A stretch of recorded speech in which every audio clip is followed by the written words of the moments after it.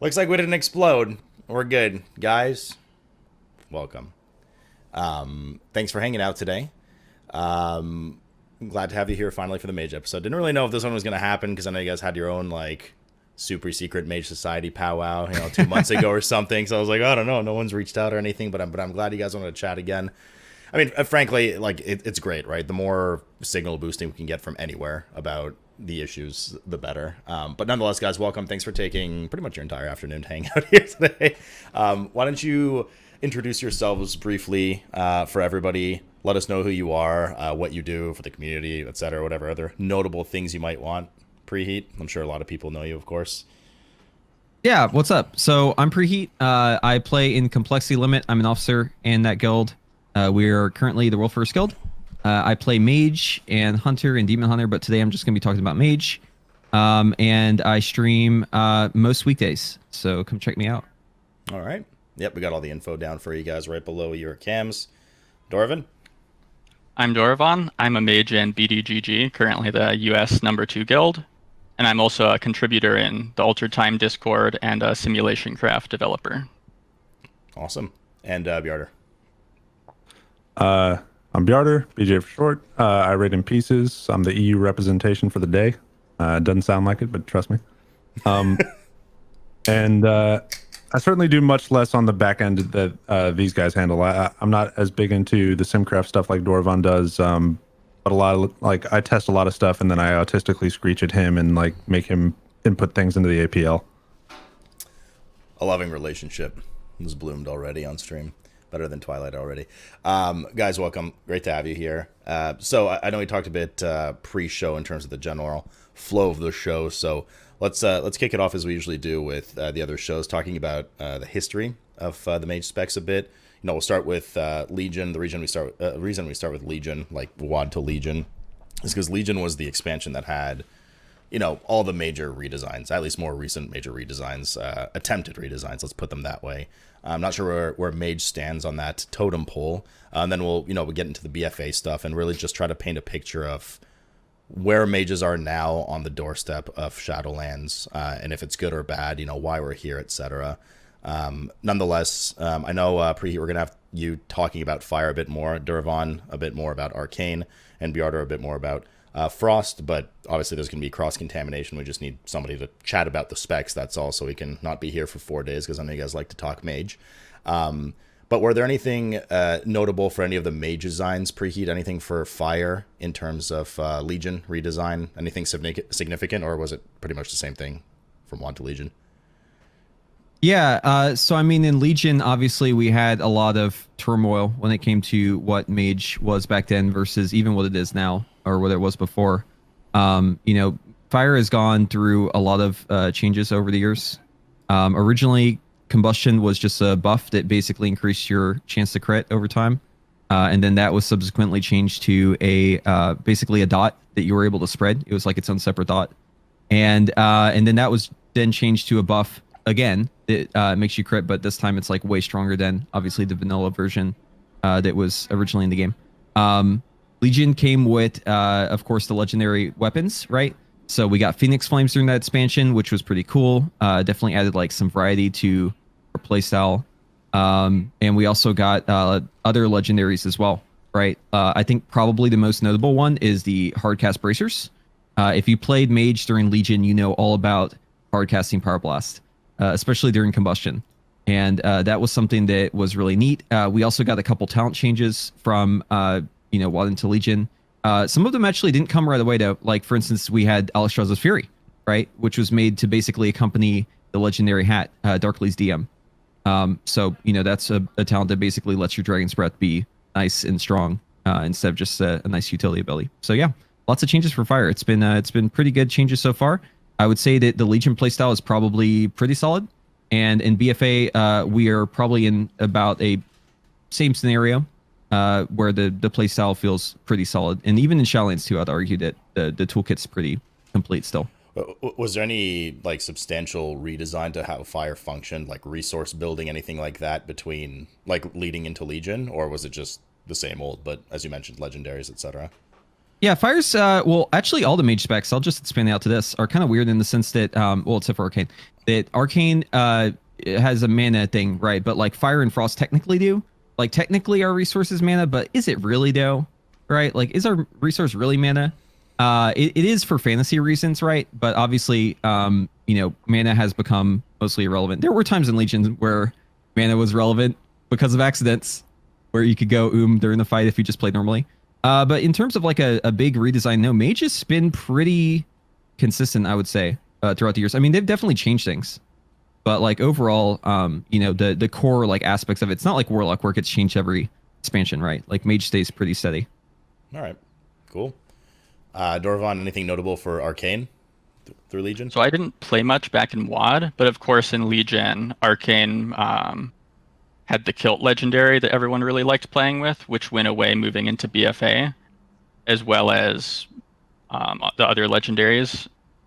And so back then, Arcane was basically, it did a ton of damage with clear casting procs and arcane missiles. You could only use arcane missiles when you had clear casting. And moving into BFA, one of the things they wanted to rework was moving arcane missiles to more of a baseline spell, where it still gets buffed by clear casting, but you can use it whenever you want. And so that's one of those things that's caused the spec to do less damage with arcane missiles generally, because if the spell's too good, then you start using it without clear casting procs. And additionally, going into BFA, Arcane had a lot of Azerite traits added, where single target and AoE became more of a choice between the Azerite traits and the talents for Arcane, where you're either doing a single target setup or you're doing an AoE setup. And that's one of those things that, from a design perspective, is interesting for the spec. But when you compare Arcane to other specs in the game where you don't really have to make that choice between single target and AoE, I think it's one of those things that can make the spec a little more frustrating to play compared to the other mage specs, which tend to just always have some kind of stacked cleave that they can use. Okay. And Bjartuur, what about for Frost? For this little history trip? So again, like Dorovon, I didn't really play much back in WoD, but in Legion, a lot of the legendaries that Frost got, as well as the legendary weapon power, which was Ebon Bolt, all of it essentially broke down to empowering either more ice lances or more powerful ice lances, and that became a lot of the damage for your spec. And as it went into BFA, some of the Azerite traits and the loss of some of those legendaries resulted in weird builds where you don't cast Ice Lance at all now. Glacial Spike is the go-to. And as you go into Shadowlands, it's kind of returning more into the Ice Lance playstyle. So it hasn't changed much. A lot of the talents, like some of them are becoming less viable as you go into Shadowlands, but as far as like talent setup, build setup, I think Frost has probably been the most consistently, like, I don't want to say fun, but the one with the most variety, the most options amongst all the mage specs. It's probably been consistently one of the healthiest as well, in terms of like raid viability, with the exception of like most of BFA, with that being like Arcane first tier, Frost kind of second tier, and then Fire after that. But essentially, we're returning towards more of the Legion playstyle, I would say, as we go into Shadowlands. Okay. It's interesting to me that part of the history trip we took here for all three of you guys, unlike most shows, you guys mentioned heavily legendaries and artifact and how important and iconic those were in Legion. Were they just, in your guys' opinion, extremely ingrained in mages and something that has carried over for the past 4 years? Like it just made them iconic and part of their core, like so important? Yeah, there's definitely like reason for that, right? Like if you ask a mage what they think of their class, their first thought is going to be probably something that has to do with borrowed power, right? Because this is just like the nature of how a mage works throughout every expansion. Every expansion, we get new toys, we get to play with them. They're really fun. We really like our toys, and then they get taken away. This is why every mage spec moving into every new expansion before you get to test the new toys feels really bad, right? Like play Fire without Memory of Lucid Dreams, without Blaster Master, without Bracers, without Font, without Corruption, etc., etc., it's going to feel really, really bad, right? And that's because like we, are greatly boosted up. We basically stand on the shoulders of borrowed power every expansion. So yeah, that's absolutely why. Okay. And that's a weird bit of like community perception too. Like a lot of times they just see a mage like top of the meters or like top of the representation in Warcraft logs, and they go, "Oh man, Mage OP, Mage OP." But it's not the class. 9 times out of 10, it's not that the spec design is great or the class design is great, and it just results in like these crazy numbers. It's just that, like Preheat said, we just get a bunch of toys with every like expansion that comes with borrowed power, and all of a sudden like it forces us into the top tier. But it's not the class. You guys have had, some of you obviously have dipped toes in other classes and specs, right? Like Preheat, you mentioned, some Demon Hunter play, etc. Do you guys feel that? I mean, every class is affected by borrowed power, right? Corruption being probably, in my 15 years of playing, aka the entirety of the game, I've never seen borrowed power more ridiculous than corruption by far. So every class is affected by that. But in your experience, the people you talk to, the people you play with, the classes maybe you've tried and played, is Mage really that like high on the totem pole of being extremely dependent on these borrowed power systems? Dorovon, if you, I don't know if you have this information, but if you knew any stats, that'd be cool. I could just make something up, but I don't have specific numbers, but I'd say Frost generally isn't that high on borrowed power. Arcane and Fire, partly just because they're heavy like cooldown burst focused specs, tend to get a lot more from different items and effects and expansions. Like for Fire right now, it's basically just stacking a bunch of stuff with Combustion. And in past expansions, like in Legion, when most trinket effects scaled with Combustion and Arcane Power and Rune of Power, you had things like the Terminus Signaling Beacon and Antorus for Arcane and Fire that just did ridiculous damage when you used it with your cooldowns. I think to your point, Sloot, there's never been borrowed power as bad as corruption is now. Mm-hmm. And in terms of like corruption for us versus corruption for other classes, I think we're kind of on an even playing field. I mean, we may be a little bit above, but it's not like the amount that corruption buffs us versus buffs them. It's not a huge differential. But I would say like in Legion legendaries, like the Fire Bracers, which got nerfed later because they were too big for us, or the Kilt for Arcane, like there's things that other sources previous to corruption, it felt like were bigger for us than they were for other classes. Okay. Like Pyromancer Bracers, which I hear every time the Fire Mage term comes up in my chat.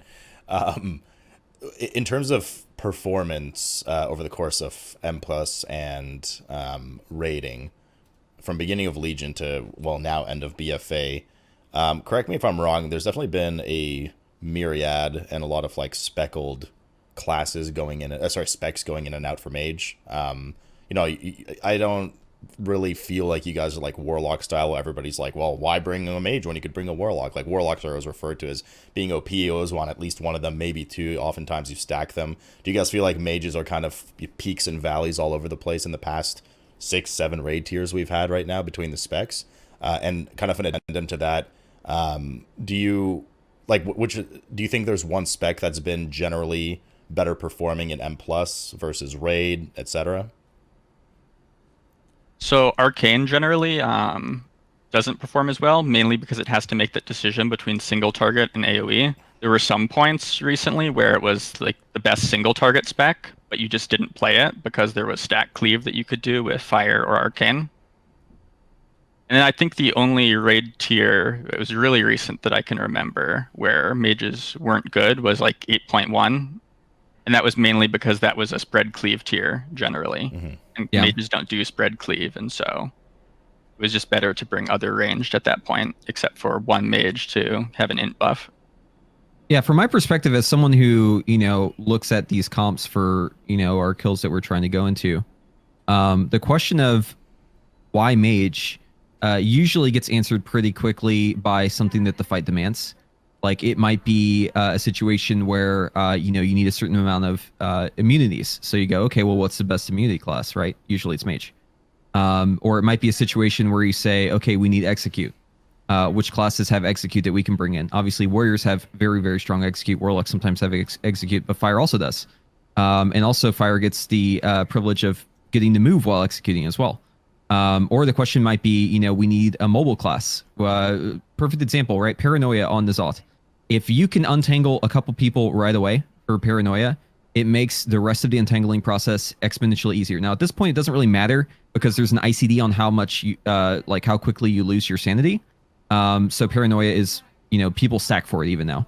But whenever, you know, we were early in progression on that fight, just having a couple shimmers in the raid, like infinitely reduced the amount of traffic jams we had because the mages could instantly solve their part of the puzzle. And then everyone else could untangle, you know, the headphones essentially, now that the mages were done. So yeah, I mean, like whenever we talk about bringing the mage, it always comes down to what specifically are we needing, because the niche of mage isn't exactly clear. Like obviously fire has very, very strong cleave. But whenever you talk about other specs like Frost and Arcane, it's like Arcane's niche is that it does really good single target. That's not a niche, right? Like doing really good single target, they usually bounce that. Like everyone has about the same single target. So that's a really bad thing to be good at, right? Or like Frost, it's like, okay, well, you're really good at situations where you can cleave a couple targets. However, classes with spread cleave have more cleave than you do when things are stacked still. It's like where, you know, if there are going to be clearly defined niches for each spec, then you actually have to be good at that thing, right? Like if the tuning isn't there, then it doesn't matter what you're good at, right? But I would say that just generally speaking, like Mage has benefited from just having like really strong damage, especially here in Nyalota, and it being a cleave tier coupled with that makes us just pop the fuck off. Okay. So then I'm glad you mentioned utility and stuff, because that's definitely a hot topic that always comes up in these shows. Everyone knows, well, okay, not everyone, most people except for like mages and warlocks that we've discussed, oftentimes hunters to a certain extent, oftentimes feel that, you know, they're not brought to raid because they're underrepresented because they lack utility, they lack support, they lack whatever, you know, feral, windwalker, things like this.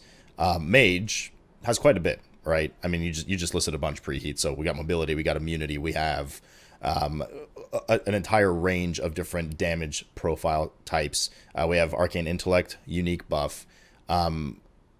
So, I mean, all of these things put together really make for just a great spot in raid. So you're not warranted a raid spot. Like, let's say if Havoc Demon Hunter is bad, you kind of still need one in the raid because they bring 5% magic debuff to everybody, right?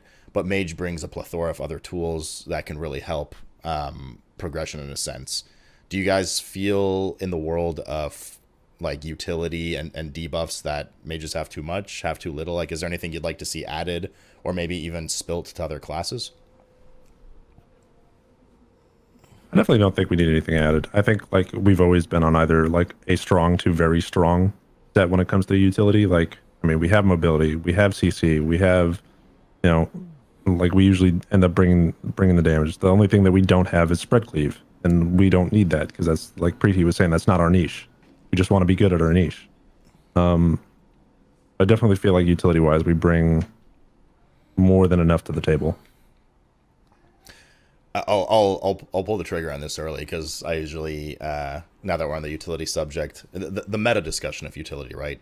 The Blizzard approach to this right now is everybody should be special, right? Everybody should bring something unique, magic debuff, AI, fort, battle shout, paladins have auras now, that kind of stuff. That makes your class unique, and you know, we want to bring you to M+, we want to bring you to raid. In reality, obviously, this turns into a nightmare for slotting oftentimes. Players feel like they're not as powerful as they could be oftentimes, rather than being happy that they have something in the group. What are your guys' feelings on this kind of unique, you know, special snowflake? Everybody has something. How would you like to see them approach it? Because they've really doubled down on it in this expansion coming up, right? Do you guys think they should give it to more classes? Do you guys think they should get rid of it entirely? Do you guys think they, you know, like where do you stand on this? Preheat, you're smiling. I've got a really hot take. I've got a really hot take for this. Okay. The game is better when all that stuff is just not in the game at all. Like look at literally Warlords of Draenor. Whenever we didn't have all these stupid, you know, everyone's got their fucking piece of the puzzle that they bring to raid, right? I don't like that at all.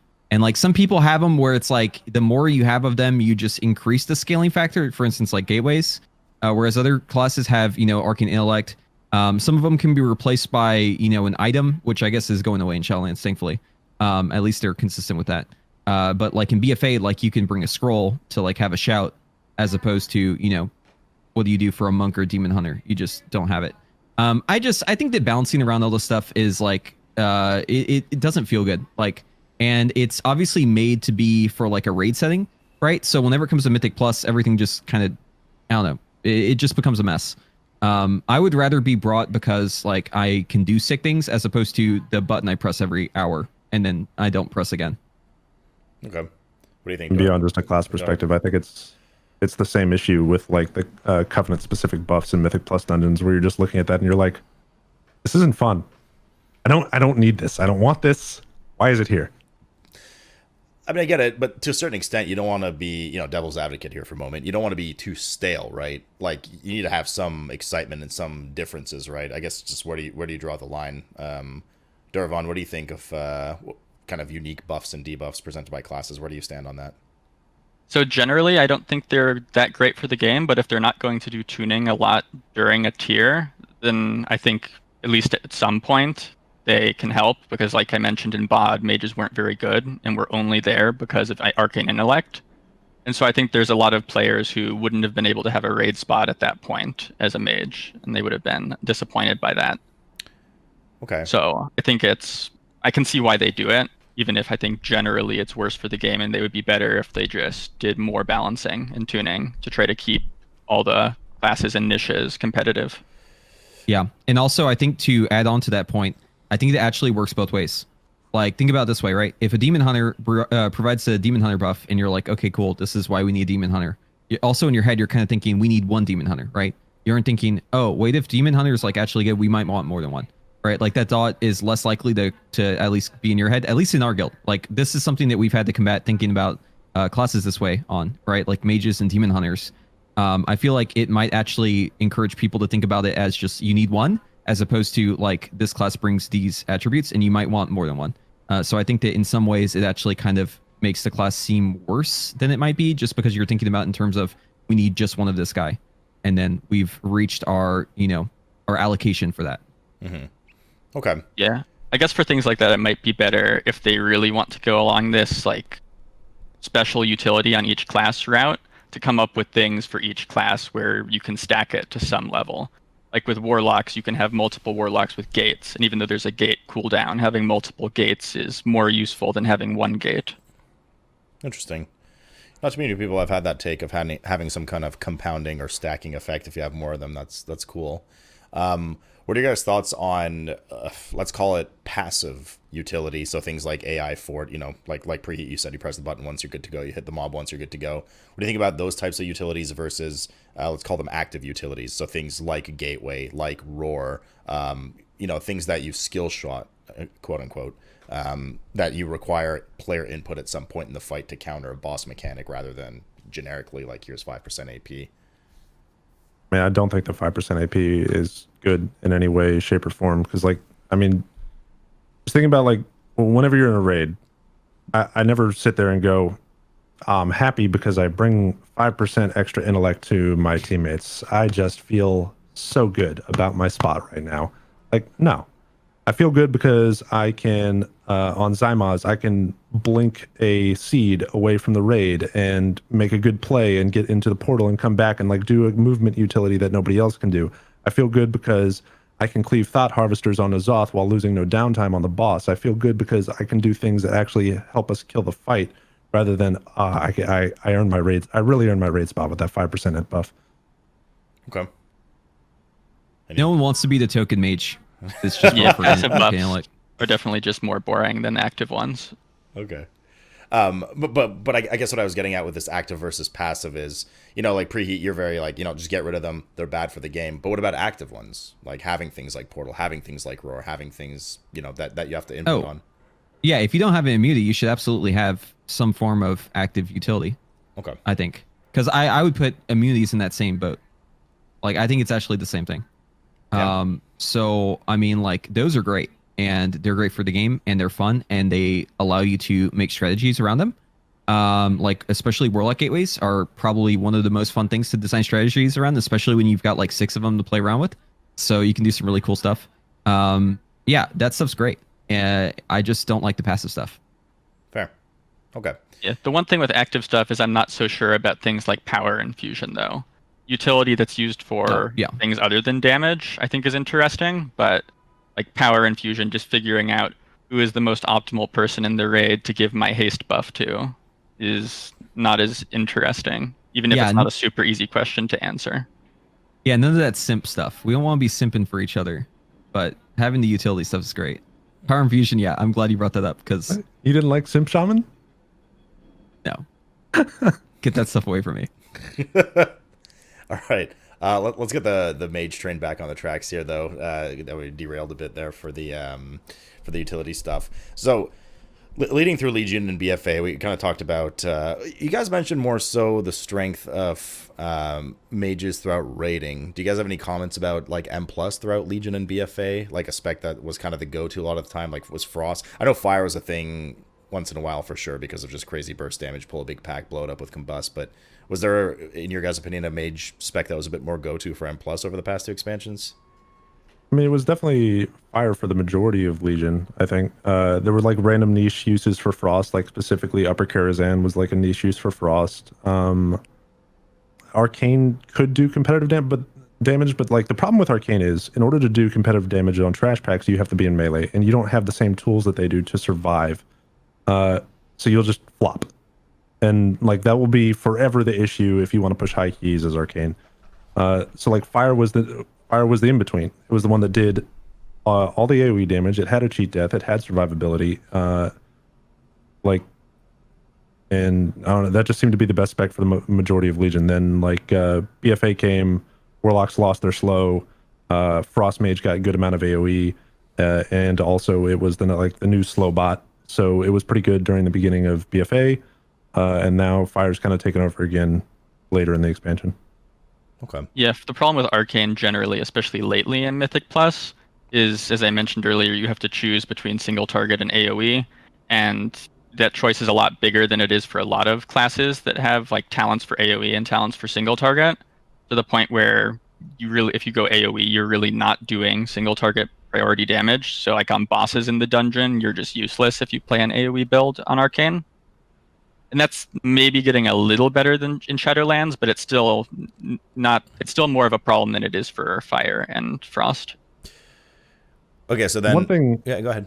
The one thing that saved that in Legion, like despite the fact that you would flop on high keys if you were in like a lot of melee packs, the one thing that saved that was being able to swap gear, because your AoE versus single target a lot of times was part of the legendary setup, and you could swap those out. So in Legion, you could get around that. Like you could actually be competitive single target and competitive AoE as Arcane and keys. And now that's no longer the case because you spec into an Azerite setup and that's that. Okay. Restrictive player choice. Super fun.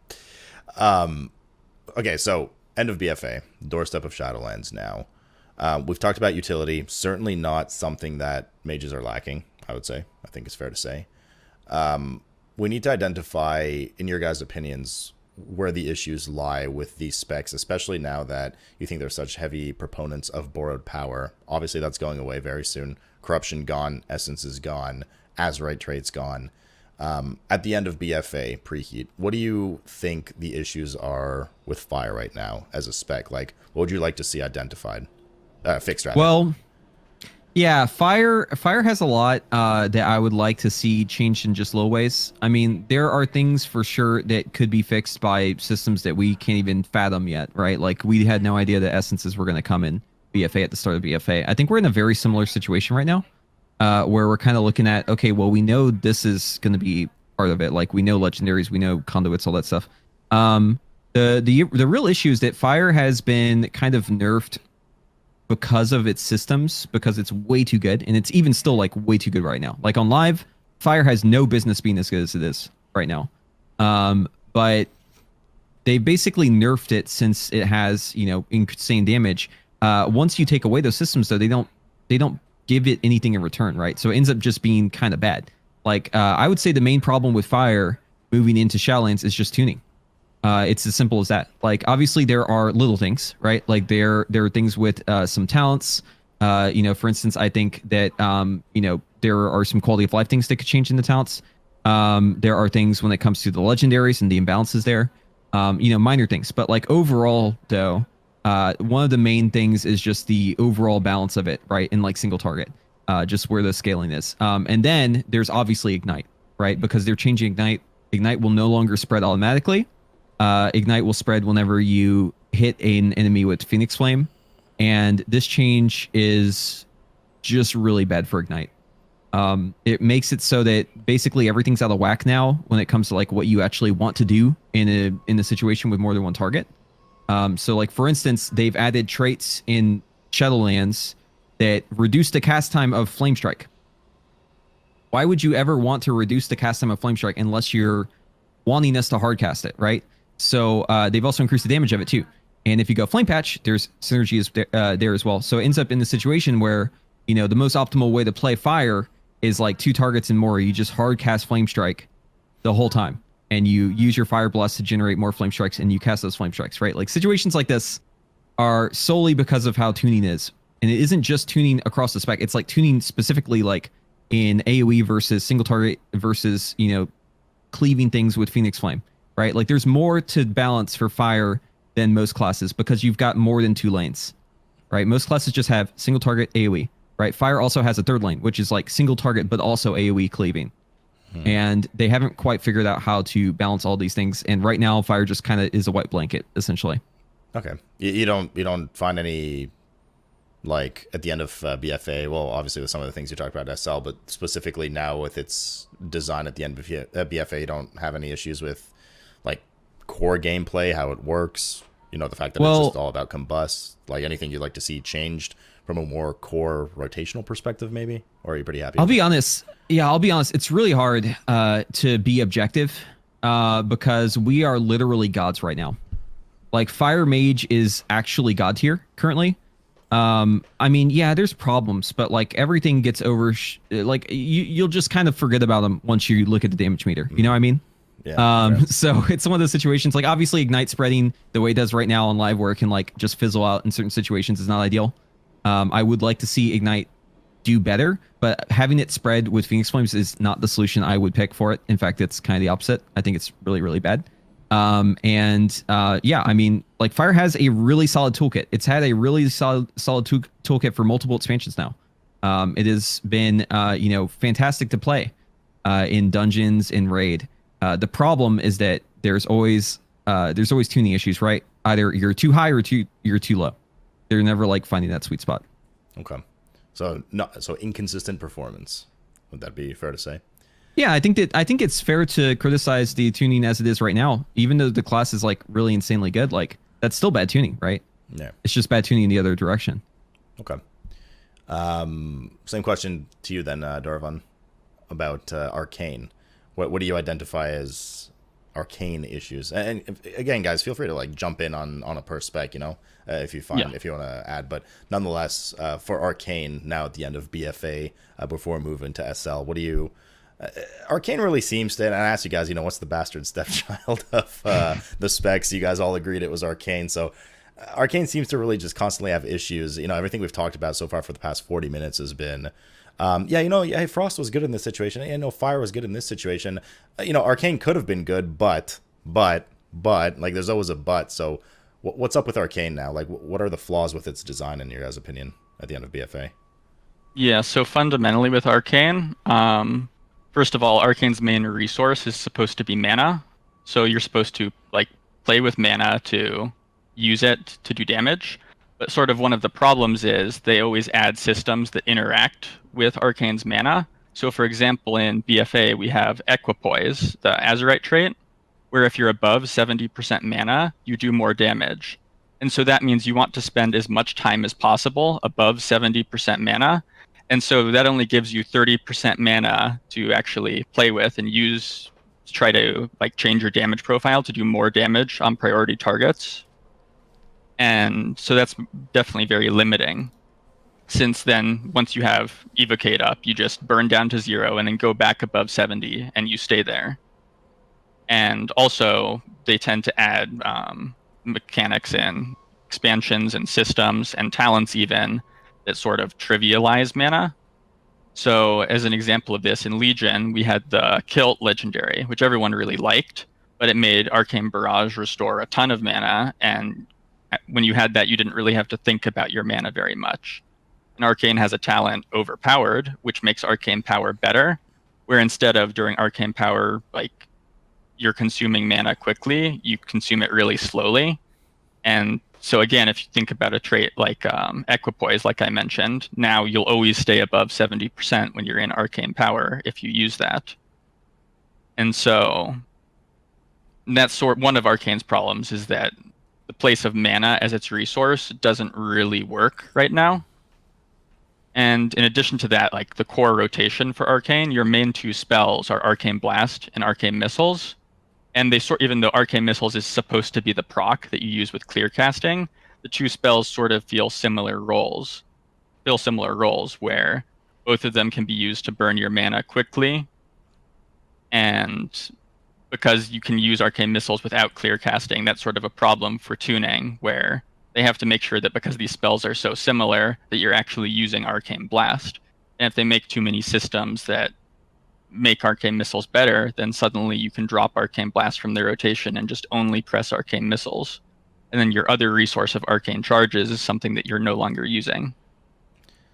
And then I think finally the only other major issue Arcane has, which I mentioned before, is the choice between single target and AoE, which is just something that most specs don't have to deal with. And so if Arcane is going to have to make that choice, then it needs to be tuned in a way where it still has a niche it can fill somewhere in raids and dungeons. That was quite a handful. And the only other reason on top of these 15. Yeah. I mean, the issues you listed were not, Preheat was like, for fire, it's just a tuning thing. It affects these kind of things. Are we at a point in your guys' opinion where, like, does Arcane need like a Shadow Priest rehaul? Or is it savable the way it is? Like, how do you fix the issues that Dorovon just stated? I mean, they could do a full rehaul. I think the biggest thing that they could do is make it so Arcane Missiles is only usable with clear casting again, like it was in Legion. Because that's one of the big problems with the spec, is just that these spells are similar and they have to be tuned in a way where they're similar in damage too. Yeah. And so if they just made it only a proc again, then that would solve a lot of the problems with potentially ignoring certain spells in your kit. That's actually a common theme at all. That's actually a common theme across all the mage specializations. There's these weird situations where they have a spell that you have a proc for, but instead of it making it proc it so you just have it instant cast, you can only use it when it's procced, they allow you to hard cast it for some reason. And the spell is like deflated in a way because of that, right? Like you can't make it too powerful, else you'll just hard cast it over and over and over again. Yeah. So think of like Flurry for Frost, think of Flame Strike for Fire, even Pyroblast for Fire, another example. Arcane Missiles. It's like, just give us missiles, make them actually do damage, like really good damage, and make it so it only is available if it procs. Okay. Well, how do you address the whole ST versus AoE choice thing that the other two mage specs don't really have to worry about? They're making some ground on that, right? Like Arcane Orb has been moved. Yeah. They're still like, it's still like not ideal, but there are like slight things that are changing for Arcane that are actually like huge. You know how we talked about it before? Like Arcane is definitely the spec that we like laugh at. It's kind of like the the bastard child of Mage. But in Shadowlands, I would argue it's also the most improved. There's like a lot that's like really helping Arcane be better, and it's one of those situations where like it's just starting at such a low point that like it may not really matter in the grand scheme of things. Like even if you're most improved, right? Like, and that's the award you got back in elementary school, it doesn't mean that you're the best. You know what I mean? So it might still be a situation where ends up not really getting much play, but at least there are some things that are changing that are nice, especially how they reorganize the talents and getting like the ability to actually even use Arcane Orb, generally speaking, is pretty awesome. I love that spell. So yeah, they've certainly made some strides in that way. Also, like with Arcane Echo having like a little bit of variation in there of like, okay, I can cleave too. Like I am reliable, consistent. Like I know when I want to cleave. That's there. But there's like, are they perfect? No. They've made some strides. Yeah. And then like there's currently the single target issue of like, there's legitimately a build where you're just going to spam Arcane Missiles, which is supposed to be your proc. And that's like, questionable. Just like what's going on here? Why are we doing this? Yeah, like a BM hunter. Yeah. And there's also the question of, do you actually want all three mage specs to just be like passive stacked cleave specs? Or is it okay that Arcane does something different, even if right now it's not really working? What if they made Arcane be the niche that you guys don't have? What if Arcane was some kind of spread cleave? Another Tempest uncapped. That's how you do it. That was literally how it worked in Mists of Pandaria. And although in Mists of Pandaria you could use it for alter specs, another Tempest was just one of your bomb choices. Yeah, I mean, they could do that for Arcane. I don't know. I feel like it wouldn't really fit all that well into the current design of WoW, though. Sure. But they could probably figure out something. Then last question about Arcane that you mentioned. You guys don't really seem to be fans of this whole mana management primary resource system on top of 4 Arcane charges, right? Do you guys, how do you feel about the mana thing? Is it something that we should just let go, or? I wouldn't say that I have a problem with mana management being Arcane's thing. It's just that they constantly put limiters on it. They don't just like take the limiters off and let you just go hog wild with the thing. Like they put equipoise, which like restricts you to only 30% of your mana pool that you really want to play with most of the time. Like it's not that it can't be good. It's just that they weirdly clamp down on it and don't let you actually experiment with the thing. Yeah, it's one of those things where, because Arcane is also a cooldown focused spec, it's the best to try to use as much of your mana as possible all at once in order to take advantage of your cooldowns. So it's one of those specs where if they gave you complete freedom with your mana to essentially, like, on single target, you pick your damage profile. You do burst whenever you want, and you do lower damage whenever you want. But somehow it was balanced so that you could consistently do about the same overall DPS. That could actually be, like, interesting as a single target niche. That actually reminds me of how Mage was in Heart of Fear, where you had a talent that basically gave Evocate no cooldown. You had to Evocate without a cooldown, and you essentially would just burn mana. So you could think of it kind of like how most classes have a builder and a spender, right? Like Evocate would be building, and obviously damaging would be spinning. I mean, they've kind of done that though with Arcane Charges, obviously. But you know, whenever I'm always asked the question like, would you fix it or would you redesign it? I think for Arcane, it would be really cool to see just like a complete redesign, just because the other specs have been pretty static. I would say like Mage has been pretty static across the years. So like having the Arcane redesign would maybe encourage some new creativity. Okay. So certainly a lot more issues with Arcane than Fire, but not to be outdone. What about the World of Frost, Bjartuur?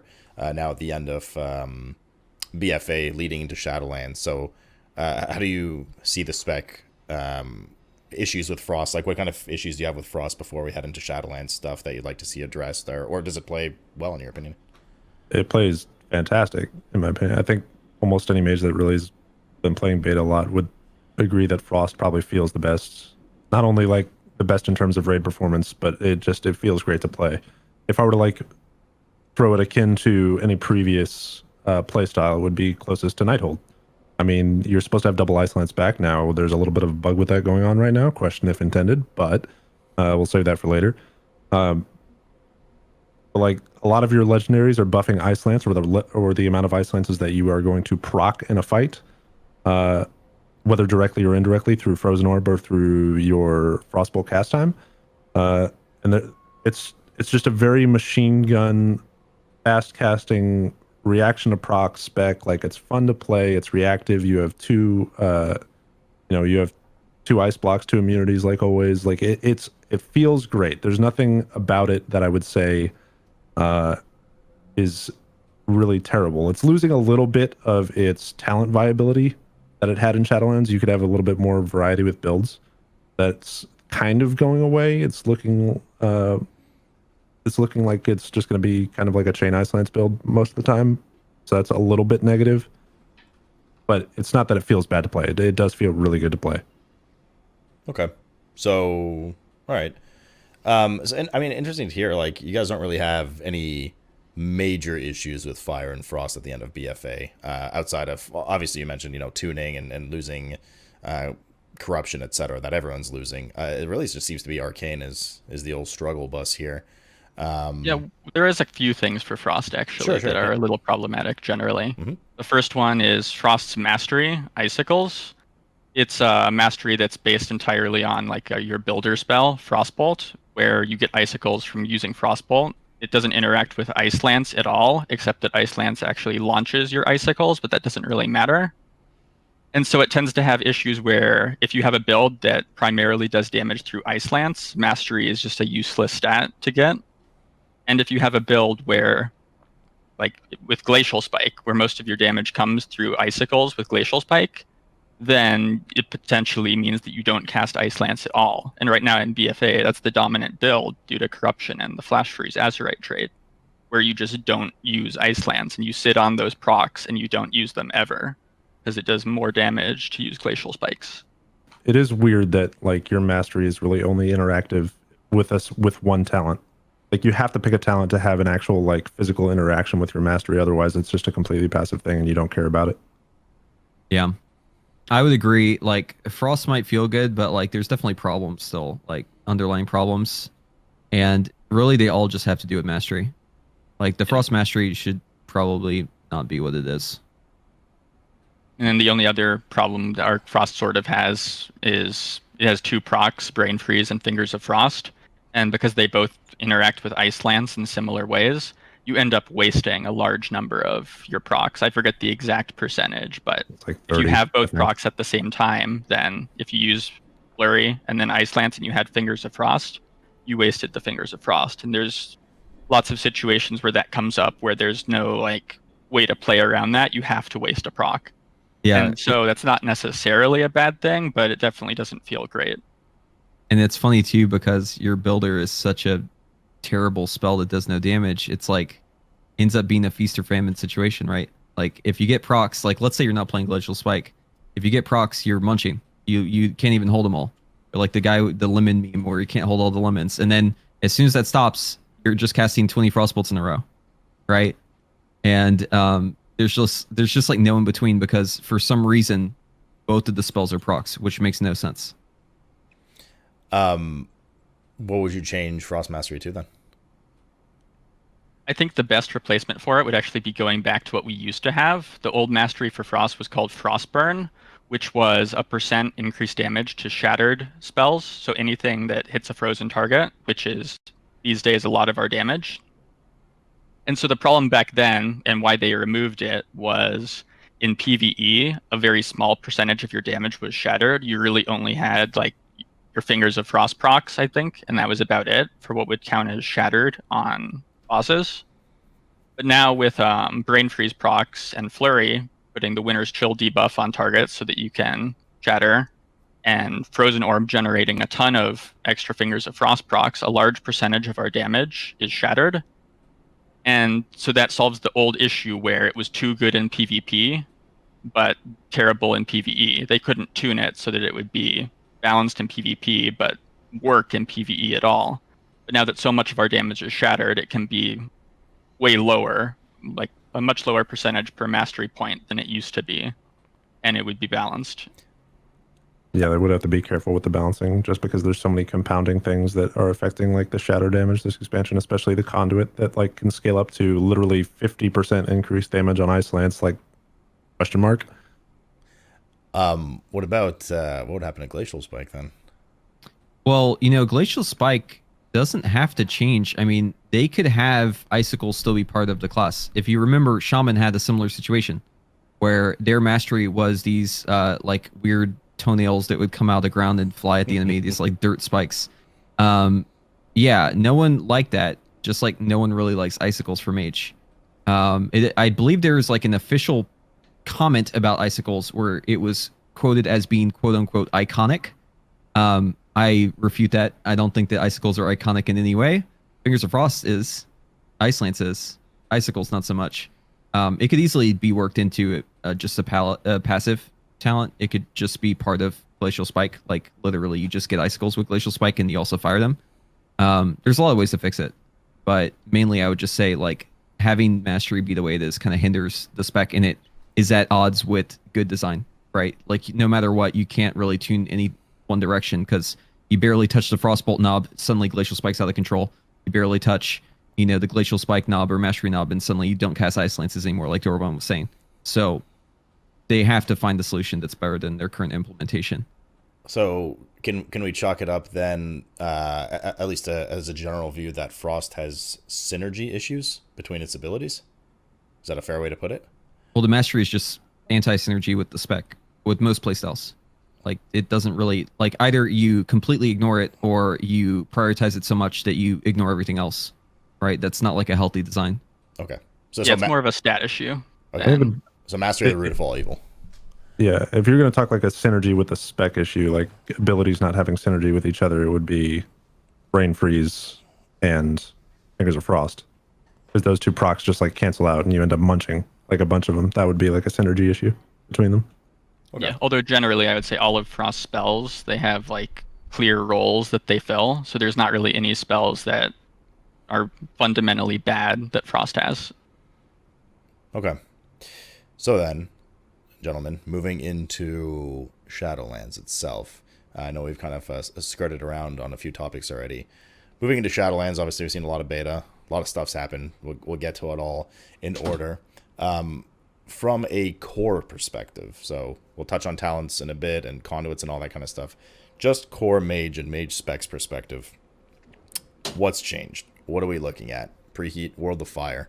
What can we expect to see for fire changes for pre-patch coming up / Shadowlands release in whenever it may be from now? So we won't get there in the pre-patch, but eventually we will have Alter Time baseline. It is the version of Alter Time that is strictly utility, so it does not snapshot your buffs. This was ultimately a good decision on Blizzard's part. Very smart for them to not include the busted one that include all your buffs. There's no way to balance that. So very cool. We get that utility back. Also, Phoenix Flames is now baseline. It is also the way that you spread your ignite. This is good and bad. Having Phoenix Flame back helps combustion feel normal again. Like, you don't have to scorch as much, which I think most people would agree is not fun, having to scorch. But Phoenix Flames also spreading ignite, like having a very specific role that you're kind of, fitting like a square peg into a round hole for, is not great. They've tried to combat this by making it not crit all the time, which is kind of weird because it's not really addressing the main issue, which is people are using it in combustion without wanting to spread anything. They just want to use it as a filler. But whatever. I'm sure we'll end up getting somewhere with that spell. Other spells are becoming baseline. Mirror Image is now utility, which is great. And it basically is a threat drop as well, which is fantastic. I love Mirror Image. I'm glad it's back. And I'm especially glad it's not damage based. And what else changed? Yeah, obviously all the systems we have known to love. All of the Infinity Stones are being removed. So we won't be able to Thanos Snap adds out of existence anymore on our rating counters, but we'll still be pretty strong, I think. Okay. You got a few talent changes in there as well. Well, Yeah. We'll get to talents in a bit once we go in the tree. They made Mirror Image like 20% DR while all the images are up, something like that, right? And your images barely do any damage. Yep. Yeah, so you guys legit have some survivability there. Yeah, it's like the same damage as like a Power Blast, I think. Like the entire Mirror Image damage, it's like lower than one Power Blast. Oh. Yeah, it's worth using like before combat, but it's barely worth the GCD during combat compared to something else. So they were successful in its implementation now as a defensive CD, essentially. Yeah. Yes. Okay. Dorovon, what about the world of Arcane core changes baseline? So the biggest changes to Arcane, I think, is that first of all, the mastery is getting changed so that it also increases all Arcane damage now instead of only damage from spells that benefit from Arcane charges. And so that's generally a buff to the spec, and it's a buff to Arcane missiles. And clear casting felt bad to use in BFA, and you didn't even use it during your cooldowns. And so that's overall a good change because now Arcane missiles can be used with clear casting during Arcane power again. But the problem is that it sort of leads towards that not using Arcane Blast rotation, potentially. And so another thing that changed for Arcane is Arcane for a while has had an issue where there's a lot of setup that you have to do for your cooldowns. Like in terms of casting spells that don't do any damage before you actually start doing damage. And so they made some changes in an attempt to solve that, which partially affect all of the specs as well. For example, Rune of Power now, one of our more iconic talents, now instead of being a charged spell like it was, it only has one charge. But in addition, our main cooldowns, such as Arcane Power for Arcane, will drop a Rune of Power on the ground under your feet. And so that's one less spell you have to cast before using your cooldowns. And then in addition, in BFA, we had Charged Up, which gave you 4 arcane charges as a talent. And now we have Touch of the Magi, which is a spell you actually cast that gives you 4 arcane charges and does something else. So that essentially, our Touch of the Magi, it's like the talent was, but an active version where you do damage to the target, that damage gets stored and then explodes in like reduced damage cleave. And so that feels better to use than just casting Charged Up before you start doing damage because it does something else. And so, and in addition to that, Arcane Power is off the GCD now. And so all of those changes mean that there's a lot less setup you have to do before you start doing damage. And so that makes the spec feel way better to play than it did in BFA, and much better as well than the start of beta where there was even more setup than we had in BFA. Did Arcane get any like buttons back in the grade on pruning, except for Frostbolt and Fire Blast that you probably never use? I might be forgetting one, but I don't think so, really. The only thing that really changed for Arcane as far as new stuff is some of the stuff that got moved out of talents meant that they had some new talent slots. Like Charged Up was removed, so they had to add, I think it was Arcane Echo in its place, which is just while we're using Touch of the Magi, your spells explode when they hit the target, similar to how Prophecy of Fear worked back in WoD, but of course way less damage than that did. And then we also got the talent Enlightened, which is similar to the Equipoise Azerite trait and how it functions, where you want to stay at high mana generally when you have that talent. But now that it's a talent that's on a row where there's other competitive options, that's less of a problem than it was. So you're not forced to always pick it and stay at high mana like you were with Equipoise. Okay. So general improvements I'm hearing for Arcane? Yeah, Arcane was generally massively improved in the Shadowlands changes, not even looking at like covenants and such. Okay. And my man Bjartuur, what about Frost? How are we looking for those changes, core? As far as core changes, there's not much. There's been like a tiny buff to the chance to proc Brain Freeze. But then the biggest thing has been the change to Winter's Chill, which is the debuff that Brain Freeze Flurry applies to the target. In live currently in BFA, it's a timed debuff, right? Like every single flurry tick technically refreshes it, but it's a timed debuff to where you have a window after it hits the target to shatter any spell that you throw at it, right? And that's really only enough to get one spell in there, one Glacial Spike, one Ice Lance. And this was the issue previously in Legion, where at extreme levels of haste, you could start double Ice Lancing. And that was like that weird build that they tried to, they tried to squish down. They tried to get rid of that. So that, the time debuff is going away in some form. It still technically has a duration on it, right? But the duration is extraordinarily long, and instead, it just applies to charges of a debuff. So you can now double Ice Lance naturally without having to have extreme levels of haste on it. You could shatter a Glacial Spike on an Ice Lance. You could shatter, like there's just more options with the build. Now there's a bug with it currently. Shocker. To where one of them is being eaten by the Frostbolt you proceed the flurry with. That was not the case early in the beta. It is the case now, and we're hoping that it gets fixed, or we're questioning, like, is that intended? Is it not? We don't know.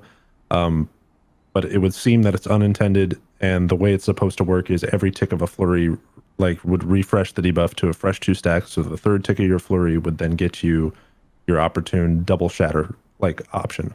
That's the biggest change. Other than that, there's not much. There's the little bit of the target cap thing, right? Like, eight enemies with your frozen orb, that type of stuff. But otherwise, that's it for the core. Okay. So, Arcane got the good end of the stick this time. Yep. But it needed it, right? It is what I'm definitely. Okay. Are you guys happy with the level of core changes that these specs got, or the class got, on pruning, etc.? Good additions, or was there something that you thought we needed some more of, or that didn't come back and really should have? I mean, for Frost was already a pretty good spec, despite the problems I mentioned, but those problems are still there that it had. And so these changes didn't really address those.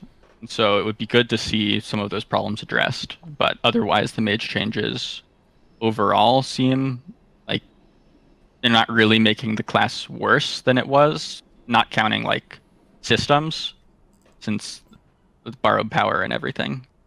But the core specs didn't really get worse. They got better or stayed about the same. Okay. Go ahead. If I could jump in. Yeah, of course. So they added Arcane Explosion to all of the Mage specs. This at first, whenever I first saw that, I was like, okay, whatever, right? It's probably just going to be like an RP ability, like having Fire Blast as Frost, right? Like you won't really care about it. Now the tuning is a little bit lower because it's been tuned for Arcane, and for some reason they also tune it for the other specs as well at the same time, the exact same tuning, but they don't have an aura that increases it because Arcane has, they got rid of the negative aura. But basically, Arcane Explosion has an actual role. Like you actually press this button, like in natural gameplay, and because you press this button in natural gameplay, your mana is actually important. We were talking before about how Mage has mana as a resource, but not really, right? Like as Fire and Frost, like technically speaking, yeah, you have mana, but it's like you only use it for spell steal, right? Well, with Arcane Explosion actually being a button that I want to press in certain scenarios, now I actually have to check my mana because Arcane Explosion costs a lot of mana. It's like 10% of your mana essentially. So this means that I'm actually adding in my mana bar again to track it. This is a very small thing, but I feel like it like has a big impact, right? Because it means that you actually care about your resource. Like I actually have to write about mana now on my Mage guides, whereas before I would just say, forget about it. It literally doesn't matter. You can just pretend like you don't even have it, right? Now it's like, okay, mana actually means something again. Arcane Explosion may not be as great as it was initially whenever Shadowlands beta or alpha first came out, but at least it gives mana some role aside from just being your dispel charges. What do you use it for? Just like it AoE. It's straight damage. on. Yeah. Like, It fills a niche that is like so perfect for especially Fire Mage. So Fire Mage has this problem where if you ever have a situation where a bunch of low health enemies are around you, right? Like historically, you don't really have much to do in that case. Like it's just kind of awkward. If you've ever done time walking stuff, or not time walking, but like old instances as Fire, you'll know exactly what I'm talking about. If you go and you do like MC on your max level character, it's weird because like you can't hit everything, right? Like you try to generate charges so that you can AoE, but it's just hard. Like, and you're not going to like run around hard casting Flame Strike to kill stuff. Most people, they'll respec Arcane so that they can run around an Arcane Explosion one-shot everything, right? Well, right now, there's no way to deal with low health enemies as a Fire Mage, except for just wasting kind of a lot of time. But with Arcane Explosion, now we actually have a button to press whenever there's a bunch of targets around us that have very low HP. And it allows us to also have that synergy with Ignite because, Ignite, whenever you apply it, is a dot. It has to damage over time. What do you do in the rest of that time, right? Normally, you just apply more Ignites, but you're going to waste some. Well, in the case of Arcane Explosion, now you have another button to press. That's AoE as well. So very exciting stuff. Relevant to like actual content, like not lower level. Yeah. So you actually use it in all three rotations on AoE. So is it so it's an AoE execute? It's an AoE burst. It's just like it's an AoE burst filler. Like yeah. So like imagine it like this, right? Imagine if every damage ability that you had on your class that you're playing had to tick out over 10 seconds to be as good as like anyone else's damage, right? So it'd be like comparing like an Affliction Warlock to let's say like a Demon Hunter where the damage is more upfront, right? Obviously in the case where you want to kill a bunch of stuff very quickly, very low health enemies like Visions, right? The class where you can just instantly kill them, right? And not have to wait for dust to tick out is going to be better in that case, right? So Arcane Explosion is just very high damage if it's used in AoE. It's uncapped. It's at like the normal 20, where it starts going down. Once it's at 20, it equals out. But and it does all the damage up front. You don't have to wait. Just had a little Discord hiccup. Go ahead. Oh, yeah. Shocker. Yeah, I'm not sure what you missed there, but basically, like, the damage is up front on Arcane Explosion. Like, that's the TLDR. It's upfront damage as opposed to having to tick out. It was just like 2 seconds. Okay. Quick freeze. Okay, cool. And then for Frost, Frozen Orb and Blizzard are your only, like, AoE spells, and they both have cooldowns. So Arcane Explosion gives you something AoE to use while you're waiting for those cooldowns instead of something single target, which is nice to have. What kind of min target are we looking at here for Arcane Explosion? You'll start using it on like any AoE scenario. If you're like fire, 2+? yeah, fire, it's like 2+. Frost, I'm not sure exactly what the breakpoint is, but it's still very relevant in like not crazy AoE situations for Frost. You know, this is actually one of the rare situations where they did a whole bunch of unpruning with, you know, like cross spec abilities, because for the most part they've been useless. Like, do you use Frostbolt in the other 2 specs at all, outside of maybe No. PvP? Not really, no. Or do you use Fire Blast? You don't use Whirlwind? Not as really, Prog yeah. Fire Blast Warrior? would be a movement utility only. It's just like a GCD to throw out there that's instant cast. That like, okay, let me get some damage out while I have to shuffle my feet a little bit. Okay. It's also good for like tagging world quest mobs because it has no travel time. Right, I gotcha. Yeah, there's my city's like burning to the ground right now because you guys are talking about arcane stuff. But yeah, most of the things I've heard have been definitely just useless. Like a lot of complaints are like, what's the point of unpruning just to have stuff on the bar to say you unprune, but it's not doing anything. So it's actually really cool to hear about Arcane Explosion. I had no idea that Arcane Explosion was being used outside of Arcane. So that's actually quite cool to hear. Okay, let's then start our more deep dive into things, into talents, and start getting in on those and chatting about them. We'll start in the world of fire. We'll just kind of keep that same order going. Preheat. So why don't you walk us through? And as I said, guys, in the pre-show, you know, at any point, feel free to like jump in. Just take us row by row. If there's something you want to talk about more, go for it. If it's just like a quick row, nothing much to say, then nothing much to say, no problem. But let's start it off whenever you're ready. Okay, yeah. So for the the level 15 row on talents for fire, we have pretty much the age-old choice, right? Do you care about the first 10% or do you care about execute? Now, in most cases, fights will have things that you can scorch that aren't the main target. So I would say that Searing Touch is, like in any multi-target scenario, Searing Touch is probably going to be the better option, just by virtue of those targets having health pools that move down at a different rate. However, if you're in a situation where every target's health pool is tied to the other target, so they all move down at the same rate, then, you know, there could be a case for Firestarter. Usually Firestarter is really only used in like single target scenarios where it's like the cooldowns match up really weird. One that comes to mind is like Rathion. Just because having like 2 minute cooldowns on that fight is just really strange. Another fight is like Rod End, since you kind of want to hold damage for the ads that come out after the first set of orbs. So yeah, not much else to say about that row. Pyromaniac is like this weird middle option that's like good throughout, but it's never really great. And it honestly, it feels kind of awkward to play. I'm going to be honest. Yeah, and it's also really hard to track when it procs as well. Like have like something that immediately makes like a sound or something. Weak auras. I've had one made for me for Pyromaniac just to, you know, do it for like PvP stuff. Yeah, not a huge fan of that talent. Moving on to the next row, we have the Shimmer row, and that's really all that needs to be said about it. You pick Shimmer on this row.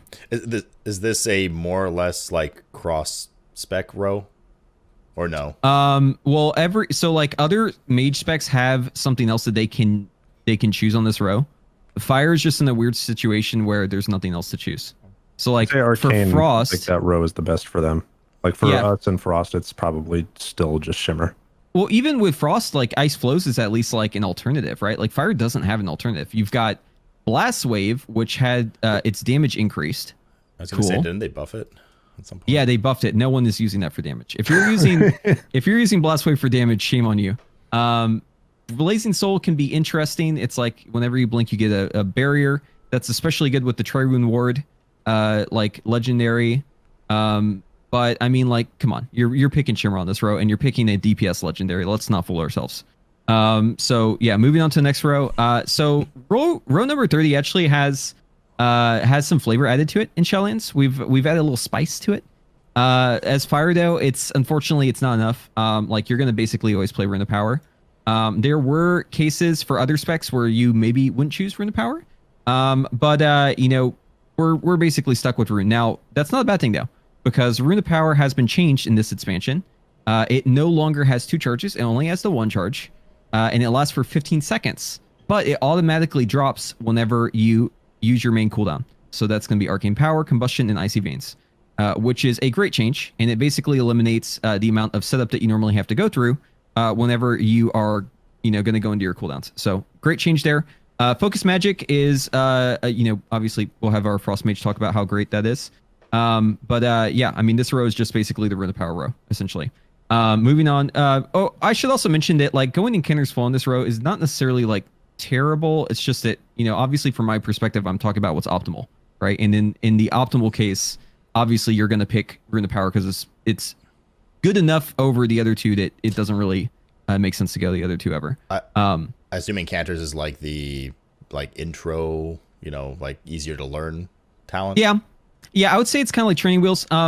Yeah, I mean, like, the reason I preface that by like just saying that this is optimal, right? Like, I don't want to be confusing optimal and what's the other term people always ask me? Viable. I hate that word because it's like too. Viable. Everything's viable, man. Like literally, you can play any spec for the last 2 years in World of Warcraft and you can kill every raid boss just fine if you're in the Sea Guild. Everything's viable. So yeah, like if you have a mage that's using Kenner's Flow, that's fine. I'm just saying, like, from my perspective, I will not choose a different talent unless I'm doing islands maybe, and I'm just running around killing stuff the whole time. So yeah, moving on to the next row, we actually have a little bit of a weird case in this row. Actually, Flame On versus Alexstrasza's Fury. Alexstrasza's Fury is actually pretty good. At least it looks like it is from initial sims. So yeah, there's definitely cases where you might choose different talents in this row. But for the most part, I mean, what they've done with this row is they've buffed Alexstrasza's Fury. Now it has the component where it increases the damage of your next Pyroblast, which is great. They've also added in From the Ashes, which is replacing the spot that had Phoenix Flames before, which basically gives you increased mastery whenever Phoenix Flames is off cooldown, and it gives you CDR from your critical strikes. So it's kind of cool. Like this talent row is basically set up as like, here's your single target option. Here's maybe more of an in-between option. And then here's your maybe dungeon option. But ultimately, it's going to be up to the specific tuning on these abilities as to where they fall. One thing to mention on the 35 row is that Flame On is a really good it's a feels good talent, right? Like it feels really good. People say Flame On is like really, really insane. From a damage perspective, because it just feels really good and it feels like it's an insane talent. But realistically, there are even cases right now in BFA where it's not the best one for the scenario that you're in. It's just one of those situations where whenever you remove a charge of Fire Blast, it feels really not good, especially when we have Blaster Master. But yeah, I mean, like I would argue that Flame On should probably just become baseline, because then it would really open up this row for more experimentation. But who knows? Maybe we won't even play Flame On. We'll see. Moving on to the next row, we have Phrenic Speed, Ice Ward, and Ring of Frost. I think that this is probably the row for fire that has the most variety when it comes to just like what you can pick, and it has literally no effect on your gameplay. Like you get a small movement speed increase from Scorch, cool. You get 2 Frost Novas, great for Thing from Beyond, right? Ring of Frost is great for PvP. But none of these really shine in any PvE situation, which is what I mainly focus on. Ever since the days of Mogushan Vaults. Yeah, Ring of Frost is great because it makes servers explode. So that one's great. I was on Illidan back when all the top guilds were trying to kill that boss, and all the mages using Ring of Frost was literally causing the server to crash. And it was affecting Blood Legion's raid progress. We literally pulled like trade chat mages for Midwinter's Kill at the time. It was so stupid. Yeah, I remember having to teach non-mages how to do mage on that fight and like how to get the Ring of Frost down, and it was an absolute nightmare. Yeah, so moving on, we have Flame Patch Conflagration Living Bomb.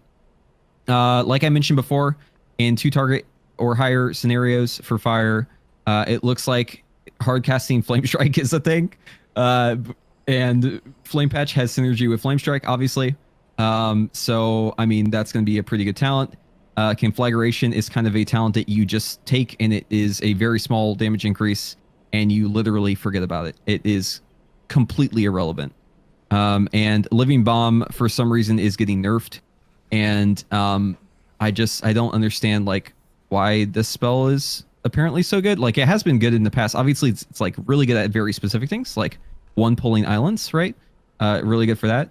But I mean, Living Bomb doesn't really get much play. Conflagration is pretty much the tried and true talent to take because it's just good in every situation. Even like on Hive Mind, it can even be better than Living Bomb. Just due to how mastery scaling works, and the more mastery you get, the more giving up a global for Living Bomb sucks, right? So I don't know. This row is just kind of weird. It almost feels kind of irrelevant as well. But moving on to the 50 row. What do you mean irrelevant? Like, why do you say the row's irrelevant? Because you take Conflagration and there's no it. change. You just, okay, cool. It's a passive damage thing. Or you take Flame Patch if there's like 2 targets to hit, and then you just hard cast Flame Strike. But like you don't really have any like meaningful interaction with them unless you're choosing one or the other. That's the only meaningful thing is, do I choose Flame Patch or do I not choose Flame Patch, right? Because I haven't really run into a scenario on beta at all where I would pick Living Bomb yet. Okay. So it's always a question of, do I need Flame Patch or not? And if the answer is yes, even before Living Bomb being nerfed, like in BFA and in Legion, like having Flame Patch and hard casting it was a thing. Like if you played Mythic Plus, that was very, very prominent. Like when you don't have combustion, what's your best source of damage on trash? Hard cast Flame Strike. Like that's been a thing for a while. It's going to continue to be a thing apparently, and it's very confusing. Yeah, Living Bomb is cool in the fact that it can pop off in like very specific scenarios. Living Bomb's like that very special skill that's like in most cases you don't even care about this thing, but if there's ever that one case where you use it, right, then you're talking, and then it's gonna be like 80% of your damage, right? Like Crit Brew on the island is what I'm talking about, right? So yeah, I like Living Bomb. I really wish it was better. I wish it was competitive enough where I would just like want to take it. Even if there's like intermittent ads coming in throughout the fight. It's very cool thematically. I mean, shit, if you've done vanilla recently, Radiant Vanilla, and you've done the Baron Geddon fight, I mean, it's like, it's sick. You're literally like Baron Geddon making someone a bomb, which is cool. I don't know. I feel like they've sucked all the power out of this row so much to the point where it's like, they don't really even seem to have much relevancy, right? So it's become legendaries. Okay. They've literally tried to balance this, and whenever I say balance, you know what I mean, right? Like they've taken all the bars and they've lowered them so much that they're all within error. You know what I mean? Yeah. So like that's how Blizzard seems to be balancing things in Shadowlands, just make everything shit. I was gonna say they gave the legendary treatment. Yeah, exactly. So yeah, they're like, yeah, just nerf it to the ground. Yeah, who cares? But a side question, because I'm kind of curious. I thought Arcane Explosion was the 2+ target thing for fire. So what's up with the hard casting Flame Strike? Oh, so I mean, you do the Flame Strike thing, I'm pretty sure, unless like the target's gonna die within a certain period of time. Yeah, and also you don't have infinite mana, so you can't use Arcane Explosion forever either. Yeah. So at some point, you'd go back to hard casting Flame Strike. Okay. Yeah, you have to manage your mana. Arcane Explosion. Yeah, exactly. You have to manage your mana because each Arcane Explosion is 10% of your mana. Obviously, your mana regens, but 10%'s a lot. And also targets will have wasted ignite on them if they die early. But then you can just Arcane Explosion is also mainly a thing if you don't take Flame Patch. If you do take Flame Patch, then Arcane Explosion isn't as good and isn't something you'd see as much use for as fire. Right. Which you're pretty much almost always going to take Flame Patch. So the niche for it is, like Preheat was saying, when mobs are about to die. It's just because fire, like the scaling of how much damage our abilities do always take Ignite into account, right? Like let's say a Pyroblast hits as hard as a Chaos Bolt does. I mean, they don't, but just for argument's sake, let's say they do. Pyroblast has part of that damage component split out over 9 seconds. So if a mob's going to die in 5, it's better to just AE. Right. Fair. Okay. And if you run out of mana, you just, between packs start drinking very slowly now. I'm not sure if you guys saw the change again recently, but you now gain mana much slower again. Didn't they try that like 2 expansions ago because of PvE? Yeah. And then they're like, screw this. Dude, they need to just accept that PvP is a different game. I mean, there's already like infinite multipliers that change your character in every single way as soon as you enter PvP combat. Like, quit making sweeping changes that affect PvE because of PvP. You can literally adjust the knob separately. Do that. That's why you have 2 knobs. Adjust just that knob, please. Yeah. Like the GCD thing. That was heavily influenced by PvP. But getting back on topic here though, the last talent, because we're almost there. We'll power through.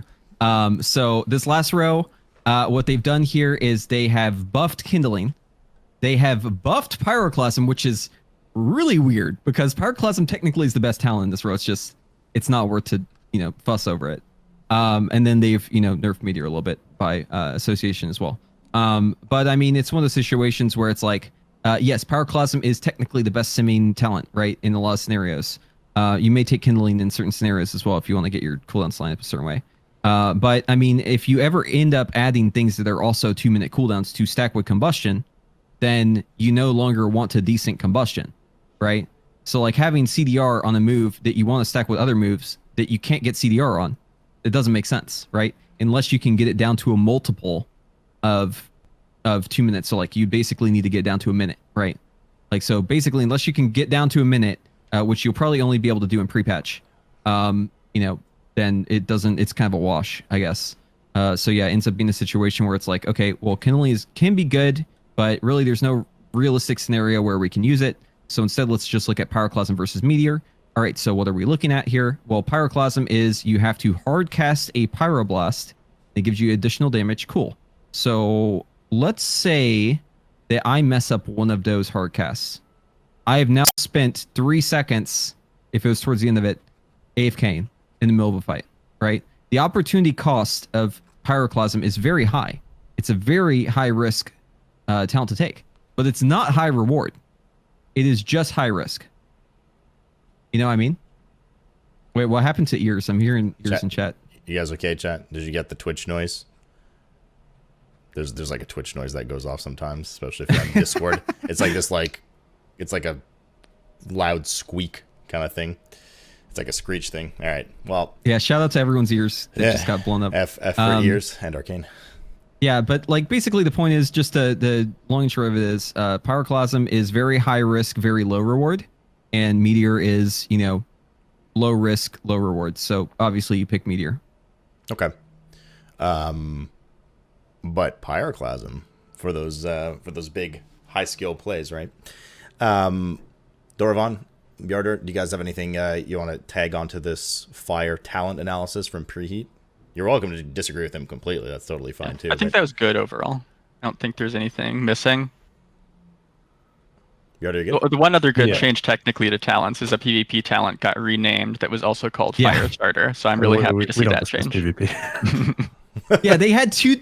Okay, they deadass had 2 talents for Mage that were the same name. Can you believe that shit? It was this way the whole expansion. Didn't one of them have like an exclamation mark or something? Or is that no? That's exactly the same name. Huh? But different, different spell IDs. Yeah, yeah, different spell IDs, but like different. But the names were the same. It's like you try to discuss Firestarter and people be like confused. Like, what are you talking about? Oh my god. Of this tree, and I know oftentimes people they want everything, right? Greedy. But realistically speaking, from a design perspective, do you think there's anything in this fire tree that you guys would like to see either a baseline to fire that you think would help the spec a lot? Flame on. Yeah. Without like any hesitation in my mind, flame on. It's like the class feels so. Or well, here, let me just rephrase this a different way. Talk to any fire mage. Ask them how they feel when they have to hard cast spells in combustion. It feels like shit. And at the base toolkit, before you add Flame On as a talent, and now that Phoenix Flames is back, like that helps a little bit. But the problem is Phoenix Flames is also tied to Ignite Spread, so you can't just spend the charges willy-nilly, right? You're tied to limiting your spending of that. Without the talent Flame On, you spend a significant amount of your time in combustion, your big damage like cooldown, where you just want to be fucking spamming spells. You spend a good amount of time in that, pressing Scorch. It's frustrating as hell. It's like annoying, and also your time in between combustions, like where you're actually guaranteeing your conversion of a heating up into a hot streak and then getting your Pyroblast out, is also less consistent. It just feels very, very bad to play without the CDR and the extra charge. Okay. I assume you guys are in agreement, Preheat, Dorovon? Oh yeah, absolutely. Make a baseline. And it's purely a fun thing as well. Like the road can be balanced how it is, but just having something else there and having that baseline would make the spec way better to play. Okay. On the flip side to that coin, is there anything on this tree that you think is just so crap it needs a completely new talent or heavy redesign or something? Oh man, there's a lot of them. Yeah, your options would be Pyromaniac, Conflagration. Yeah, We could do, yeah, Pyromaniac, Blazing Soul, Blast Away, Focus Magic, Encanter's Flow, Living Bomb, Pyroclasm. I mean, just like half of it. The only thing I would disagree with the stuff on the level 30 row because I mean that has to be, well, I guess it doesn't have to be cross. Oh, I skipped Mage. over. Oh wait, level 30. Never mind. You're good. Yeah. So 7 of them you think need complete redesigns? Sort of I the just don't problem with like Living Focus Bomb is that it's Living Bomb was like the quadratic scaling AoE ability for when you have lots of targets, and they put that like square root reduced damage scaling on it in this expansion. So it's supposed to be like the mass AoE talent, but now it does reduce damage on more targets. So it's not really that good on mass AoE anymore. And so it sort Yeah. of lost its niche that it had because of that. Yeah, But- they're like, hey, this is the button you want to press with a bunch of targets, but also you should never be hitting a bunch of targets, right? That's the whole point of like the target cap stuff. They don't want us to hit a bunch of targets. But I mean that's something that could be solved by numbers tuning potentially, no? Potentially, yeah. Rather than just like this entire thing needs to go. Okay. I think Focus Magic is the main one I don't like that they added Yeah. because it's one of those things that you have to use it on someone else and you rely on them critting. And it also gives them stats. So it's one of those things where if that's optimal for the raid, it feels kind of bad to use a talent that does less damage on this. Well, that's probably the strongest row numerically for mages. And so having like the weakest option for yourself on your best talent row to buff someone else feels not great. Is that hate on Focus Magic or hate on Focus Magic where it is in the tree?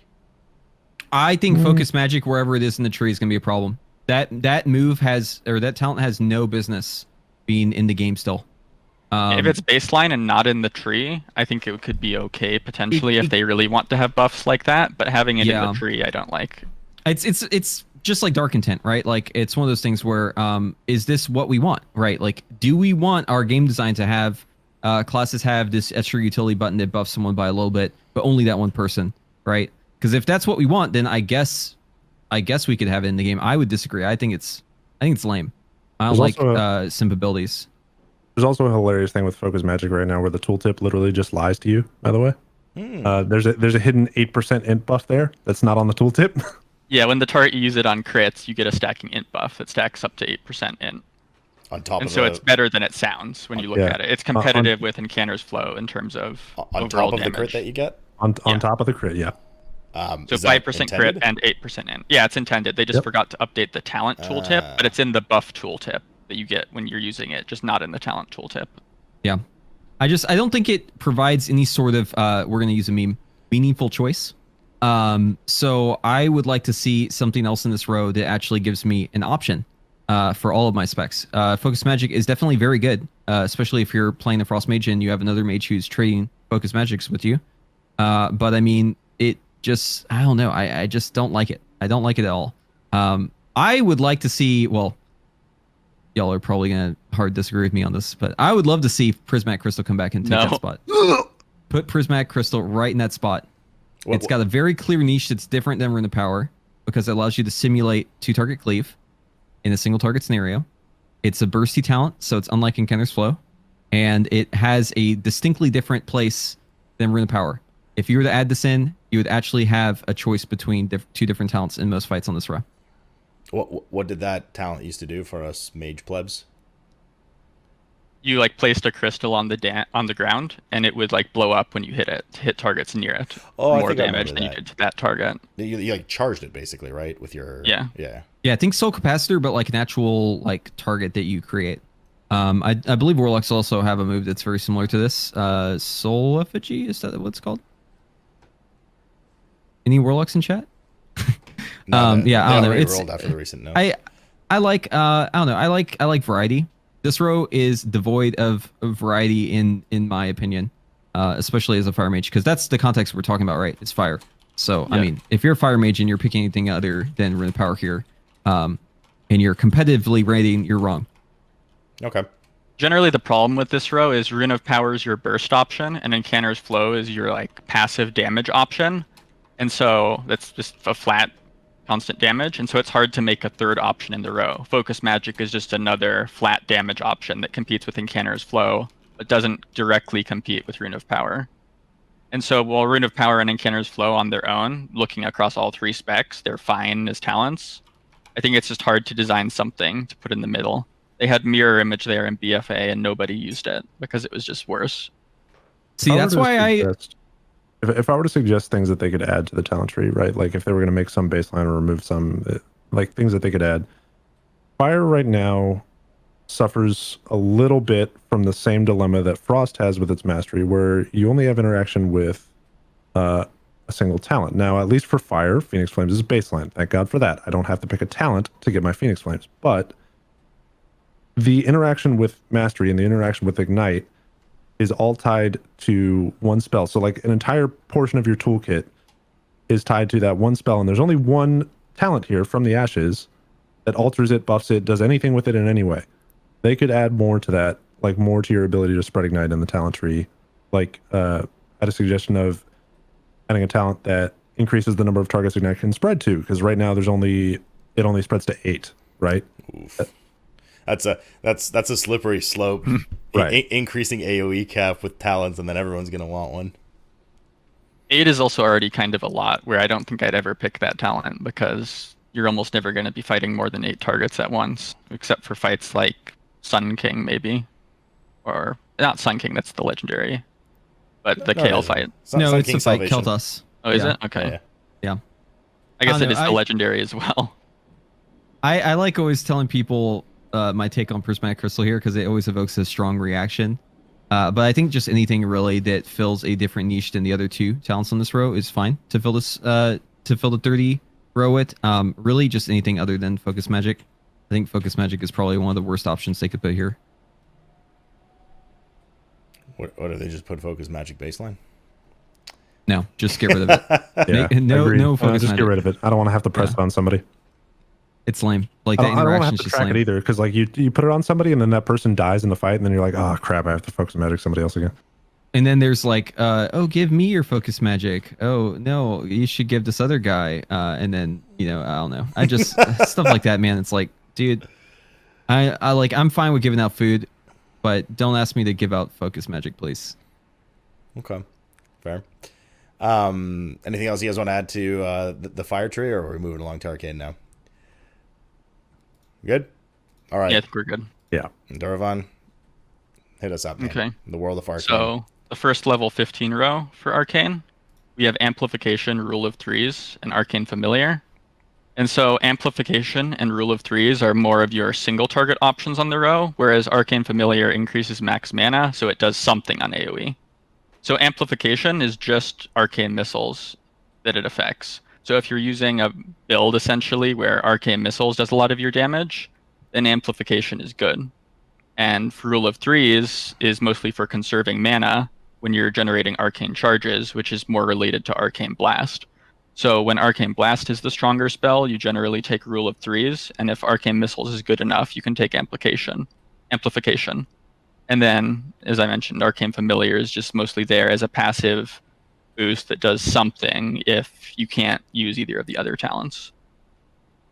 And so the only problem I have with this row is that Rule of Threes makes it easier to ignore mana because you're spending the most mana when you're high on Arcane Charges, and that makes one of your Arcane Blasts or Arcane Missiles at that point free. And so you don't have to care about mana if you pick that option. But otherwise, this row seems overall fine, I think. And it just depends on tuning of Arcane Blast and Arcane Missiles mainly. Okay.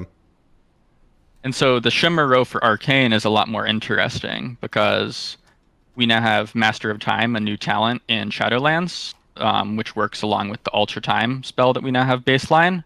It makes its cooldown very short, and it resets Blink when you use it.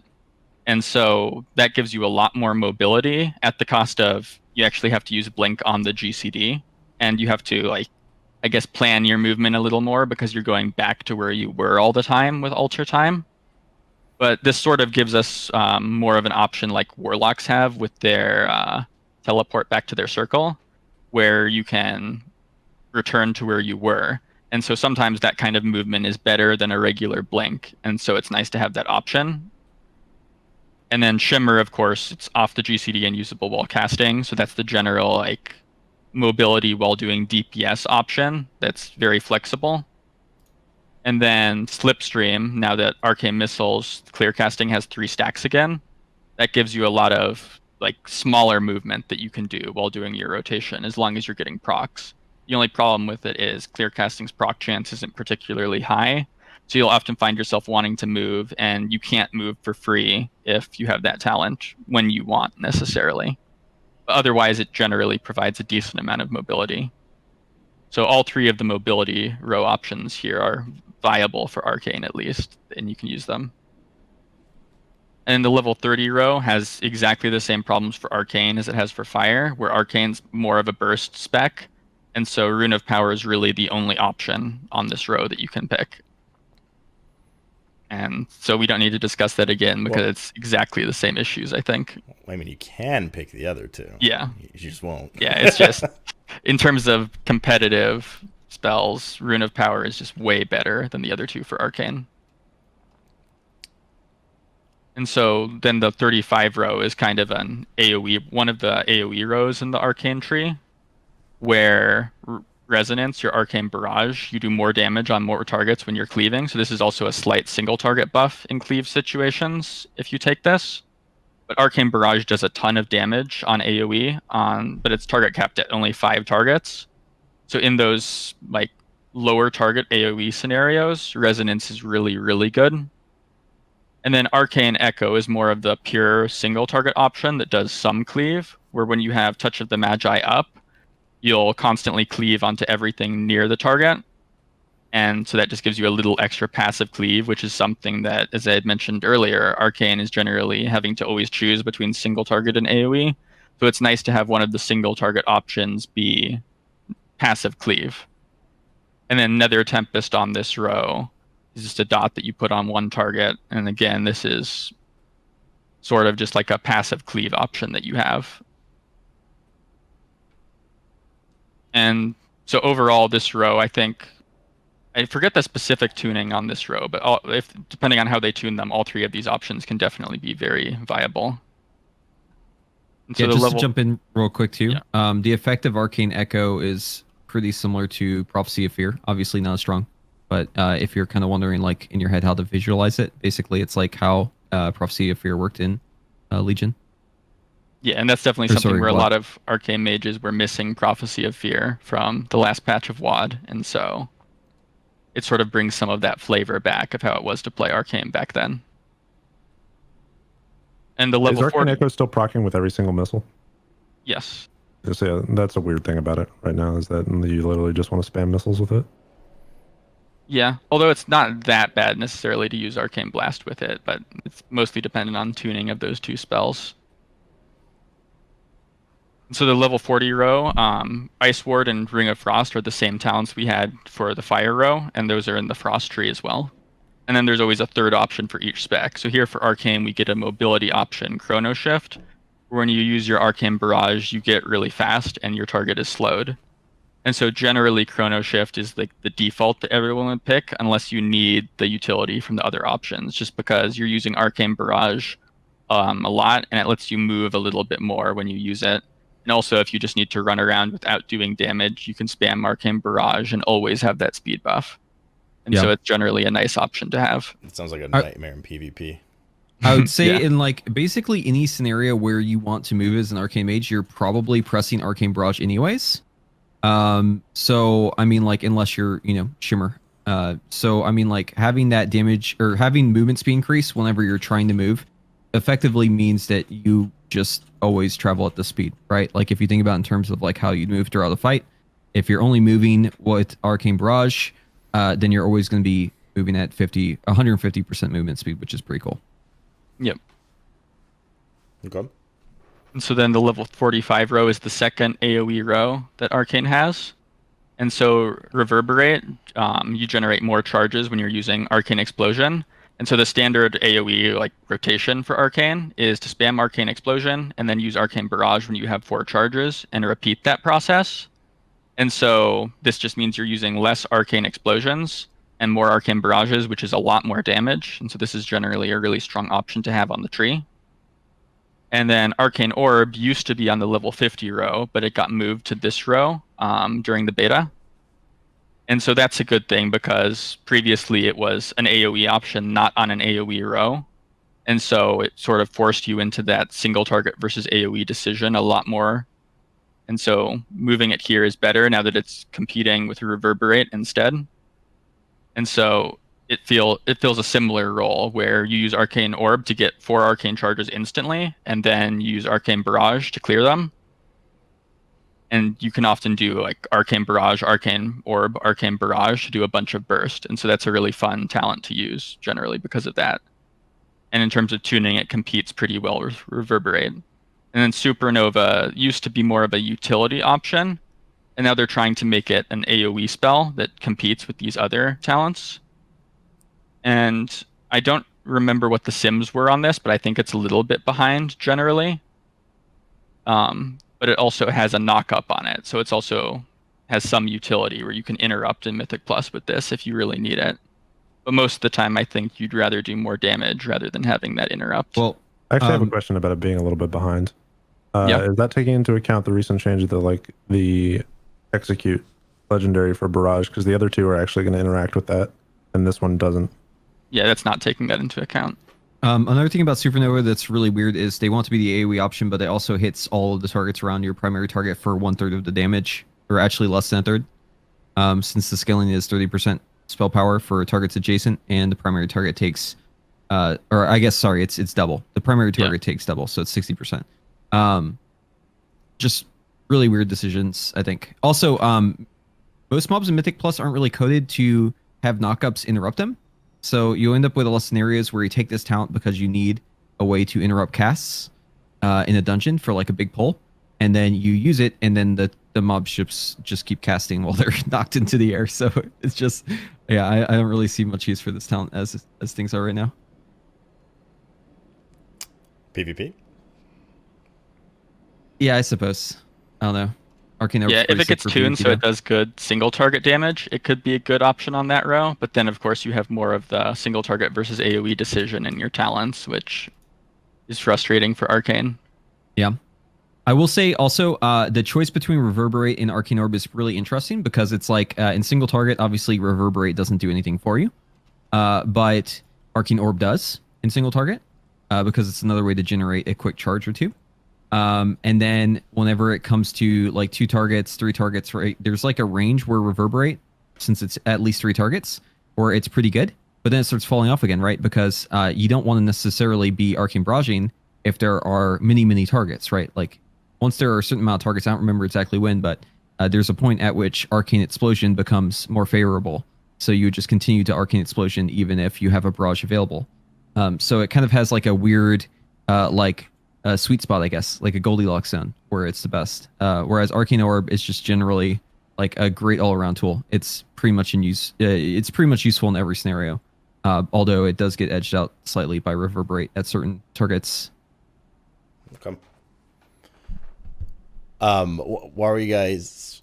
You guys were a fan that Arcane Orb moved into this row just because it was competing with other AoE talents? That was its only issue before? No, it wasn't competing with AoE talents. The problem was that it was on the 50 row, and it was competing with Overpowered and Time Anomaly. Well, what I'm saying is it wasn't competing with AoE talents. Yeah. Okay. Yeah. Got you. So it's in its And so that was the biggest culprit of in the past. You had to really choose between single target and AoE because that talent was Overpowered was competitive on AoE, but Arcane Orb did more overall damage on AoE. But Arcane Orb was really bad on single target. And so if you wanted to be the best on AoE, you had to make yourself like useless on single target and not pick one of the best single target options that Arcane had in the talent row. Yeah. Okay. And it was especially weird because Enlightened was elsewhere as well. Yeah. So you just had like a very strong single target, because well, I guess it wasn't just single target, but yeah, anyways, it was just weird. Mm-hmm. Okay. And so moving on to the level 50 row, Sure. the first option, Overpowered, is generally kind of an overpowered talent and is the most commonly picked one because Arcane's a burst class and it makes your main burst cooldown Arcane power even better. And then Time Anomaly is a really weird option that Arcane has where essentially every 2 seconds you have a chance to get a short Arcane power like 1 second of evocation or 6 seconds of time warp or bloodlust essentially. And so that just feels really weird to you because it's even proccing out of combat all the time. So if you see a mage with that like standing around in the city, you'll see them randomly getting time warp and arcane power every 2 seconds potentially. How often is that proc? It's like a deck of cards system. Oh, so where every 2 seconds you draw a card, basically. I see. Okay. And then once it procs, you shuffle it. Huh. And so there's one proc in the deck, and can't remember how many cards are in it. It's 16 cards in the deck. So it'll proc like every 32 seconds at longest between 2 procs. The weirdest part about this talent is that it also works out of combat. So you're just constantly randomly getting effects of time anomaly, just kind of sitting there, chilling. From an outside perspective, this sounds like kind of a fun talent. I'm not gonna lie, but yeah, it's a fun talent. It tends to be like, obviously you can't predict it. It's really random. So in theory, if you got really lucky, it would be the strongest option on the row. But in practice, it tends to be not great because maybe you'll proc evocate when you're at high mana. Or you'll proc arcane power when you don't have arcane charges, so you can't take advantage of it. Well, so there's a lot of cases where you can also proc arcane charges, and that's actually a big improvement. Yeah, it used to just randomly give you full charges, which is like not good. You don't want to randomly have full charges, especially if you're trying to dump and recoup mana. So and also that was just generally kind of a weak option to roll of the 3 that you had. You could get evocate and get a ton of mana. You could get arcane power and do a ton of damage, or you could go from like 2 arcane charges to 4 arcane charges, which takes like 3 seconds normally anyway, and almost no mana. And so that was not a good proc to have, is because it was like equal chance between the procs. And so that made the talent really bad before. And so in this expansion, they replaced that with 6 seconds of time warp, which is at least a bit better than it was. Dude, I'm just looking at Sloop by his lip thinking about all that RNG. It's like, it's one of those things that it's like fun to read, and I think it'd be like fun to play. But in practice, I see it being frustrating, you know, like when you actually play it, not being able to, just like not being in control, right? You get those like golden moments once in a while where you're like, oh my god, it lined up perfectly. Here's like a huge amount of quick burst damage. But then otherwise it's kind of like, oh, nope, not matching up. Nope. Yeah, it's one of those talents that would be really fun, or really not fun, I guess, actually to play with if it was the highest simming option on the row. Just because it's so inconsistent and random. It's also on the same row as overpowered, so I mean, yeah, F's in chat for that one. It's just not going to happen. Yep. What if you put it in the place of focus magic? You know what? Time warp, I think time anomaly instead of rune of power would be interesting. It would probably still be dog shit, but at least it would be something different. I mean, you know what? Actually, that brings up a good point. Having the current implementation of Visions of Perfection, the essence, in Shadowlands in the spot of focus magic could actually be useful in some cases, I guess, if it was tuned right, and it would be interesting. So you just made me have that thought, but yeah, I don't know. I think it's also just really lame to randomly have cooldowns happen. Yeah. I think playing around your cooldowns is part of what makes a good player. Yeah. Okay. It procs pretty slow. I'm getting like a proc every like 15 seconds or something here. Yeah, it's every 32 seconds at most, but it's random, like uniform random between like every 2 seconds or getting it at 2 seconds or 32 seconds. Okay, gotcha. So yeah, on average, it'll be like every 16 seconds. And Enlightened was the last one I don't think you mentioned just yet on this row. Is that? Yeah, and so this is more of just the passive option that you don't have to think about as much. You generally want to stay above 70% mana, but otherwise it's just like a flat damage increase, and then it gives you a bit of mana when you've dipped below that point, a bit of extra mana regen, so that. And that's not really to help you get back to 70%. It's mostly just so that you can burn for longer before you hit 0 and then evocate back to full. Mm-hmm. And so it's a decent option that's competitive with overpowered, and depending on the situation and tuning, of course. And it's not random, so either that or overpowered. At least they're different play styles that you can have, either more of a bursty option or more of a sustained DPS option. If you play Arcane Mage on live, you'll recognize that it's literally the Azerite trait that we all run. It's Equipoise, just the talent. For Enlightened. Yeah. Mm-hmm. Okay. So then in the same vein as Fire, anything in this tree that you think would really go or work wonders for the class if it were baseline? The spec, rather?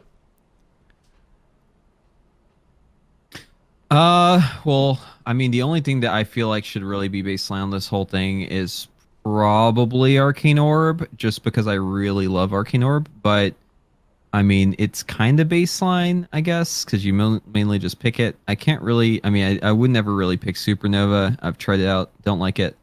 Reverberate definitely has its own strong points where it definitely beats out Orb. But I mean, Orb is just like, it's one of those abilities that has so much range to it, you know?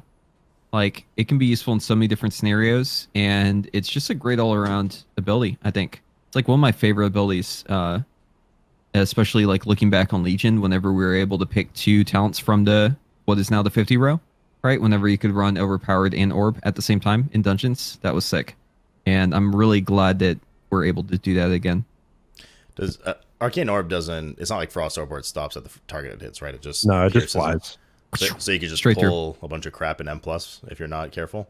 Yeah, it only Yeah. hits each target once, and it just flies through them. Okay. I forget how long it goes before it disappears, but it is quite a ways. 40-yard range. Oh, it's 40 yards. Yeah, 40 yards. It says sounds 40 right. yards, but I swear it goes further. Yeah, I swear it goes further too. I mean, its hitbox might be a little further than that, but it should only go 40, I think. What's really fun about this orb is that it also climbs. So you can like shoot it at like a pillar and it will climb the pillar and then come down the other side, which is pretty fun.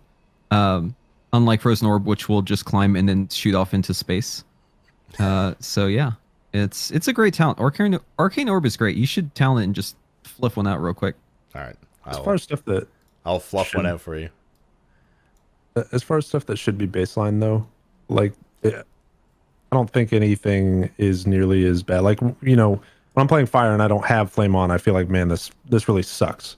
There's nothing in the Arcane talent tree that I look at and I'm like, man, I would really hate to play Arcane without that ability.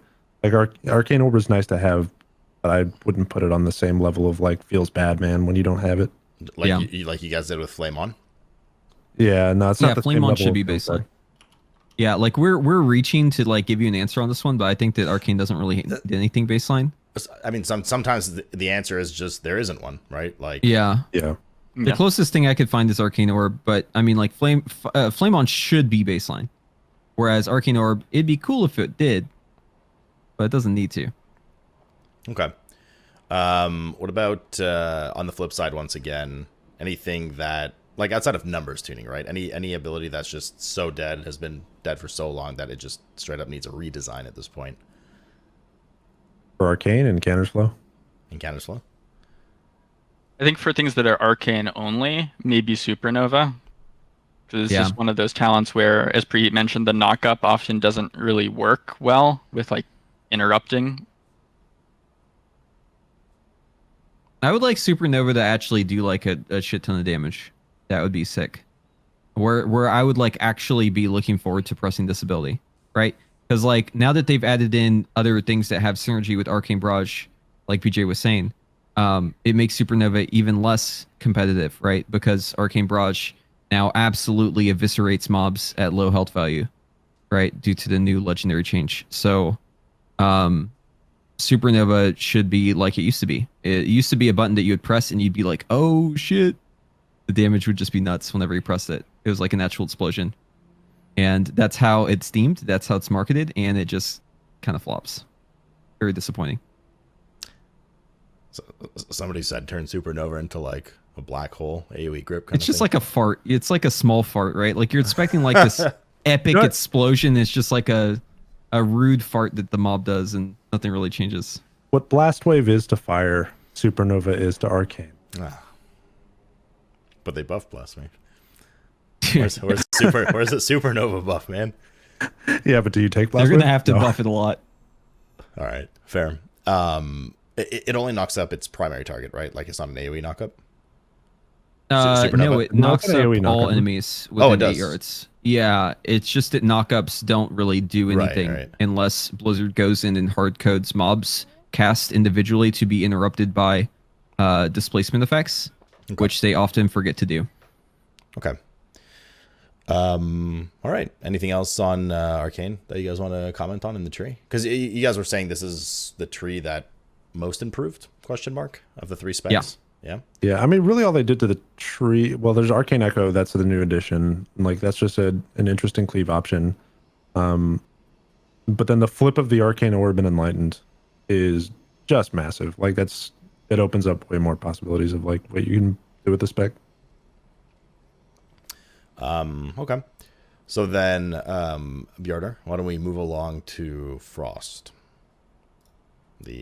All right. The final spec, the loved spec, the non-bastard child spec.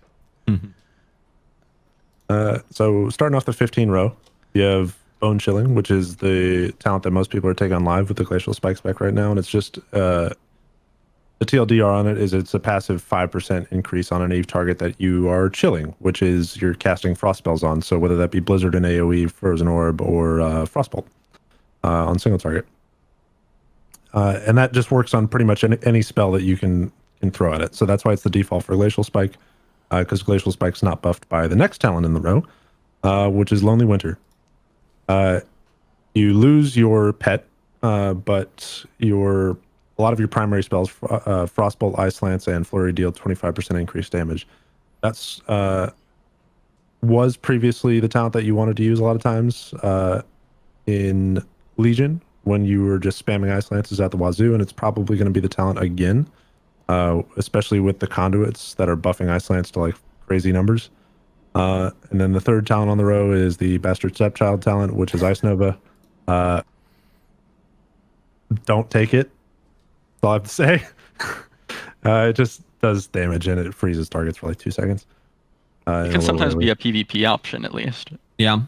Yeah. Yeah, it can be like burst damage in PvP, but otherwise, I mean, like, this is ultimately the same problem we have with the other parts of Frost, right? It's like, you have your Ice Lance flavor and you have your Icicle flavor, and there's no in between. All the synergy is either all the way to the left or all the way to the right. And it doesn't make sense to design a class like this. Yeah, that's pretty much it. If you're playing Thermal Void, you take Lonely Winter. If you're playing Glacial Spike, you take Bone Chillin'. That's about it. Okay. 25 row, that's your Shimmer row. Glacial Installation is a barrier talent similar to the Fire Spec with Blazing Soul. Just increases your armor while active, so you can take physical hits a little bit better. And Ice Block applies it when you leave. Then there's Shimmer, same flavor as the other Mage specs, just more movement opportunities on a fight, and then the cast while casting ability, which is fantastic. And then Frost has Ice Flows, which can compete with Shimmer. In most cases, I would say you would still guaranteed take Shimmer all the time, but Ice Flows has niche options, allowing you to cast while casting a single spell on a 20-second recharge. And it also has recharges to it. So it has niche use. That's where Blast Nova is for fire, right? Ice Flows? Yes. Okay. Unlucky fire. But still, majority, I would say almost every fight, you would take Shimmer. 30 row, you have same as the other Mage specs, Encounters, Flow, Focus, Magic, Rune of Power. Now, for Frost specifically, this row isn't dead. This row is not a Rune of Power only. One of the conduits may change that later in the expansion, but Encounters Flow has been the go-to for a long time on live. It still has good potential. Like, you're not tanking yourself if you take Encounters Flow in BFA. It's still competitive. Focus Magic is also more competitive for Frost, especially if you have 2 Frost Mages in the raid. You can simp for each other. You swap your Focus Magics. You get closer to your 33% crit cap early in the expansion. And also you get the int buff that goes along with it. So that's also a viable talent for Frost. And then Rune of Power is also a viable talent, especially with a conduit that is going to be reducing this CD on your Icy Veins.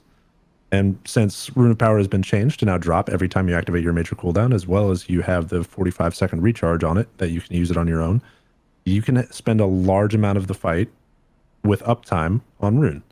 And that's going to make this also very competitive. So that row for Frost, I would say only Frost, is very good. I'm hang on a second. What makes Focus Magic better for Frost than the other two specs? I mean, aren't you just with the whole like, oh, I have to choose somebody to give it to and depend on their crit? Like, what's the difference here? Two things. Okay. The first thing is the value of crit, and like obviously, but like obviously for Frost up until a certain point, crit is your best stat. That is pretty minor though compared to the second point, which is how your damage profile is shaped. So if your damage profile starts off like this with a huge spike, then you're going to want Rune of Power because you can increase that huge spike by 40%, right? Whereas if your damage looks more like this, woo, right, like a longer arc, your damage is more consistent, then having a consistent damage increase like in Counter's Flare Focus Magic is better for you. So it just really depends on like what the shape of your, like if you're to graph out like what your damage is across the fight, like how much variance there is, like what the delta is on that graph. Okay. To backtrack a little bit and explain crit and why it's good for Frost. Frost has a Shatter Cap. And the way that works is any spell that would attack or affect a frozen target, your Ice Lances essentially, or your Glacial Spikes as well, they are buffed in a shatter window, whether that be by Flurry or Fingers of Frost. You get an automatic 50% buff to crit, and then it takes your base crit times 1.5. So effectively what you need to reach 100% guaranteed chance to crit on those Ice Lances or Glacial Spikes or what have you, you need 33%. And you'll get to 100% effective on those. And Focus Magic, especially if you have a second Frost Mage in the raid and you just swap with each other, that's 10% right there. And you get very, very close to the shatter, like to the Shatter Cap very early in the expansion. Okay. One other important thing to bring up on this row that didn't matter as much for Fire and Arcane is when they reworked Rune of Power in Shadowlands. Previously in BFA, it lasted 10 seconds, but when they made these changes, it now lasts 15 seconds. But you end up getting a similar number of Rune of Powers over a fight, and so they effectively buffed its uptime by like 50%. And so that means even for specs like Frost that have a flatter damage profile, Rune of Power is now often the best option. And so that's maybe a little problematic that they made it last longer, especially because even though for Fire and for Arcane, it was already the most competitive option, it's now the only competitive option by an even larger margin for those specs because of that. That was a recent and it's change, even no? starting to become that happened in Shadowlands when they reworked Rune of Power. Oh, was that long? Okay. Didn't they just update the tooltip with the 15 seconds? That was some weird it thing was with a couple things ago. data Okay. mining on the pre-patch okay, or something. okay. Yeah, I remember that reading change it. happened a long time ago. Okay. I don't know why it was on Wowhead recently. Gotcha. Okay. All right, makes sense. And so maybe that should go back to 10 seconds because it's already a good option, and that will keep it as a good option for Fire and Arcane. No. Even at 10 seconds. All right, you heard him. Nerf Mages. It's happening. Make sure to write the devs about that one. Okay, cool. So 30 is actually a not one-trick pony row then for Frost. Yeah, you have options there as Frost Mage, and only Frost Mage. The other two specs, dead row, but this one, good. For the 35 row, you have Frozen Touch, which, if you read the tooltip, it says it guarantees Fingers of Frost and Brain Freeze 20% more often. If you don't really know Mage that well, you're going to go, oh, 20%, that's pretty good. It's 20% added onto the base proc chance, which is 30%. Okay, so multiplicative, not additive. Yeah, Not multiplicative. Right. So if you're just looking at the talent, you're like, oh, 20%, that's good. And not really. Chain Reaction is likely going to be the one that you're to take. It's a stacking buff every time you fire off an Ice Lance at a frozen target, 3% stacking up to 5 times. So effective 15% damage to your Ice Lances. You're going to be chunking these quite often. It's a high chance that you're going to stay at 5 stacks for the majority of the fight. So this is just a very, very solid buff to have.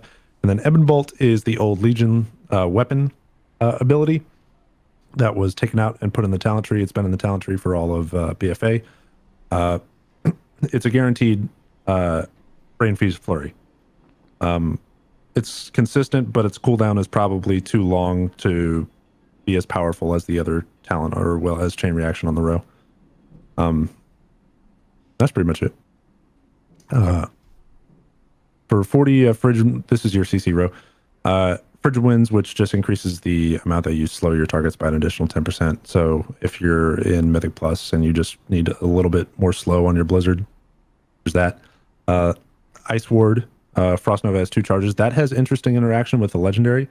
One of the legendaries makes it so your Frost Nova no longer breaks on damage, and what that means to you or your teammates. And also, while your Frost Nova is active, you're critting. You're critting your Ice Lances, you're critting your Comet Storm, you're doing you're doing a lot of damage. So that has interesting interaction with that legendary specifically. Ring of Frost is Ring of Frost. You use it PvP, CC. Occasionally, it'll find a use in a raid fight, but not that often. In 45 row, you have Freezing Rain, which makes Blizzard instant cast when Frozen Orb is active and increases its damage. This is effectively, I don't quite know the target number that you would swap to this on, but it's most effective on stuff like the Toldegor pull on live, right? When you pull 1 billion mobs and you don't have the amount of CDR that Blizzard is going to bring to Frozen Orb means that you're just going to be literally alternating between Blizzard and Frozen Orb, and that's all you're going to be casting. That's the best use case for a talent like this.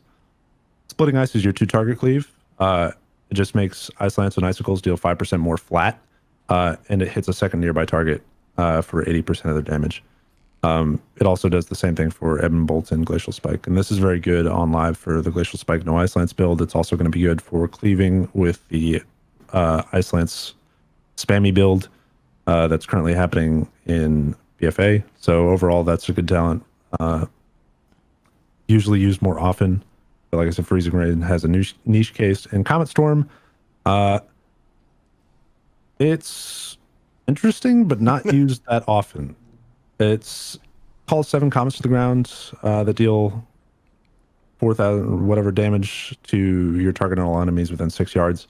Most hilariously used as an AoE taunt in Mythic Plus when tanks are low geared and don't have that great of aggro capabilities. You can drop a Comet Storm and then Frozen Nova, or use your pet freeze and then Ice Frost Nova and just AoE taunt the pack. Kind of funny, but otherwise I don't see it being used in raiding that often, or Mythic Plus that much for that matter right now. And level 50 row. Oh, sorry, were you gonna say something? Oh no, I was just thinking to myself, it's in all. I'm trying to think. I think Fire too, right? The 45 row was the AoE row for all 3 specs, and in all 3 specs, you had 2 of them that were competitive and good, and then you guys just got to the 3rd one. And it's yeah, this is shit. Don't ever take it. Supernova, Comet Storm. I forgot the Fire one. Which one was it? Preheat. The Fire one was Living Bomb. I would say that you probably take that one more than the others. I wouldn't actually say Comet Storm's that bad, and it's not necessarily bad on its own right? If you just compare the talents in the row, is that bad? But there's other things that are going to happen, right? So legendaries are going to come into effect, and they're going to increase the amount of Ice Lances that you get on a fight, which is going to make Splitting Ice look better, especially if there's cleave. Same thing with Freezing Rain. There's legendaries and a Conduit that are going to buff Frozen Orb. The amount of Frozen Orbs you put on a fight, the damage that Frozen Orb does, there's nothing that interacts with Comet Storm. So is it a great talent in its own right? No. Is it semi-competitive? Yeah, but once you factor in the other things that are going to be happening this expansion, it kind of loses value. Okay. So a bit of lack of synergy. Seems to be a small... Another point about this row is that Freezing Rain is a better option in a lot of scenarios where you maybe want to prioritize damage on one specific target. So one niche that Frost has that is kind of unique to most range classes, at least in Shadowlands, they are actually still very good at funneling damage, which if you have followed any of the MDI stuff or Keystone Master stuff, you've heard the word funnel a million times. Funneling is basically the situation where there are multiple targets and you can use them to increase your single target damage against one of those targets. It essentially is a situation where, like, let's say you want to kill a boss and you want to kill it quicker. Adding targets to that pull will make you kill that boss quicker, right? So obviously in this case, the ability that you're funneling is Ice Lance into the boss, and the engine behind Ice Lance is going to be Frozen Orb, especially if you're using the Freezing Winds legendary that we'll get into later. But having a talent like Freezing Rain allows you to spend less time casting Blizzards and more time casting Ice Lances. Whereas on the other hand, Splitting Ice will hit 2 targets, right? But you'll have to spend more time casting Blizzard. And you'll also hit with like 5% more on your primary target with Ice Lance as well. So it can be better for the single target situations. But yeah, just another random tidbit about this row. Okay. Moving on to the 50, you got Thermal Void, which was previously the general like Legion talent that you took, especially during Nighthold and the double Ice Lance days, which caused the meme of never-ending Icy Veins, permanent uptime. That meme's coming back. Yep. There's a Conduit that every time you crit with a spell while Icy Veins is active, you also reduce the cooldown on Icy Veins. So combine Thermal Void with that, you increase your Icy Veins uptime base, then you also reduce the CD on it. You're eventually going to get back to 100% Icy Veins uptime again. That's likely going to be what you're going to be taking. It has interesting interaction with the Frost Toolkit. Very good talent.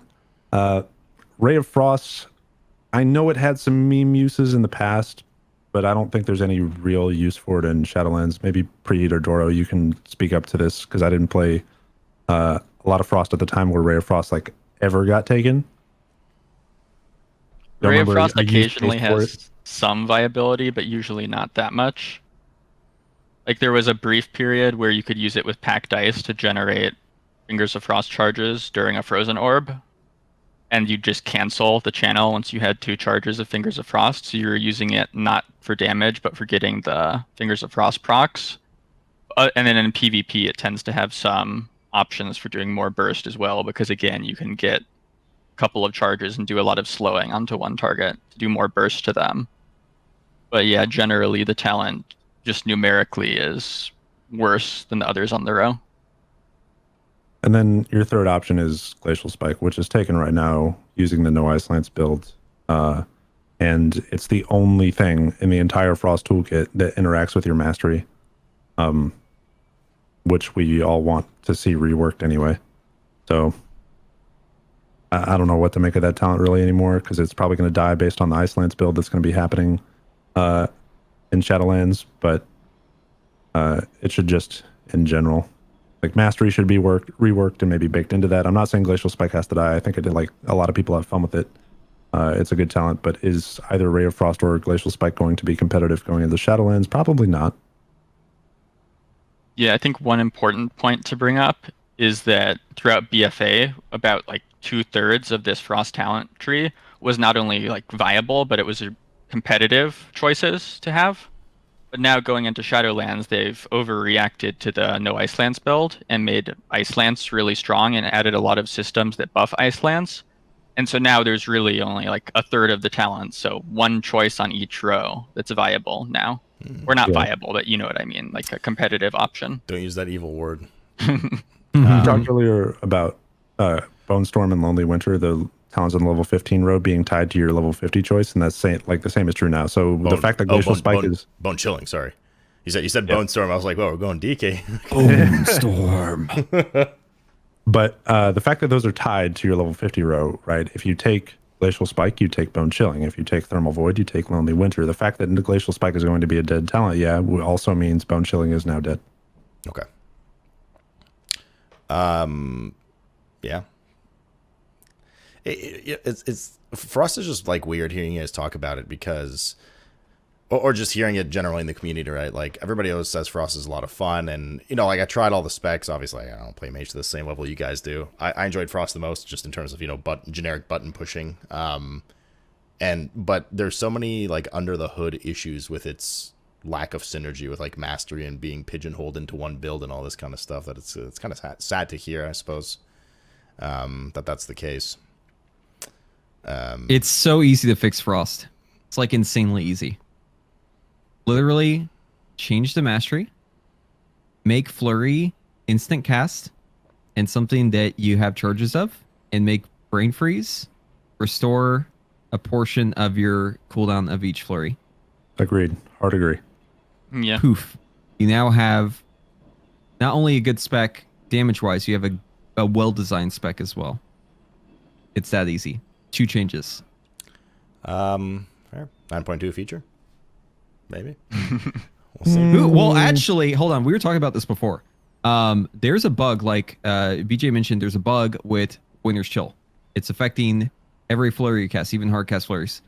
We had this discussion like the other day in like a Discord. We were talking about it, and it's like, I think they might be testing some sort of implementation of flurry being like a like barb shot for Hunter. Because how else do you screw that up, right? Like, how else do you screw up Winter's Chill affecting hardcast flurries? Like, they had to have been messing with that in some way, and they could have been testing it as like a instant cast. So either one of 2 things happened: either they really screwed up, they had like some intern messing with Winter's Chill and they totally fucked up the spell, or they're testing out a better version, hopefully the ideal version of flurry, and we're just catching a glimpse of it because of this bug. Yeah, I mean, maybe. You know, I don't want to poop on any parade here. I hope that's the case, but you know as well as I do with compounded spaghetti code, right? They change like they change like a conduit thing and it breaks fire mages somehow, right? Like it's just the way WoW is. Like someone at Blizzard is giving us a hint, dude. This is I've got my tinfoil. The tinfoil is wrapped around my head as tight as possible. And you can literally see you. There's no tinfoil on. I choose to believe. Yeah, it's inside. It's invisible to the naked eye. I choose to believe that they're gonna do this. All right. Okay. I mean, don't get me wrong. I'm all for these changes that the community and guests are excited about.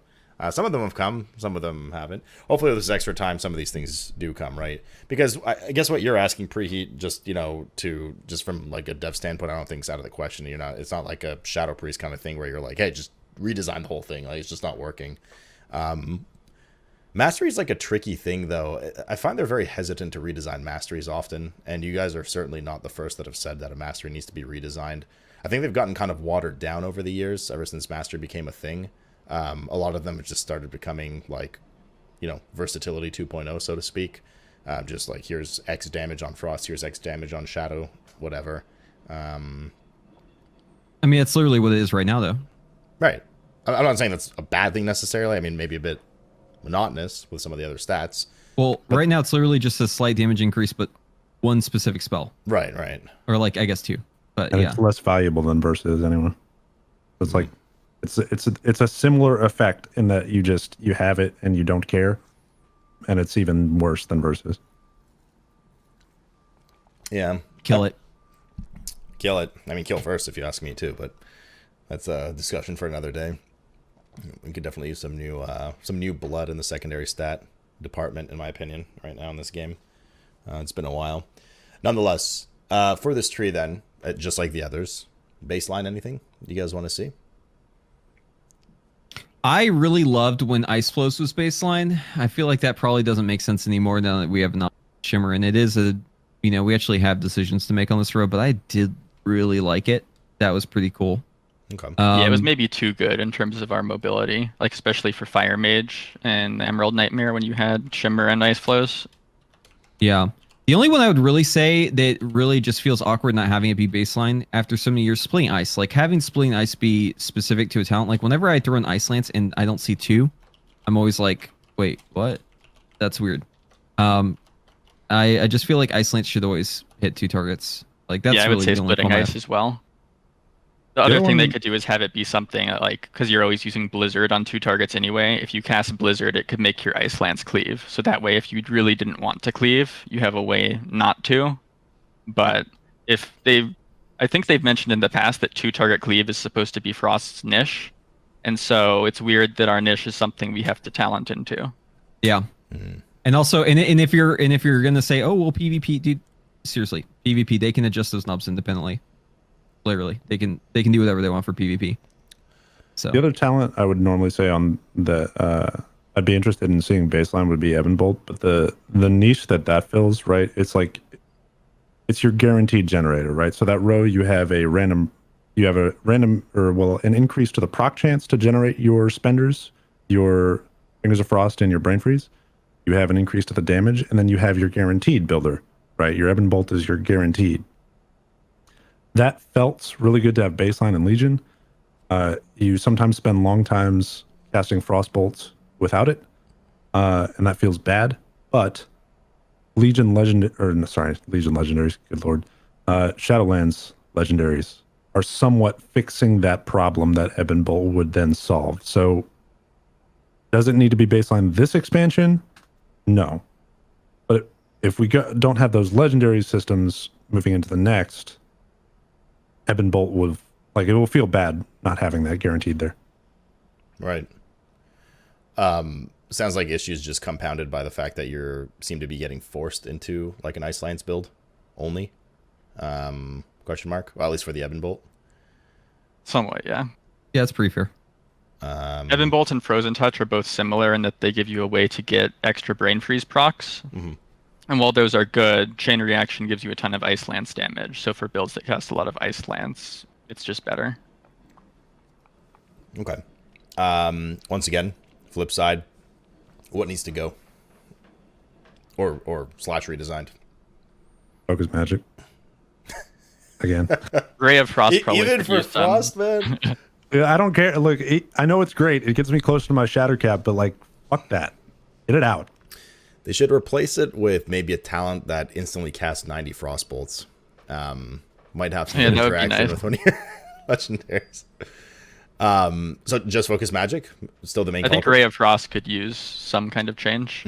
Okay. Because it has some use in PvP, but it's generally a weaker option. So something to increase the throughput on that talent would be good. Yeah, the issue with Ray of Frost is the opportunity cost of channeling a spell that long, right? Like you're shooting an Ice Beam for 5 seconds. That's 5 seconds that you can't generate procs normally. That's 5 seconds that you can't generate CDR from, your Icy Propulsion. It's just a huge cost here.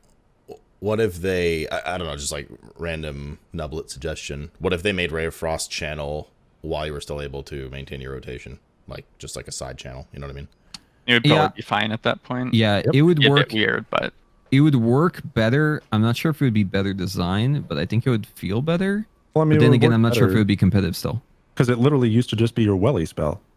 Like, your Water Elemental used to cast Ray of Frost, and you used to get your Ice Lances that way. Yeah.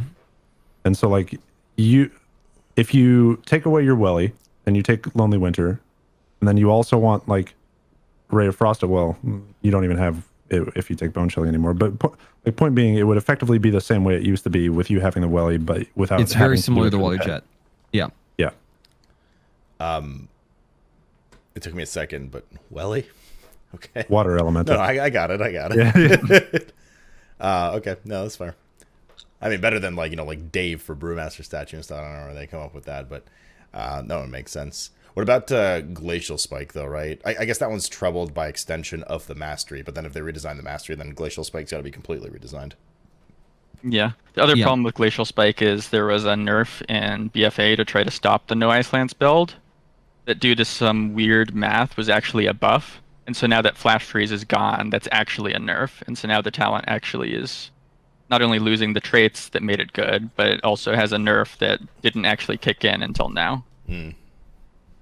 Okay. All right. So, few hits, few misses. Where do you guys see this tree? I mean, it seems like Arcane won the tree improvement award, right, for the 3 specs going from BFA to BFA to SL rather. What about Fire versus Frost? How do you guys feel? Frost was already in a pretty good spot. I think Frost Tree got worse just because there's no diversity in the tree now. Whereas previously there were a lot of good options. Specifically, the talent tree is worse. The It's spec overall, still good. Yeah. But is the Frost tree getting worse at fault of the talents, or rather the direction you're being pushed in with other systems? It's all all the the systems. mastery. Like the And core, mostly the Mastery, yeah. The core of all the problems for Frost are the mastery. Okay. Well, not all the problems, but for most of the problems for Frost is the mastery, and how it segregates your damage with Ice Lance to your Icicle damage, which is Glacial Spike damage. Like you have a talent that's based on specifically one stat. Until they change something about how Icicles works, you're always gonna have like a weird situation on this talent row. Fair. Okay. something I want to chat about then, moving along from talents, unless you guys have anything else to add to the talent trees or Frost. But I think we've done our due diligence here. You guys have kind of touched on this already in a few spots, but I definitely do want to talk about two things that I know mages are affected by in various areas and not as affected by anymore. One system that started in BFA that is a hot topic, one that is becoming more prominent, let's say in this expansion, that's a hot topic. Those are GCD and AoE cap. So for the world of GCD, not sure how bad it is on the Frost/Fire end. Arcane, obviously, like Unholy DKs, was one of the two notorious examples known for having just a ridiculous amount of queue up before you're able to actually get anything done with Arcane. Through a series of combining talents, eliminating some, combining talents and abilities, eliminating some, putting some off GCD, etc. Arcane, my understanding is it got fixed? Question mark? Yeah, more or less. Is there anything but then between the three specs that you guys feel is still like a pretty bad aggregator of the GCD? I'd say it's overall fine, but I'd like if Ice Block was off GCD personally. Oh, yeah. But that's more Please, of just please. like a legacy thing where it was on GCD back in vanilla, and so it still is now. That's weird. Why would they put that? It's because it's meant to be a reactive. I mean, sometimes obviously you can pre-plan, right? Like here comes the big boss AoE. Everybody use your amenities. Yeah. But oftentimes, like it's a reactionary thing, right? Especially in PvP. Yeah. Like, what's the deal with that? 90% of the time when I'm dead in progression, I was pressing Ice Block. Right. Like that ability is always the button I'm pressing. In fact, if you were to confuse causality, you would think that that button kills my character, probably. Yeah, I don't know. That's a weird decision. Not exactly the same, obviously, but it kind of falls in the same vein as tank self-healing, which is near and dear to me. And it just, I don't know, makes no sense, right? Because you make that player choice in your head. You're like, I'm in trouble. I need to hit this button to stay alive, but I can't. It's really weird to me because they finally budged on the GCD thing. A lot of them, right, came off GCD. Some for Arcane as well. But then just other obvious things just didn't get touched, like some defensives, and it's just kind of weird to me. But nonetheless, Arcane isn't in that boat anymore, right? Like they're okay? No, Yeah, Arcane's they're fine now. definitely in a good place now. Like all three mage specs are in a nice place. What do you guys think of the, in the same vein as GCD, it seems you're pretty big fans of the change to Rune of Power? Yeah, overall yeah. it was good. The 15-second thing was maybe a little too much of a buff, like I mentioned, but Yeah, it should be like 5 seconds or something. I'll make it 2.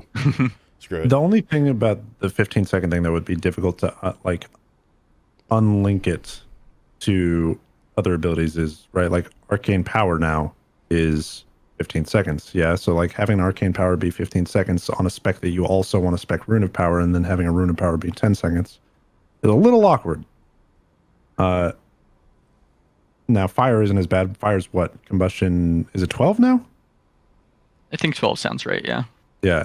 So it's a little bit longer than 10 seconds. You just get these weird use cases where your major cooldown overruns. If Rune was 10 seconds, it would overrun the duration of Rune, and it would just feel very weird. And you would want to then spend a GCD in your major cooldown, recasting a second Rune to get the last, like, eke out the last bit of damage out of your major CD.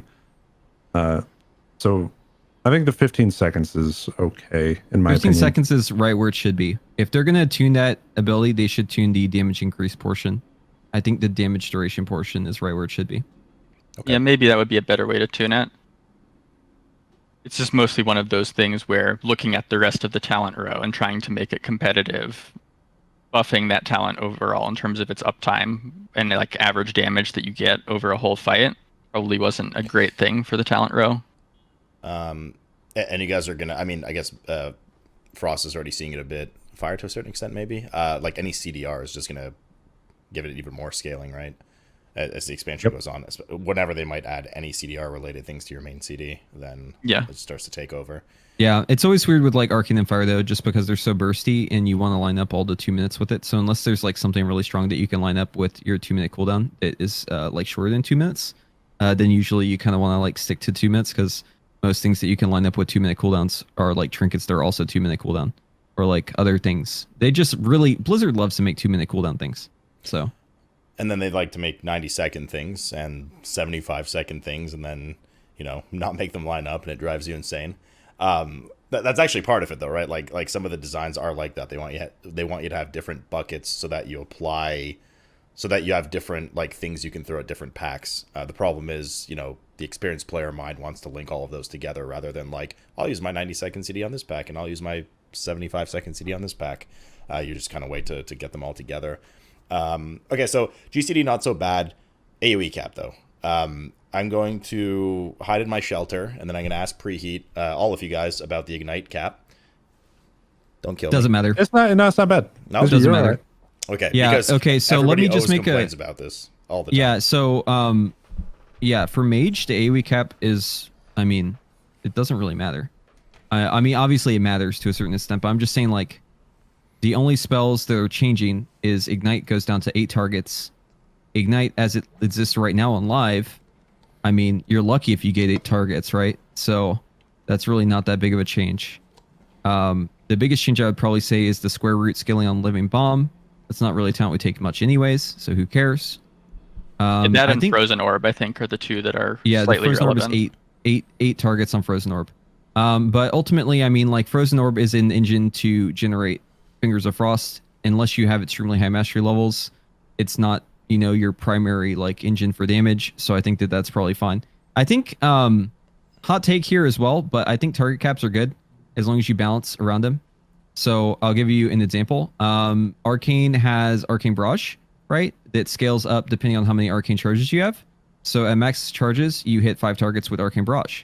This ability has been target capped the entire time it's been it's existed in the game in this form, right? And it's been totally fine. The issue with target caps is whenever you arbitrarily assign them and then you do not scale the damage accordingly. So if your move gets scaled down to 3 targets as your target cap, they should buff the damage on it so that there's actually a case for using it, right? Like without target caps on Arcane Barrage or Frozen Orb or other moves, I guess, for Mage. I'm trying to find other examples for Mage. It's kind of hard. Without those target caps, I mean, like it would kind of disrupt normal gameplay because you would always just want one thing, right? Like target caps allow you to choose different moves in different scenarios. That's good. The problem is that Blizzard is historically bad at balancing this stuff, right? So there's no real goodwill in the community. We don't really trust them to balance things.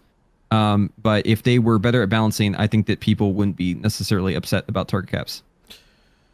I actually agree with you. I think target caps can be a good thing. I share the same concerns you do with balancing. The issue, though, is target caps function for World of Warcraft for the majority of their content, right? Because with raid encounters, they're pre-built, they're timely, they're scripted, very scripted oftentimes.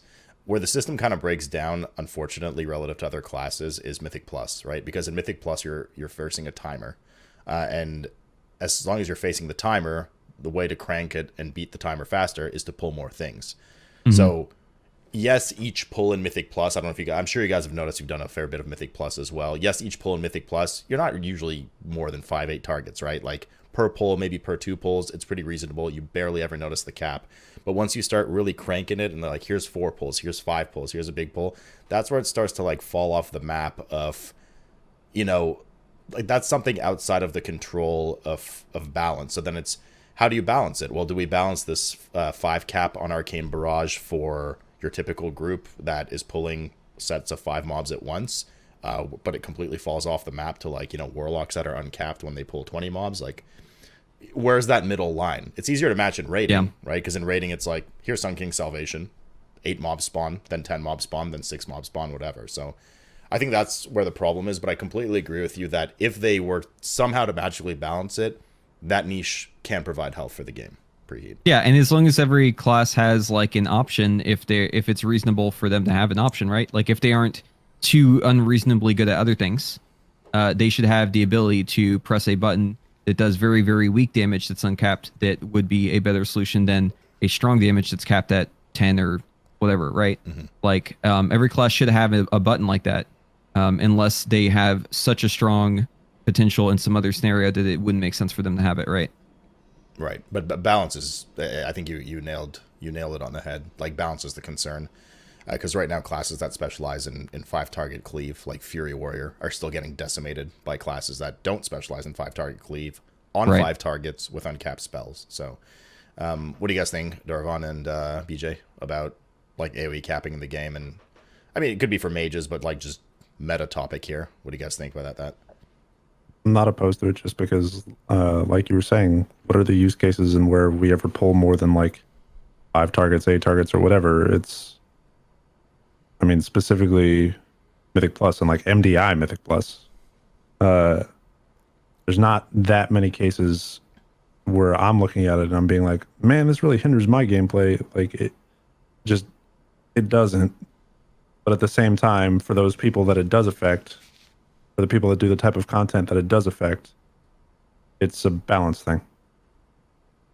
That's pretty much it. Okay. Yeah, I don't really see huge problems with it. I think my only concern is that when you have a number of targets above the target cap, it makes it harder to evenly damage everything if your abilities are capped at some low number of targets below the cap. So I'd rather see things more like what they did with the square root scaling, where you just do less damage when there's more targets with AoE abilities so that you can keep the damage uniform when you want it to be. Fair. Or get rid of bolstering. Yeah, that could help too. Yeah. Very true. Okay, but overall, Mage, back to the world of Mage here specifically, not too horribly affected by the target cap. So the concern that the general public I've seen have, I'm sure you guys have seen way more than me because you're high in the Mage communities. Like the concern, this overarching concern with Ignite capping on fire, bit of a myth. Yeah. It's mostly just that 8 targets, well, it's really 9 because you have your primary target plus 8 is still plenty for almost all content. So it's not a huge deal, even if it makes some of those ridiculous huge pulls in Mythic Plus not as possible anymore. Okay. Yeah, I mean, like in the ridiculously huge polls, I mean, like it's very rare that you have Ignite spread out to the amount of targets that it normally goes to without any sort of, I guess you could say like mistake or mishap happening, right? Because it's like Ignite has to spread to each target, and then those targets have to consistently stay alive, and has to spread to 2 more from that target. So if there's ever like an Ignite that goes to a corpse, you've just lost like basically 4 seconds, right, of Ignite, and you've lost half the potential amount. You know what I mean? Like as it scales up. So there's like, I guess there's like pros and cons to it, right? Like having Ignite instantly spread to all the targets, it's probably a pro, but overall it'll probably mean that Ignite damage is lower, like contributes lower to our damage overall as well. So I don't know, it's a bit of a mixed bag, I think, but overall for like the player experience, I feel like Ignite is a little bit too weak right now relative to the other abilities that Fire has.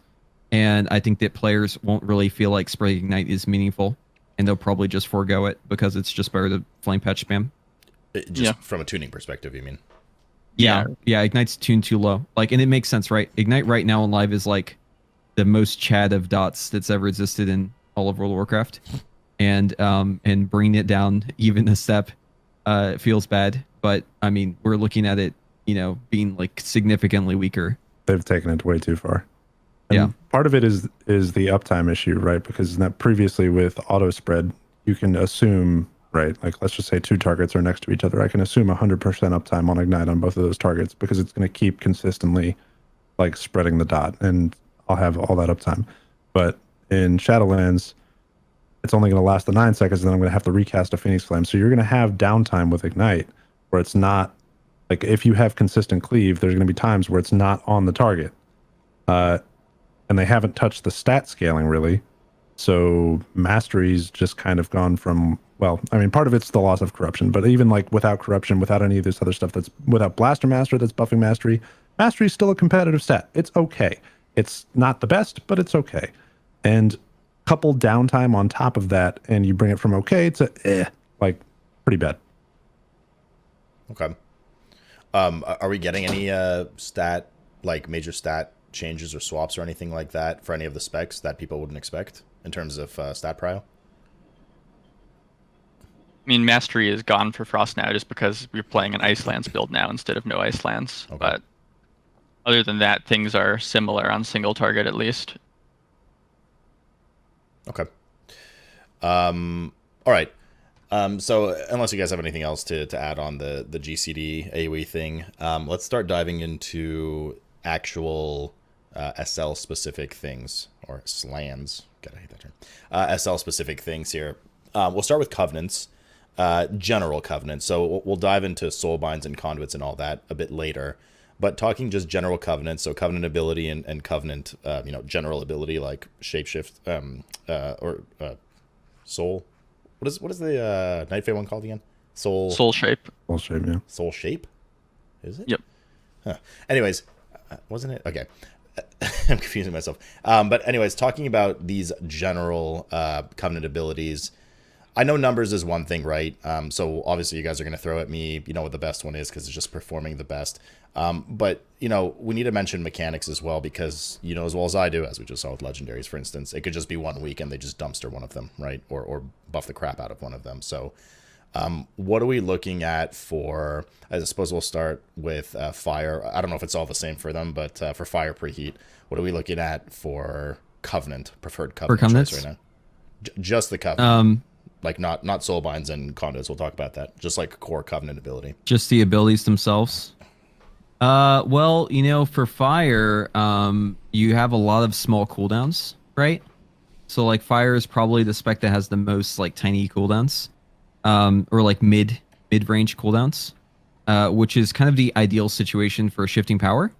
You kind of want to be able to have a bunch of stuff get affected by shifting power if you're gonna, fully utilize that covenant ability. So, Night Fae looks to be pretty strong for fire, especially since one of our main components of the spec is Fire Blast, or is Infernal Blast. I think it's Fire Blast. They always flip the name on that like every expansion, so I forget sometimes. But yeah, yeah. I mean, like obviously having CDR is great for fire. The only thing is there is a bug that shifting power doesn't affect necessarily every spell. So obviously you got to be mindful of that. But Night Fae does look pretty good. When it comes to Kyrian, Venthyr, they've been trying to make some accommodations from Venthyr to make it more competitive, like just the baseline ability, since we're not talking about conduits. Mirrors of Torment, reducing the CDR on Fire Blast by 4 seconds every time it procs. It's okay. It's not great. There are other reasons why Venthyr is pretty good for fire, though, so it's actually kind of a smart change for them to attack this by only having the move itself be like improved slightly for fire, whereas for frost it's like greatly improved, since it generates brain freeze procs. So overall, Venthyr is a pretty good option as well. Kyrian, I mean, it's kind of like a fire and forget kind of situation. You could theorize like the best possible scenario with Radiant Spark with a Pyroclasm proc and a Alexstrasza's Fury. But overall, you're just kind of muddying the waters. It's not really the situation you have to overthink, right? You just kind of use the ability on cooldown. The bigger thing, obviously, would be, the Soulbind with Pelagos giving you 1000 AD mastery in that case. But, Radiant Spark on its own is fine.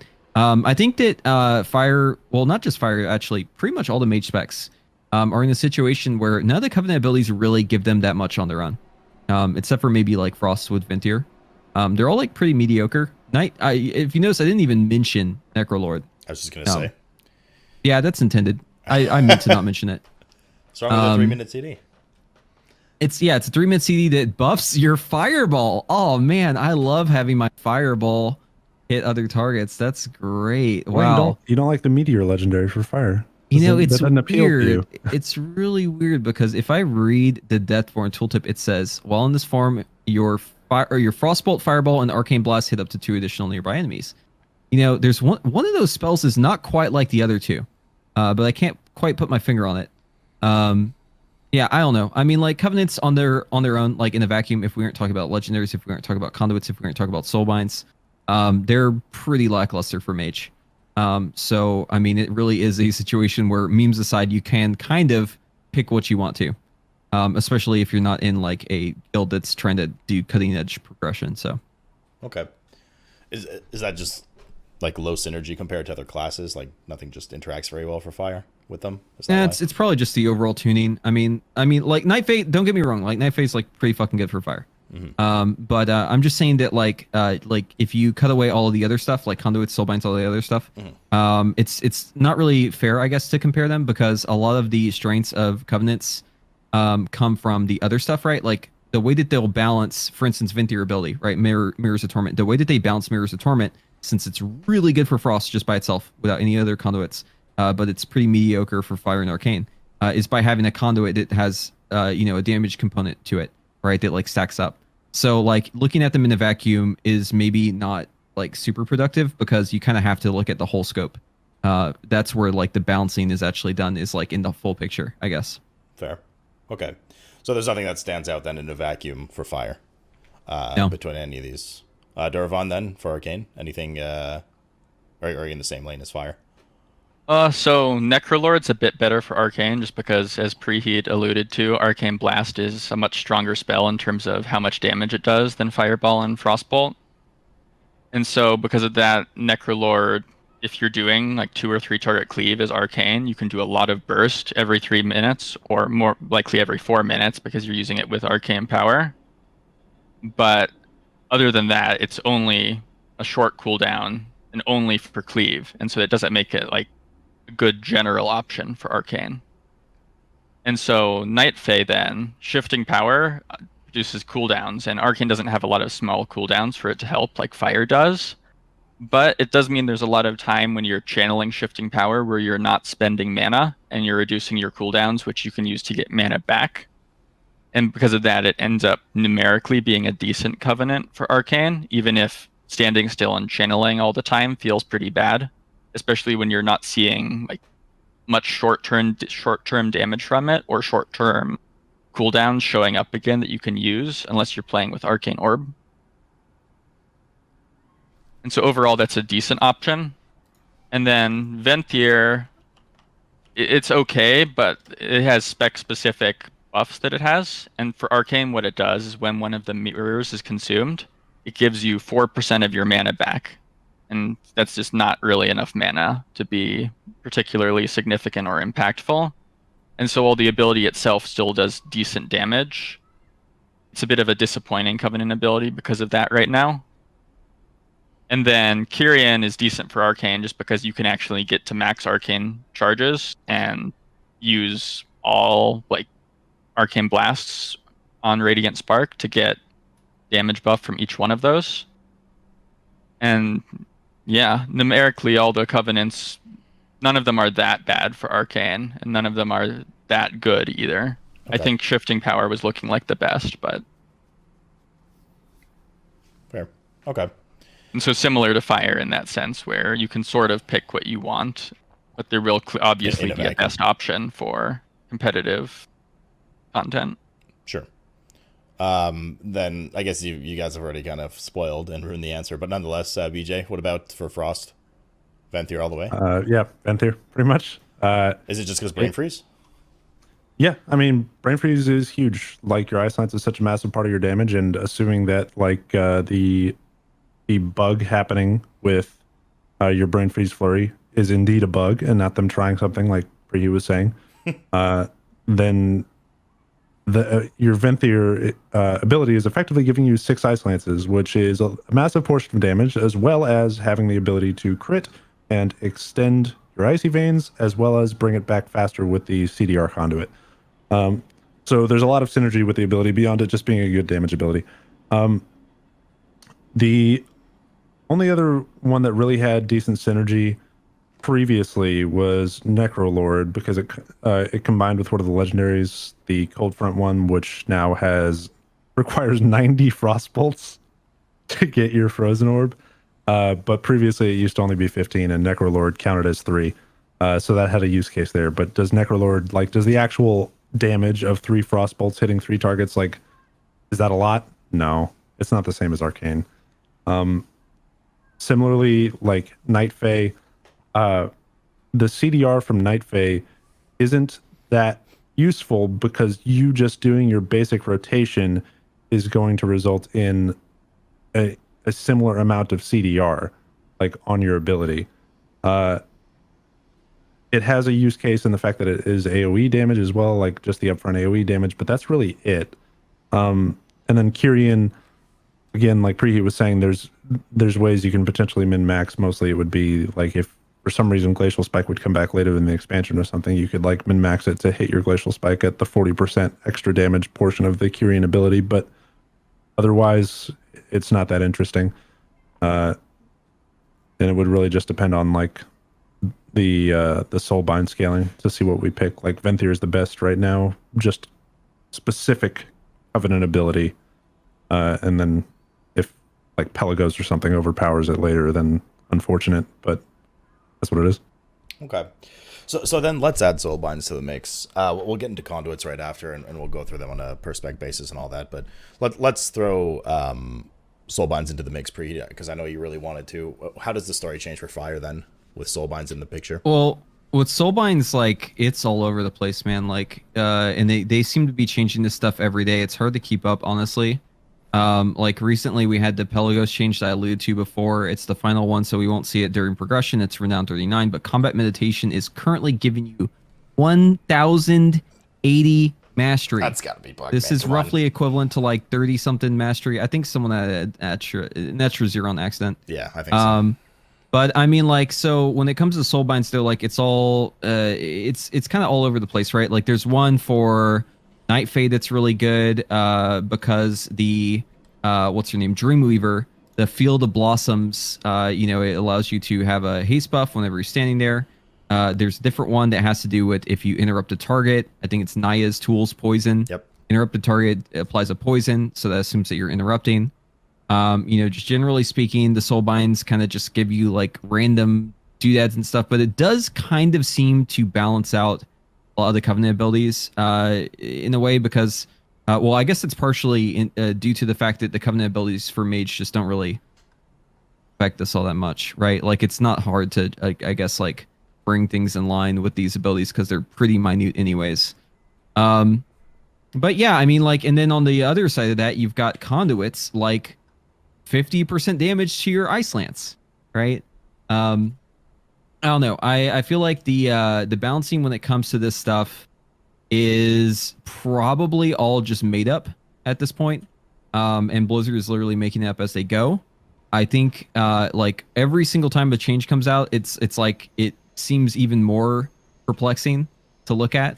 I don't know about you, but like literally every time a Soulbind changes, it's like something seems even more strange. So I'm not really sure like where the system is headed to. Ideally, it would be a way to perfectly balance covenants behind the scenes, right? Because the abilities themselves can be really strong, but then you can have one with like a crap ability give you, 10% verse just permanently, right? But the problem is that they have to have that 10% verse go for all classes, all specs, right? Herein lies the problem with conduits. You're trying to balance the covenant abilities per spec, but these factors that you're using to balance them affect all classes. And it's agnostic to what your specialization is. They've ultimately set up an impossible puzzle to solve. And there are ultimately too many knobs to turn to try and balance things. And every time you balance one thing, it's like a character creator in like Dark Souls where you like drag one bar all the way to the left and then the other bars move. You know what I mean? Mm-hmm. Like they cannot balance the system because of how complex it is. That's my opinion. And I think that this is just like a larger rant I have, but they've really put themselves in the corner on this one. I got to tell you, it's not looking good. Well, I want to throw up a softball for your rant real quick. Talk about the Flame Accretion and how dumb of a conduit it is. Okay, yeah. So we have a conduit for fire. Flame Accretion is the name of it. What this ability does, or what this conduit does, is Fireball grants X% mastery when it fails to critically strike. So it starts at like 5%, and I believe it goes up to 15%. Yep. And it stacks. I've tested this on beta. I actually dueled a hunter, and he used the ability where you cannot crit him. Normally, Fireball will eventually crit. Like it is because of a buff that is also called Fireball. Strangely enough, Fireball gains crit chance every time you fail to crit, and it will eventually crit. Well, this Flame Accretion, just with standard play, ends up being pretty well balanced. Like it does pretty good damage, just like basically ignoring its existence. But if you try to min-max it, you can end up in situations where you just like don't crit 15 times in a row, which is normally impossible. But you'd have like 60% increased mastery, right? And this is something that you can actually do if like very specific conditions are met, right? So this conduit is like completely at odds with what is intuitive, right? Mages want mastery when they have a pyroblast. How do you get a pyroblast? You crit. But this ability only grants you mastery when you don't crit. You get where the problem is here? You're setting up a situation where a mage, if they could control the RNG, if they had like the ability to control what's going to happen, they would choose to never crit to get their mastery to go to infinite levels, right? Right. You have basically set up a situation where you now wish that you would never crit. This is never a good situation to be in, right? You have just designed a very, very strange problem. And I mean, like in the grand scheme of things, it's probably not that bad, but it alludes to, I guess, design decisions that are a little bit half-baked, I guess. Like whenever I read this, I'm like, whoever made this doesn't understand Mage. Like they missed the point. Fair. Since we're on it then, what are your guys' thoughts before we get to well, actually, you know what? I'm sure they're not too different between the specs. Soulbind wise, for Arcane and Frost, is there anything that sticks out more so to you before I kind of want to return to some points that Preheat made, just so we can wrap up with Soulbinds? Not particularly, I don't think, for Arcane. There's no synergies, really. I mean, for Frost, like there's like the most minor of synergies, right? Like the end of the Soulbind for what's her name? The first Soulbind for Venthyr. Like you get a haste buff. Yeah, you get a haste buff. Like that has synergy with you trying to keep your Icy Veins uptime, right? But like that's so minor. There's Theotar has a verse buff, which is useful, but does it create synergy with the class? No. There's the haste buff with the Night Fae one, the flowers on the floor. Forget the name of it. Preheat. What were you saying it was? Wait, which one? It's Flowers on the floor from Night Fae. Haste. Oh Field yeah, of that's Blossoms. Dreamweaver, or whatever her name is, Dream one. Yep, Dreamweaver, Field of Blossoms. As far as like Soulbinds that interact with the way you play your class, that's pretty much it. I mean, there's the passives, but they're all pretty similar between the specs, right? Mm-hmm. Yeah. No, there's not too many. Well, I mean, it's like Preheat was saying, right? Soulbinds are class-wide, game-wide, really, right? So you're not going to get too many that interact with the way you play outside of any generic things like stand here, or move here, or here's 10% haste. Nothing specific for your class. That's where conduits are, well, supposed to come in. But returning to what Preheat was talking about with just overlaying systems on each other, and in the realm of Soulbinds now, as we know, they just recently eliminated the third potency slot, right, to all of these Soulbinds. What do you guys make of that? What are your thoughts on it? Now, I will add to that they did it from a perspective of trying to minimize impact on swapping specs. Yeah. Which is a hill that they're going to die on for I don't know what reason, instead of just making them spec, like having spec loadouts, right, per tree. But that being said, what do you guys feel about that, especially in the world of potency as DPS? For me, like, I don't care that much, right, because I'm a tank, so there's some cool, defensive ones I can grab. But what do you guys think? I mean, generally, I think that since we only really have 4 like spec-specific conduits anyway for potency, and then 1 covenant-specific one, there's not that many choices, and so it probably makes sense to limit how many we can pick more, because then you have to make more choices later on, rather than, oh, these are the only 3 good conduits anyway, so those are the 3 I'm using. Mm-hmm. So in that sense, I think while there's this few conduits, it might be good to limit it to only 2. Okay. Yeah, it makes it easier for them to balance it because they only have to balance the 2 best ones, right? Since that's how they seem to approach balancing now. Really, they focus on the top ones and try to bring them down. But the change actually doesn't really affect mythic progression, cutting edge, because we're going to be at level 13 renown. All of the potency conduits that were removed were beyond renown 13. So what that means is that up until Mythic Week, it is exactly the same as, and even during Mythic Week, it's going to be exactly the same. Until we hit Renown 28, that change affects absolutely nothing. Okay. And well, even then, like I would say, for all the specs, there's maybe only two that really interact in an interesting way, and the others are just maybe damage buffs. So like for Frost, right? You take Ice Bite and Icy Propulsion. Those are your two ones that actually. The Ice Bite is just the stupid levels of damage to Ice Lance, and the Icy Propulsion is the CDR on Icy Veins. So those are the two that you're going to take. And then the third one was just you have a choice between your the one that buffs your Covenant ability, and then you can take like Shivering Core or Unrelenting Cold, which are just some damage buffs to Frozen Orb or Blizzard, which aren't that interesting. Like there's nothing about the loss of that third potency conduit that just makes me go, ah, man, I really wanted to put another trait in that one. Like that would have been useful. I'm like, nah, it's all right. Okay. So nothing too dramatic then, with the change that they've made, or elimination that they made. It's a change. Change to the one less potency conduit.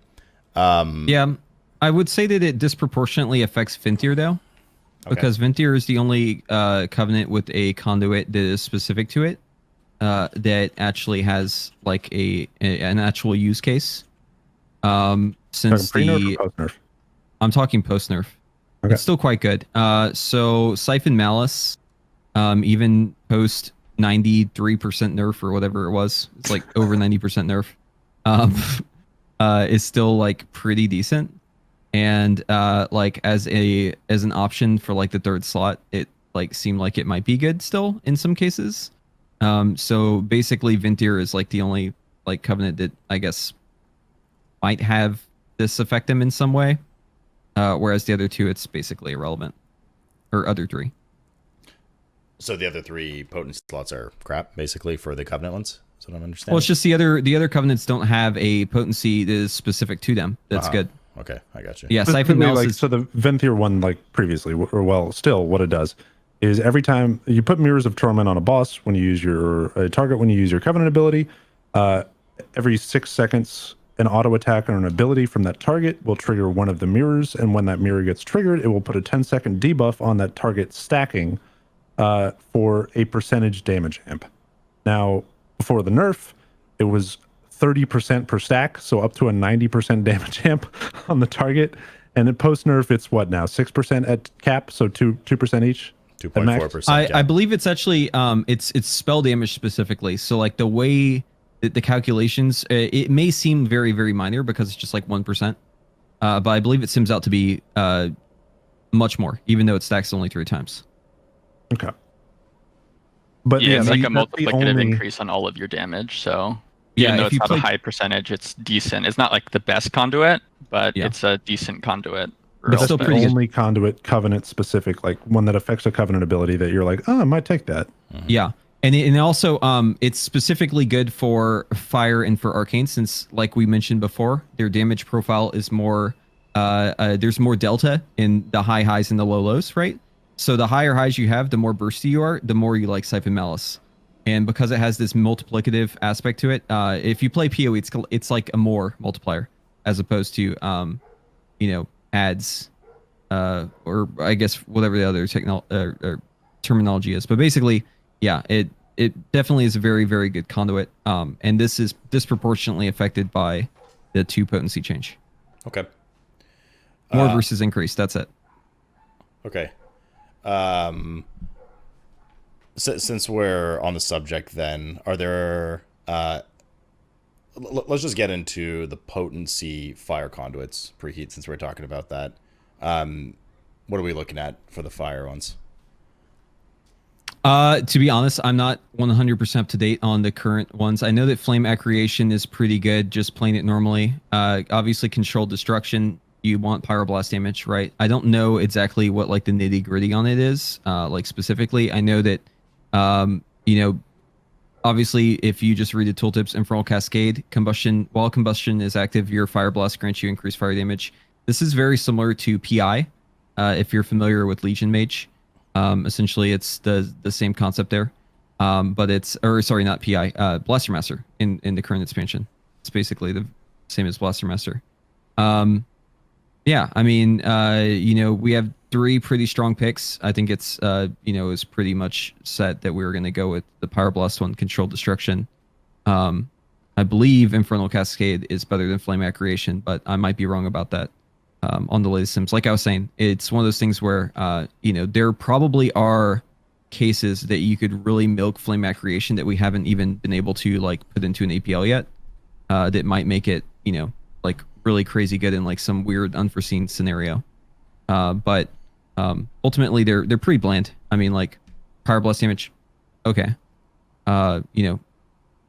This new watered down version of Blaster Master is 5 seconds instead of 3 seconds, and it only stacks 3 times, and it's 3% per stack on level 1, goes up to 10%. I don't know. It's just like watered down Blaster Master. So overall, I'm not too excited by any of these. All right. What about for Arcane, Dorovon? So for Arcane, the conduits are a little concerning, and so I'll start with the most concerning one first. Arcane Prodigy. When you use Arcane Missiles, each tick of Arcane Missiles reduces the cooldown of your Arcane power by some amount of seconds. And so the problem here is that, as I mentioned before, Arcane is in a place where you have Arcane Blast and Arcane Missiles fulfilling similar roles, and when one of them starts to get too good, you can ignore the other one. And so this is the sort of thing where if they add too many things that buff just Arcane Missiles, then suddenly you just drop Arcane Blast from their rotation and you only press Arcane Missiles. And by reducing the cooldown of Arcane Power with it, when you have Arcane Power up with Overpowered, your spells cost less mana, and so that means you can keep doing this even longer without running out of mana. And so this conduit alone is one of the big reasons why it looks like we might have Arcane Missiles only builds happening. And so then moving on from that one, Artifice of the Archmage. Arcane Barrage has a 10% chance to grant 2 Arcane Charges. This is just overall a really good AoE conduit because each hit of Arcane Barrage, which hits up to 5 targets, has a chance to proc this. No. And you want to use Arcane Barrage on AoE whenever you have 4 Arcane Charges. And so you have a chance to essentially just get 4 charges again and continue chaining Arcane Barrages. And even if you only get 2, then that's less time you spend not using Arcane Barrage. And so that makes that conduit just an AoE conduit that's really strong. And then Magi's Brand is just a general passive buff to Touch of the Magi. There's not a lot interesting going on there, except for the fact that if you have an Arcane Missiles only build, this is a conduit you can use that's not worse by using only Arcane Missiles. And finally, Nether Precision, the only conduit that exclusively helps Arcane Blast, is when you consume Clear Casting, you get a buff to your next 2 Arcane Blasts. Except the only problem here is that Clear Casting stacks up to 3 times, and you only get this when Clear Casting expires. So if you have 3 stacks and you use one, you don't get this buff. Oh my god.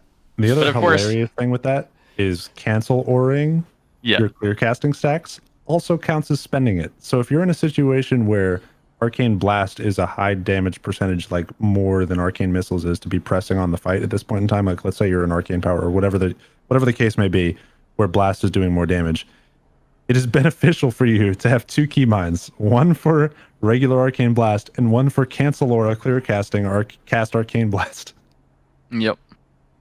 And so that's the other side of the coin, where if we end up having Arcane Blast only builds, then you could use this and just cancel all the buffs you get instead of actually using them, just so that your Arcane Blasts are better.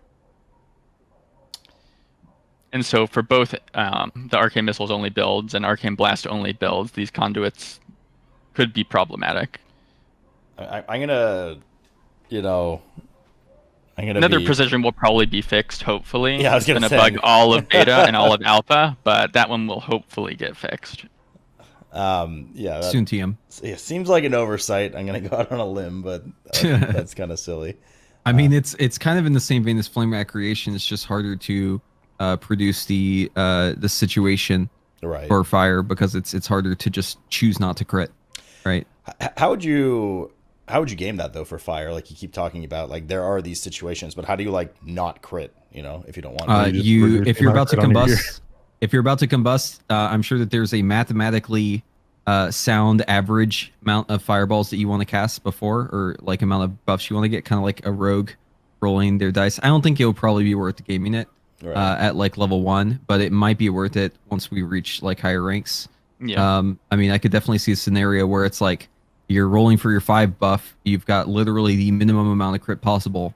You've got 0 additional crit, and you're praying to God you can get 5 stacks of this thing because your combustion's going to be nuts, right?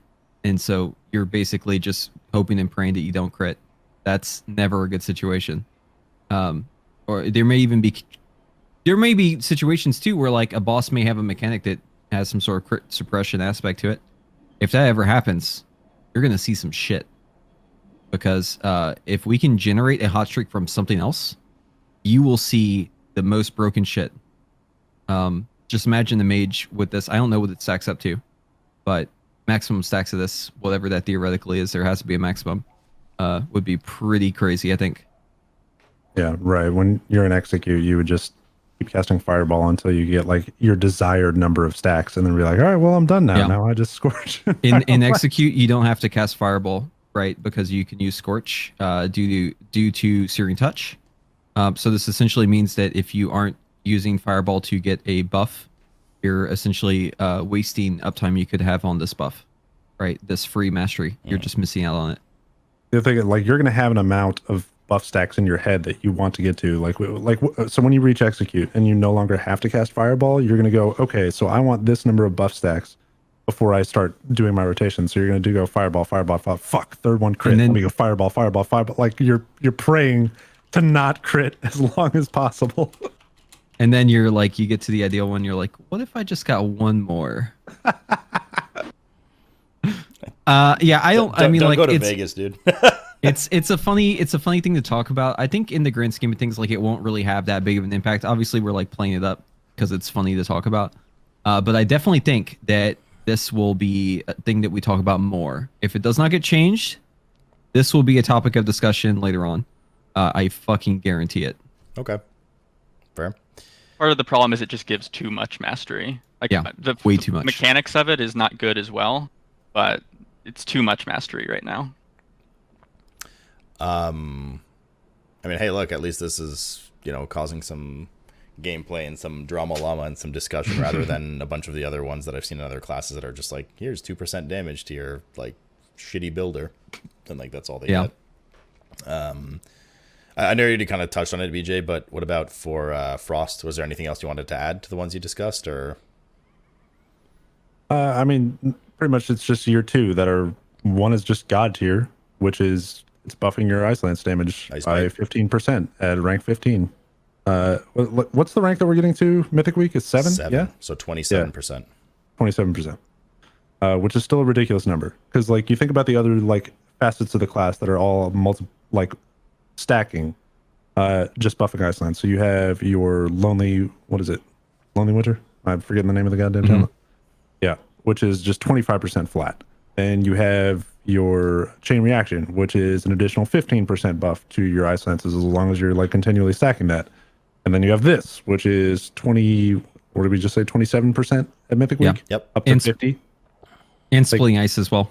Yeah, and Splitting Ice. It's just the amount of things that are stacking really high numbers on increasing Ice Lance damage. Like, let me put it this way.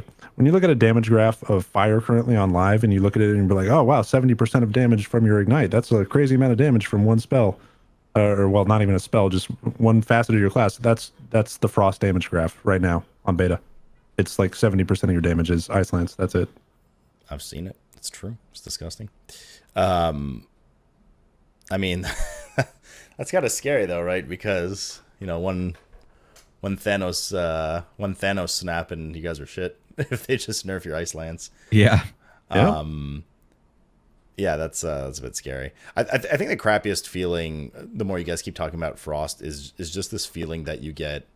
Like, does your build change substantially if it's single target, if it's AoE, if it's anything? Like, it seems like you guys just have the same build for everything, no? Yeah. For Frost, it's pretty much the same, yeah.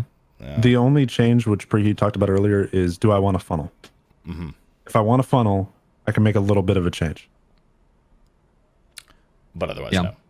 Okay. Yeah, I don't know. That's like fun until it isn't. I don't know how else to describe it the way I'm hearing you guys talk about it. What about for, we kind of worked backwards here, which is fine. Any notable finesse, like utility ones or endurance defensive ones that you guys have that are pretty darn cool? I've seen some cool ones. I've also seen some ass ones, but they're all lame. Okay. And they've all been recycled. The only thing I want to talk about on this is flow time. So there was a big point made about how we're reducing, how we're increasing the cooldown of Shimmer. Because Shimmer needs to be balanced. It's way too powerful. We need to increase the cooldown, right? And then they even got rid of the second charge that was later reverted. Well, what's the point of that whole discussion if now we have a conduit that also just reduces the cooldown back to where it was? You know what I mean? Like, what's the whole... Is that how much they nerfed it? 5 seconds? Yep, 5 seconds. Yeah, 5 seconds in that max rank, it goes back to 5. 5 seconds less. Right. Yeah, it's literally back to where it was.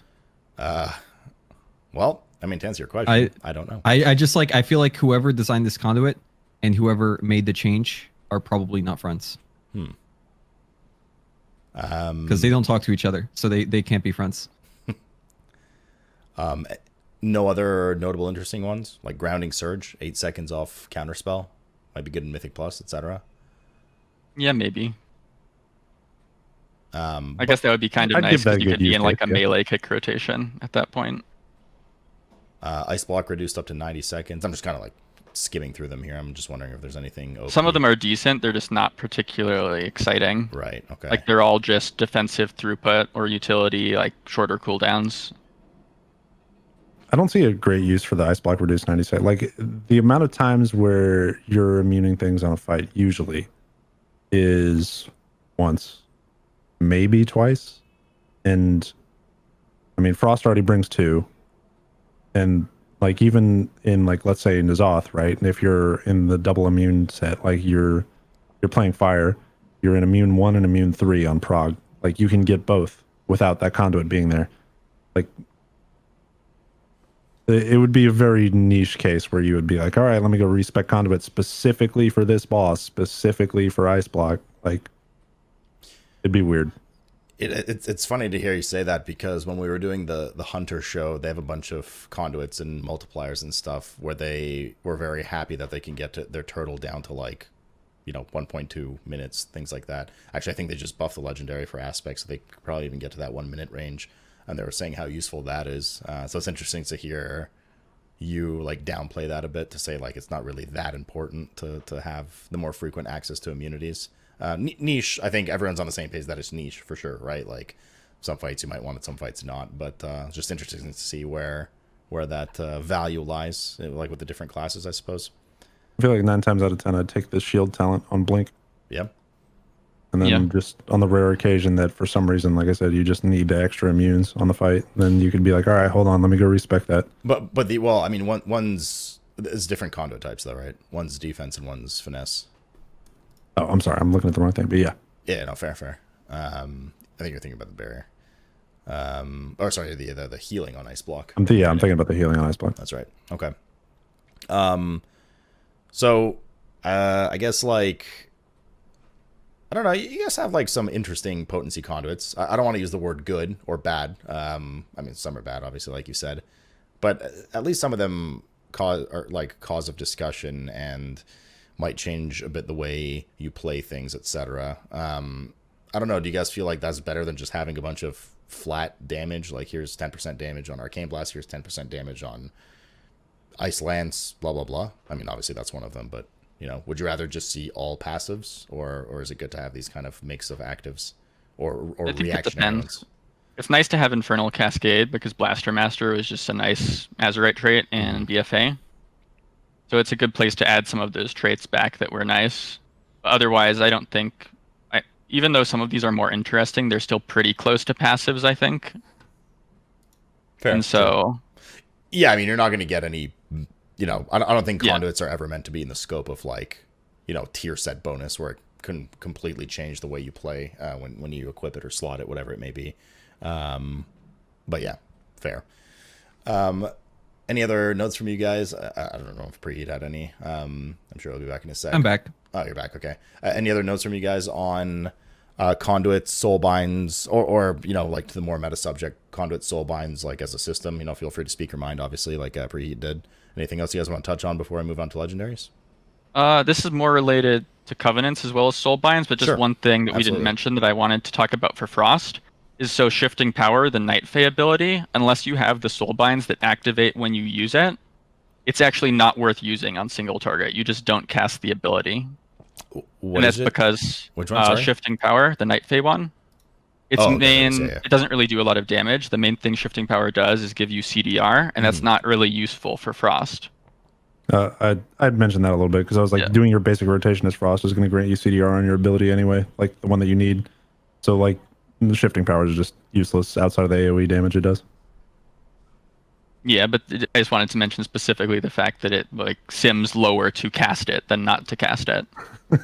And one thing actually that would help address this is if they made Flurry a charged cooldown, that would give Frost a short cooldown that it could reduce. And so, one more reason to do that, since then they don't have to change the Covenant ability so that it does something for Frost. Okay. Anything else? What are you eating, Preheat? Is it good? I just ate a whole Shake Shack burger. Damn, man. 2 bites? All right, cool. Let's move on to Legos then. We can start. If you want a second, we can start with a different spec. Preheat, up to you. I'm good. Keep So down, enjoy that burger. oh no, we're good. He already It's all did. been consumed. Yes. Yep. Yeah. So for legendaries on fire, if this talk was a little bit earlier, I think we might have a different ranking. Yeah, this is we're in a bit of a weird situation because a bunch of your legendaries just got dumpstered. Yeah, and then they made the blue post, right, saying that. Yeah. So. It's really weird. Okay, so let me just give you my thinking on this. So they obviously absolutely dumpstered the best legendaries, right? Like Sun King's Blessing got absolutely spit roasted in this change. And then they came out with the blue post 20 seconds later. So yeah, I don't know. My perspective on this is just I don't really care, I guess, because they just said they're going to change it again, right? So trying to figure out what's best right now is probably a waste of your time, right? True, but they also didn't really specify which, right? They just said generally we feel legendaries actually should be more powerful, but they nerf things by 6 to 8 times, right? Not percent times, and then someone just jumps out and it's psych in the blue post, right afterwards. So I don't know.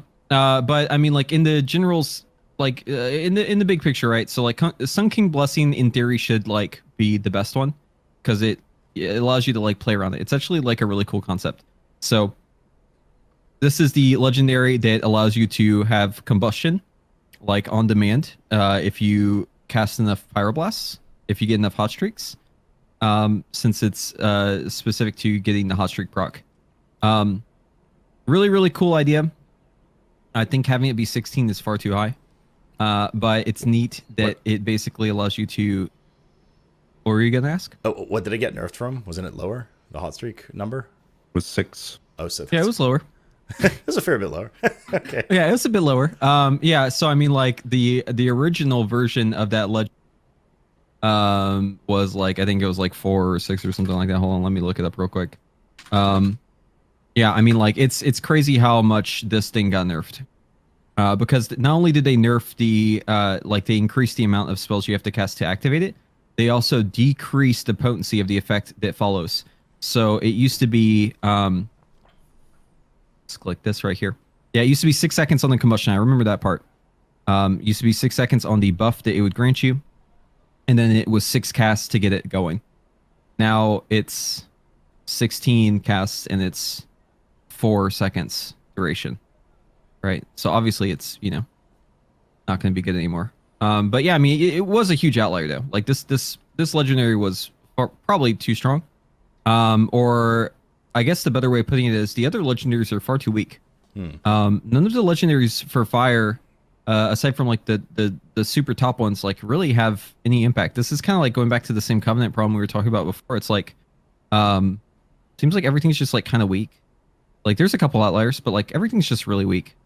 And I really hope that the solution to balancing this stuff isn't to make everything weak, right?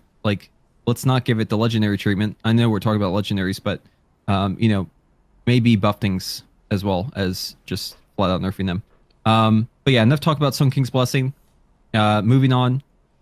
We've also got Firestorm. Really, really cool in theory. This is the set bonus. If you played Blackrock Foundry, you know how the set bonus works. Basically, it's like you randomly get this buff, right? Whenever you get your hot streak, you use it, and it's like you just everything's instant cast and it crits. It's really sick. The problem is that the RPPM is like extremely bad for this.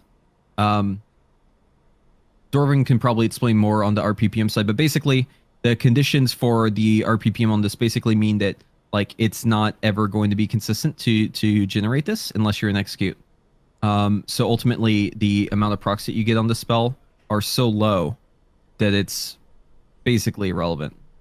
Very, very cool in theory, and I like that set bonus in Blackrock Foundry. It was great whenever we had it back then. The problem is the implementation and specifically having it be RPPM, I think. Yeah, moving on to the other legendaries for fire. We've got the one where you cast 40 fireballs and it calls down the meteor, whatever. I mean, like there used to be gaming back when these legendaries were in the game before where like you would try to cast a power blast and then fireball and have them both hit at the same time so you get 2 meteors. That was kind of fun. Ultimately, like having a meteor come down is really not that great. It's, I don't know, it's all right. Nothing too great there. And then, of course, Fevered Incantation, which is basically just PI, right? This is the each consecutive critical strike you deal increases critical strike damage you deal by 2% up to 10%. It's actually pretty good, I'm pretty sure. I mean, we've already seen these before, right? Like literally every single legendary that we've talked about has been in the game before, and that's fine. The problem is that they're so watered down now that it's like strange to, I guess, invoke the old item, except for maybe like nostalgia reasons, I guess. It's like, oh, remember that one thing? Well, now you can use it again, but it's bad. Aren't you excited to use that one thing you liked, but now it's just really bad? So yeah, I don't know. I'm not really excited by any of these legendaries. Okay. Yeah. Are there any of the general mage legendaries that are worth raising an eyebrow to, or no? So for the general ones, ones. so like this is really weird, right? Because one of the general ones actually isn't a general.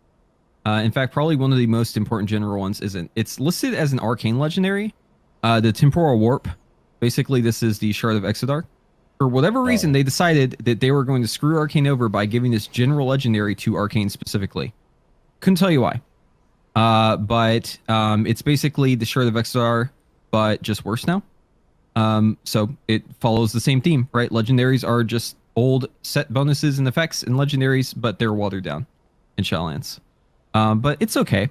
I mean, it definitely is getting better, I think, over time as they change things. With the other ones, you've got, you know, like crit damage from Disciplinary Command. This is okay, I guess. Doesn't really look to be all that great. It's weird that it only affects crit damage. I guess for fire, that's probably fine, because you'd probably want it for combustion. It can only only occur every 30 seconds, though. And it's from casting a Frostfire and Arcane spell within 10 seconds, which is basically what you're doing all the time, right? I mean, like if you're playing normally, I don't know.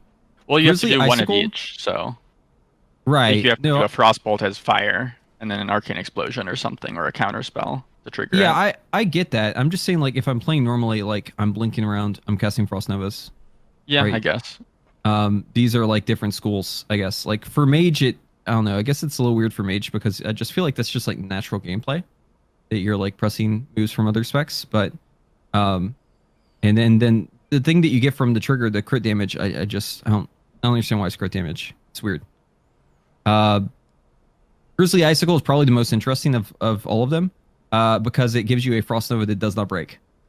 And you can just imagine how good that is in certain situations, right?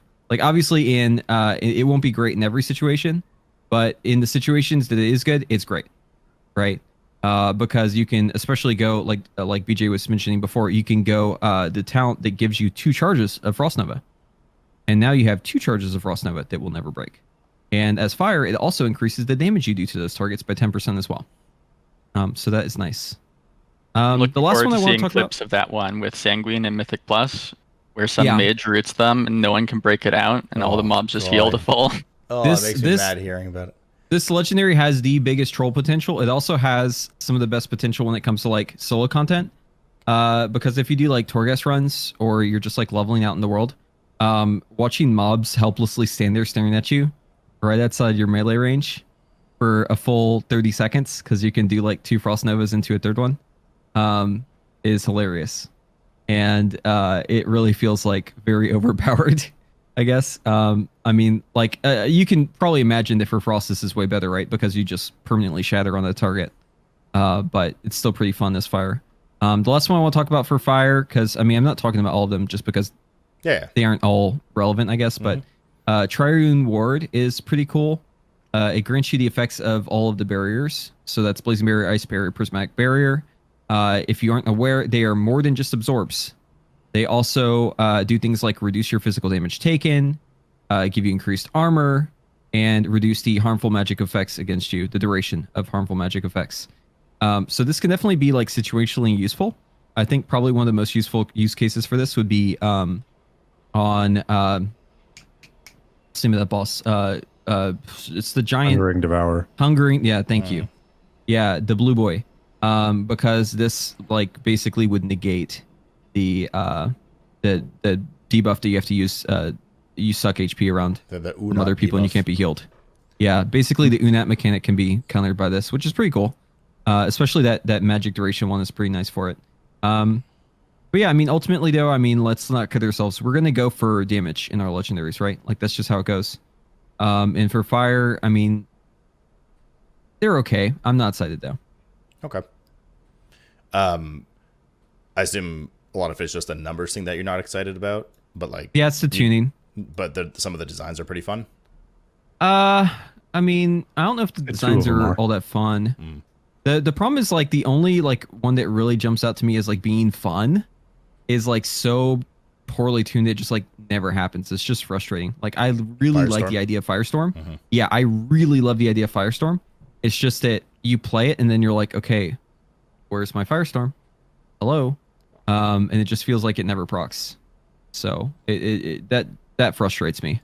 Well, hopefully these will be things that'll be picked up in their general buffing of legendaries, because there's certainly a lot of them that feel quite shit right now. Yeah, I believe the so just to give some numbers, I believe right now Firestorm is looking like the best one at like a 5. This is your readout, I think, Dorovon, but it said here, so maybe you can clarify on this. It said here 5.44% on Firestorm over base. Yeah, for single target, that's about right. Yeah, so this should give you an idea of how irrelevant legendaries are, right? The best legendary for fire is a 5.44% increase. What do you think that range should be? I think legendary should be 20%. Okay. Somewhere in the 10 to 20 range, I think, would be better. Which, funnily enough, what was Sun King's prices previously? 20. 20. Yeah. Yeah. And now you know what it is? 2.74. Yeah, just casually nerfing something real by well thought out nerf. by like 80+%. Yeah.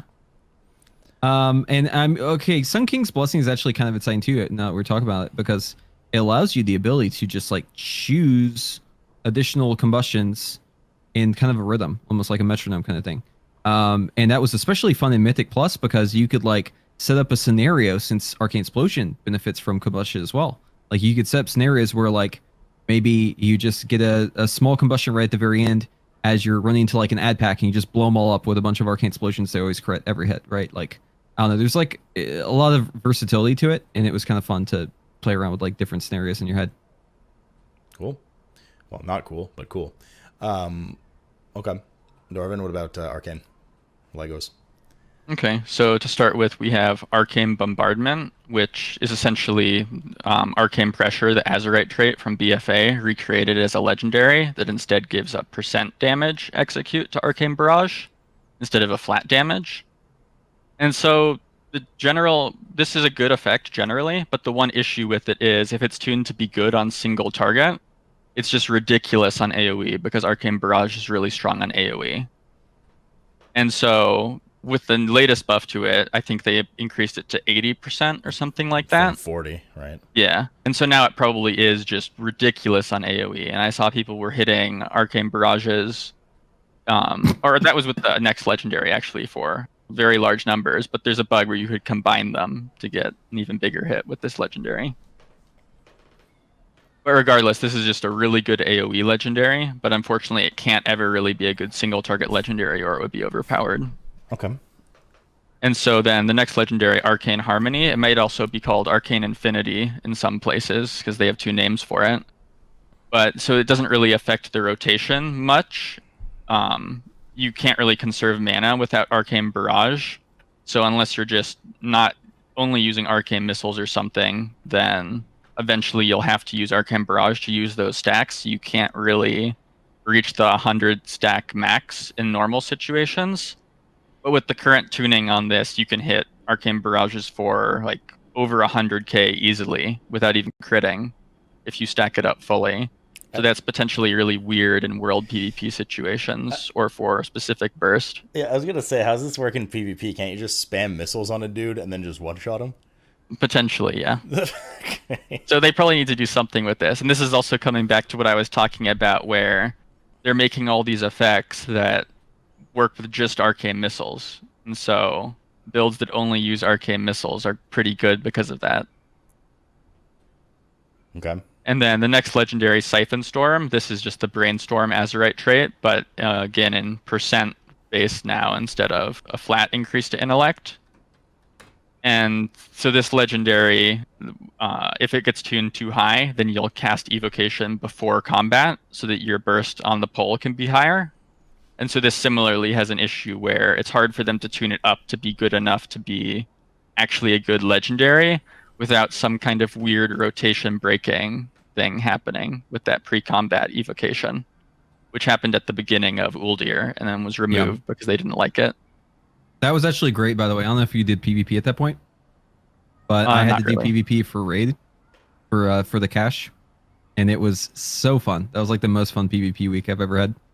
You literally evocate in the starting room, and then you'd invis out with POM already on, and in charge up. So you'd have 4 stacks of arcane charges, and you would straight up 2-shot whoever came out, unless they popped immunity, and also it was both with instant casts. So unless they could stun you, or silence you, or pop an immunity, the person would die every time. It was so fun. Sounds pretty balanced. It was so fun. Yeah, it was extremely balanced. Yeah. Just like I love my PvP when it's extremely balanced. You know me. So. And so then before continuing on, because the next legendary is effectively just a generic one that's shared between the specs, these are the 3 arcane legendaries, and none of them really affect the rotation much, and they mostly just seem to have, especially on single target, and they mostly just seem to have weird cheese that you could potentially do with them instead of significantly changing the rotations. So Arcane could definitely use maybe one legendary that's actually interesting and good with how the rotation works. And so hopefully they have a chance to rework one of them. And so then Temporal Warp is a decent legendary, but it's obviously just frustrating to use like Shard of the Exelar was in Legion, where you need someone else to use Bloodlust in your group if you're trying to use this. And then for the generic legendaries, Grizzly Icicle is really just a frost legendary, so it's not good for Arcane unless you just want the utility of the permanent root. Disciplinary Command gives crit damage, and Arcane, unlike Frost and Fire, doesn't have any way to get guaranteed crits. And so this is just not a lot of damage for Arcane. And finally, for Throughput legendaries, the Expanded Potential is actually decent for Arcane because you don't get a lot of clear casting procs, and this gives you a way to get more of them, essentially. And so because of that, at least before all these legendary changes, that was actually one of the better legendaries for Arcane, even though it's a generic one, just because it interacted well with Arcane's proc. Okay. And then, as Preheat mentioned, Triune Ward is an interesting effect, but it's defensive, so it's hard to think of a lot of good uses for that, where you'd give up a DPS legendary. Yeah, they really. I would love to see them just make like you can wear 2 legendaries, 1 utility, 1 damage, like end of story kind of thing. Would be nice to actually get some play out of them, but as long as DPS ones exist, like people are going to gravitate towards those for bigger numbers. Knowing Blizzard though, they would classify things incorrectly. So you'd have like Grizzly Icicles be a utility one for Oh, yeah. Frost. You know what I True. mean? Yeah, fair. Okay. Then BJ for Frost. So previously, what was looking like the best one on single target was Cold Front, and that got what was the percentage nerf that you said, Preheat? Was it the one that was 90 like? No, that was the 15 to 90 frost bolts. Oh man, The solid change. the 90 memes. Oh, good lord. Okay, so the one thing that was like semi interesting with that is like somebody just looks at the number 90 and they go, "Oh, 90 frost bolts." Okay, so every tick of flurry also counts as a single stack on that. So technically one flurry is 3 stacks. Now is 90 an appropriate number? No. But is 15 an appropriate number either? No. So it should probably be like somewhere around, I would guess 25-ish. But if we were to stick with like Preheat's earlier statement of like he thinks legendary should be about 20% added value to your DPS potential, then it was at a pretty good spot. So it was about 18% earlier before the nerf. And now it is sitting at a solid 2.5. So very good change there. What we're left with now is your best single target is going to be Slick Ice, which is every time you cast a Frostbolt, it reduces the cast time of Frostbolt by 5%, stacking 10 times, I think. So you get down to like a 1 second cast time Frostbolt during your Icy Veins. And that's sitting at like a 9% damage buff right now. And that's still somewhat interesting because Frostbolt is your generator for your two damage procs, which is like your Brain Freeze and your Fingers of Frost. So the more Frostbolts you get, the more procs you get, the more Ice Sciences you get. And it does become like an actual interesting interaction, especially since you're going to spend so much of your time with Icy Veins active that the amount of time that you'll be spending like casting 1 second Frostbolts is a large to a permanent amount of the fight. So that's like, it's kind of interesting, but it's going to be very high APM, very high reaction time on it when that goes through. Freezing Winds was the next one that also affected Frozen Orb, and it just made it so every 2.5 seconds, this is pre-nerf, every 2.5 seconds that Frozen Orb is active, you automatically get a Fingers of Frost proc.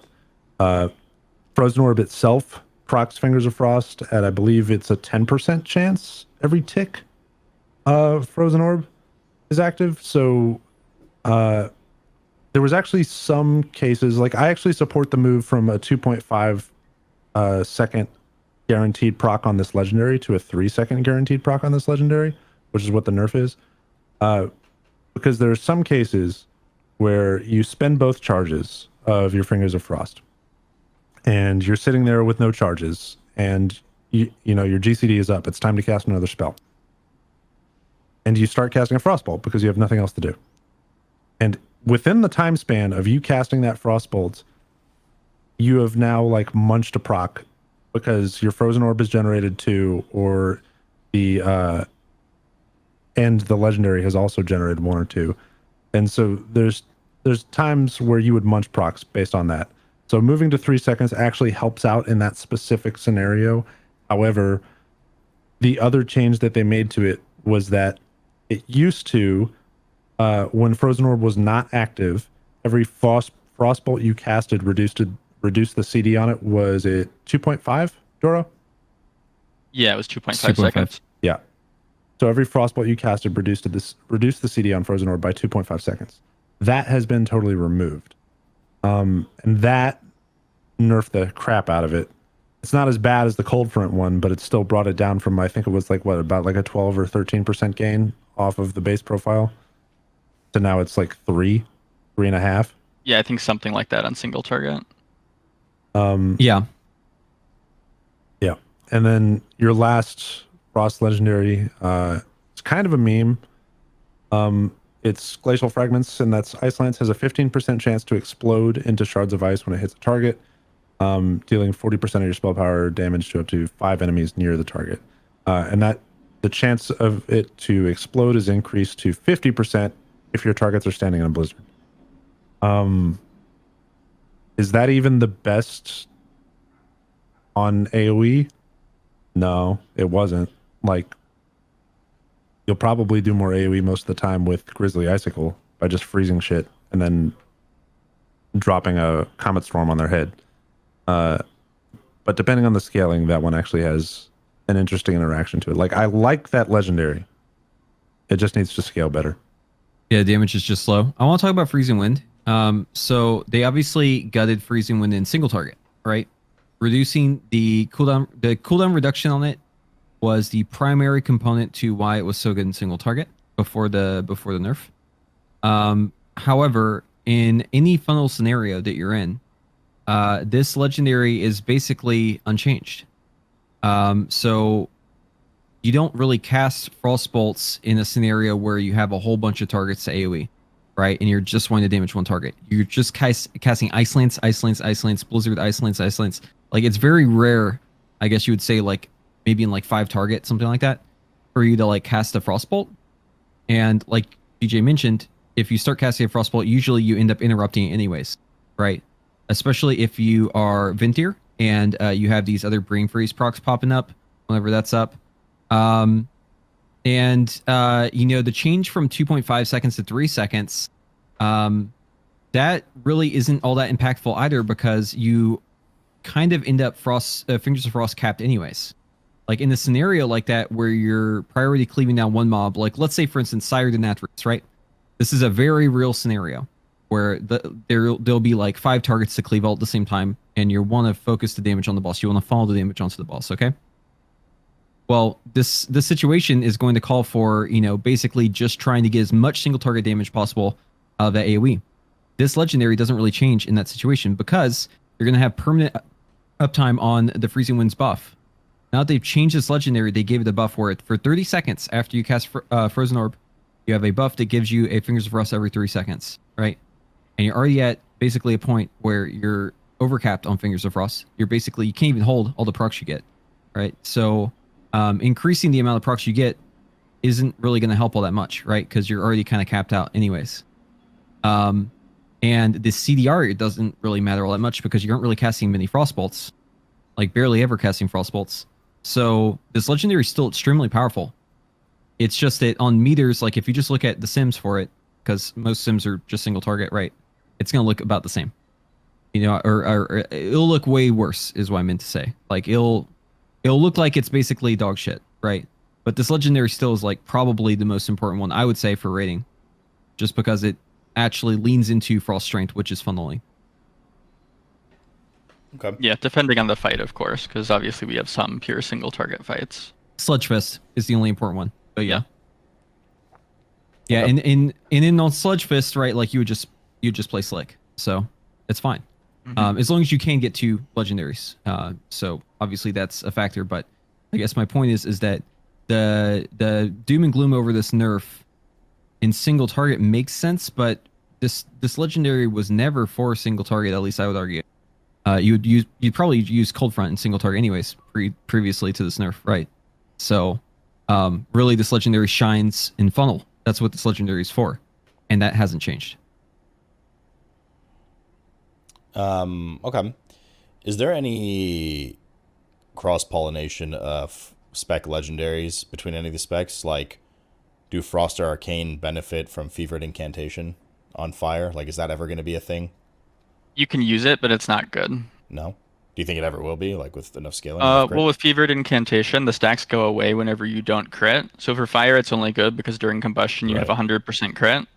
So it could be okay depending on tuning. For other specs, depending on, like, if you got really high crit on Frost or something and we're only casting spells that would shatter, then maybe it could be okay. But it would have to be tuned pretty high for that to happen. Okay.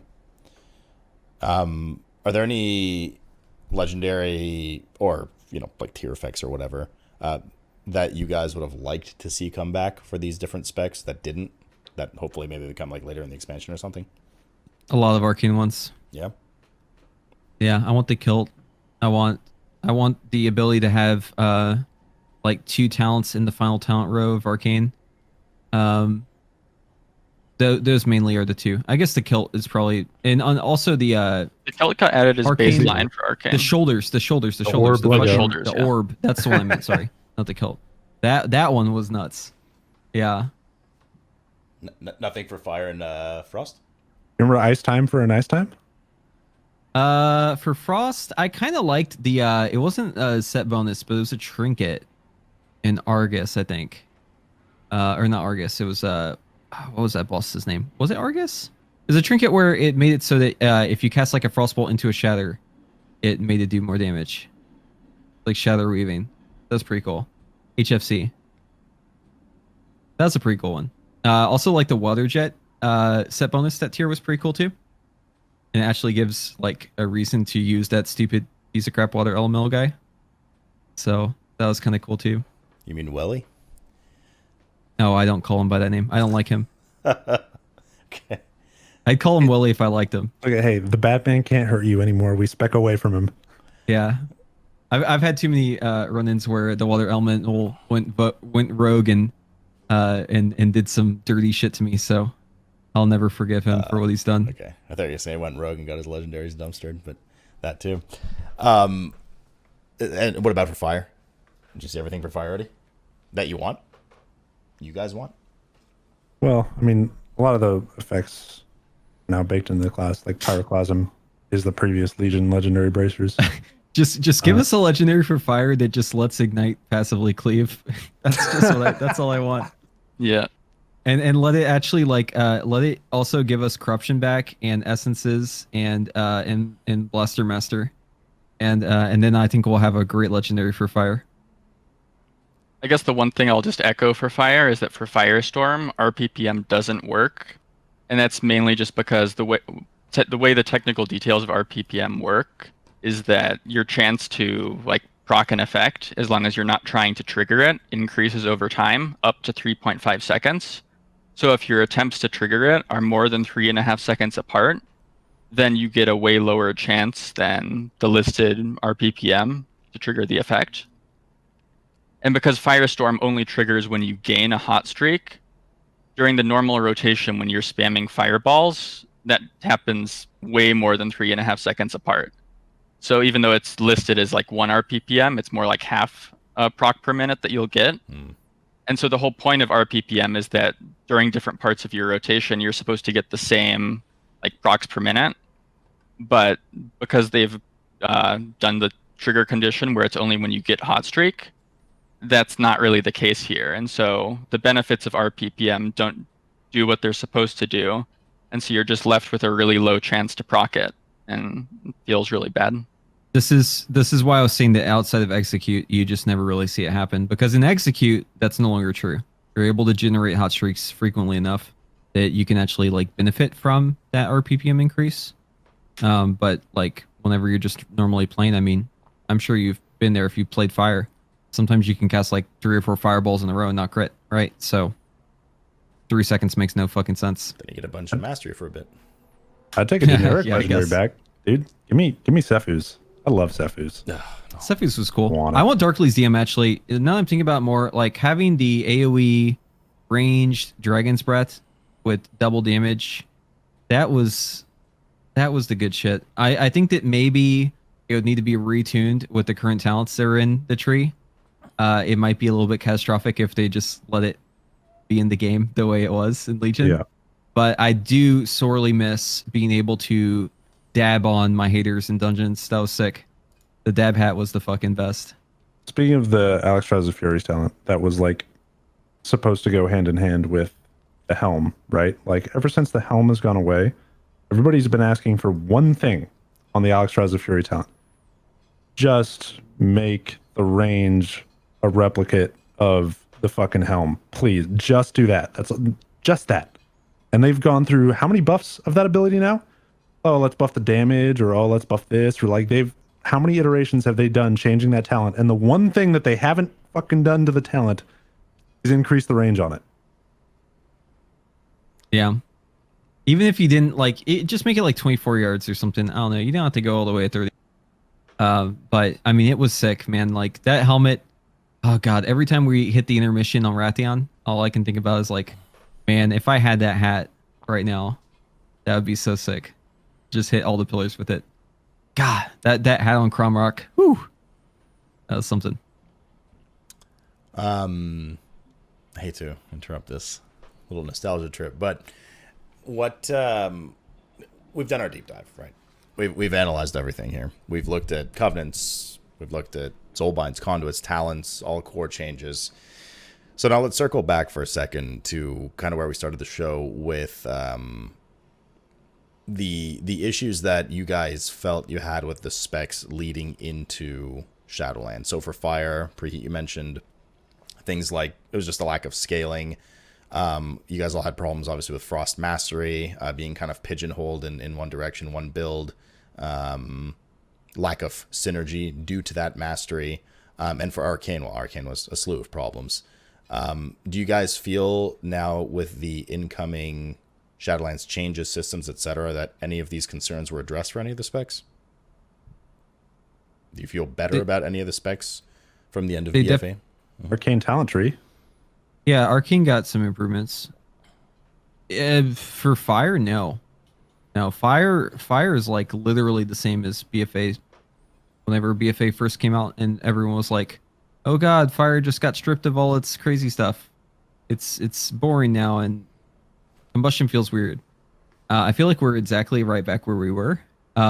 Except for now, at least we have Phoenix Flame, but I mean, you're not supposed to using combustion, so. No, I mean, like, the problem with fire and scaling isn't even necessarily, like, stat scaling. That's the common misconception people have, is they think that fire scales really good with stats, and that's why it gets broken at the end of every expansion. But that's not it. The reason why fire always ends up broken is because of system scaling. Like, the amount of systems Blizzard adds to the game, they always accidentally make it broken. They just can't help themselves. Every time they add more systems to this game, they accidentally make fire insane. And, fire previous to having those systems is always going to feel kind of lackluster, right? So I don't think they've addressed anything.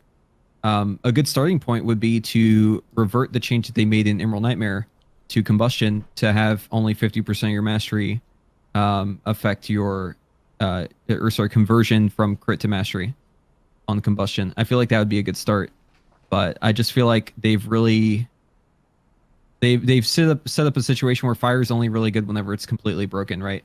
There's like no in between. And I'd like to see fire like be good without having all the systems added to it. I'd like to see fire be good completely out of the box, right? But I don't think that that's ever going to happen. Well, how do you do that then? What do you guys think? Is it just the combustion that you said? Well, so obviously you'd have to scale down things once you add systems in, right? So you wouldn't avoid catastrophe. But like a start would be to make Fireball actually do some damage. Because right now it's like the wimpiest spell, right? Fireball do damage, 100% crit to mastery version in combustion, flame on baseline. I mean, there's a slew of changes. Yeah, and Ignite actually do something because it looks like they've just kind of made Ignite just bad with the change, like in how our stat scale. It's like Ignite's just like irrelevant. I don't know. I don't know what the right solution is to fix fire. All I know is it's really not good right now in terms of like how it plays. Because optimally playing it. Go ahead.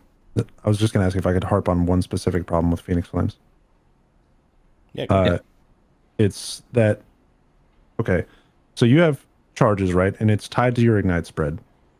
So, and it's also tied to Hot Streak. When you tie something to Hot Streak and spreading Ignite, you want to convert your heating ups to Hot Streaks, but at the same time, you need to time when you spend your Phoenix Flames with spreading your Ignite at opportune times. So it just creates this dilemma. And you could say that, okay, that's good, like friction on the player. Being like, you have to make an interesting choice. Do you want to convert a Hot Streak right now? Do you want to spread an Ignite right now? What do you want to do? And that's okay if you do that. But you can't then also have it not be a guaranteed crit, because that results in a scenario where outside of combustion, you're sitting on a heating up, or let's just say you're casting your regular rotation, fireball, pyroblast, fireball, pyroblast. The time when you would want to spread your ignite would be immediately following a pyroblast. Right. Okay. However, the two spells that you just fired at the target, the fireball and the pyroblast, have a chance to crit. Okay. One of them crits. You're now left with a heating up. You now fire off the Phoenix Flames as a reaction because you go, I've just fired a pyroblast. There's my mastery. There's what I want to spread. And the Phoenix Flames doesn't crit, and it munches your heating up on the target. Yeah, it shouldn't have any interaction with heating up. I get exactly what you're saying. You're basically saying the outcome, no matter what you do with Phoenix Flame, is always wasted. Either you convert the heating up into a hot streak to save it from getting wasted by the Phoenix Flame not critting, or alternatively, you waste it. Potentially, you waste a hot streak, right? Because you have a heating up, you fire off the Phoenix Flame, it doesn't crit, and sad days, right? You just lost the proc. So in either case, you're going to be wasting a proc, right? Like you're wasting a heating up no matter how you slice it. So the only way to really resolve this issue is, instead of making it like 100% guaranteed crit, or maybe not crit, just make it so it has no interaction at all with heating up.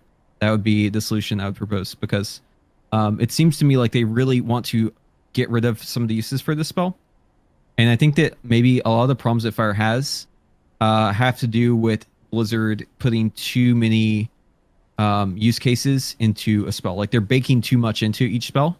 This is the problem that Fire Blast has had like all throughout BFA, is that it does too much. It's like the button that you press in every scenario to do like 5 different things, right? And Phoenix Flame is kind of in the same boat. So if you're going to add Phoenix Flame back in, you need to have a clearly defined role for it. Is it a filler for combustion? Yes or no? Is it only supposed to spread ignite?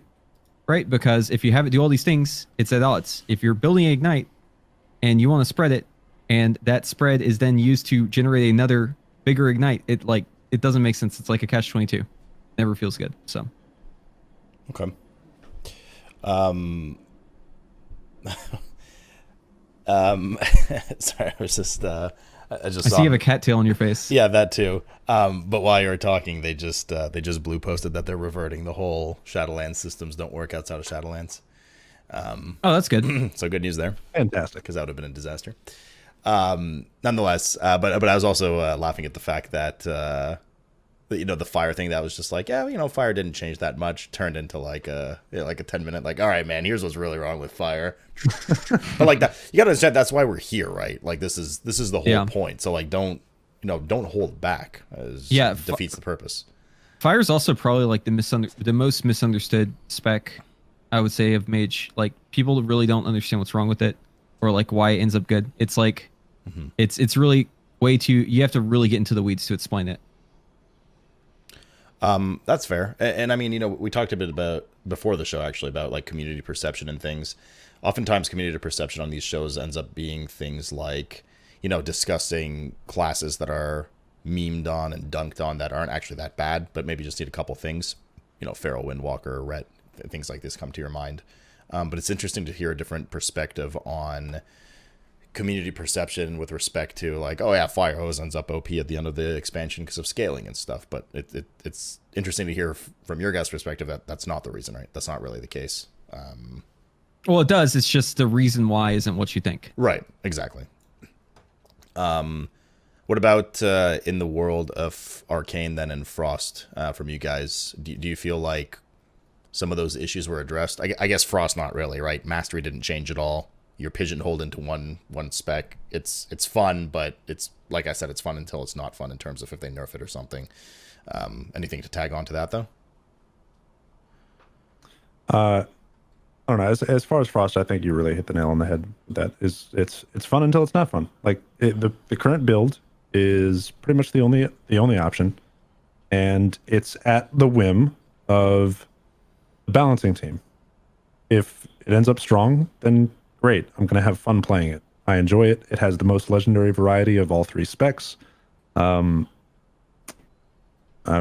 conduits probably provide the biggest buff versus the other spec. Like the 50% Ice Lance is just out of control versus like the ones that Fire and Arcane provide.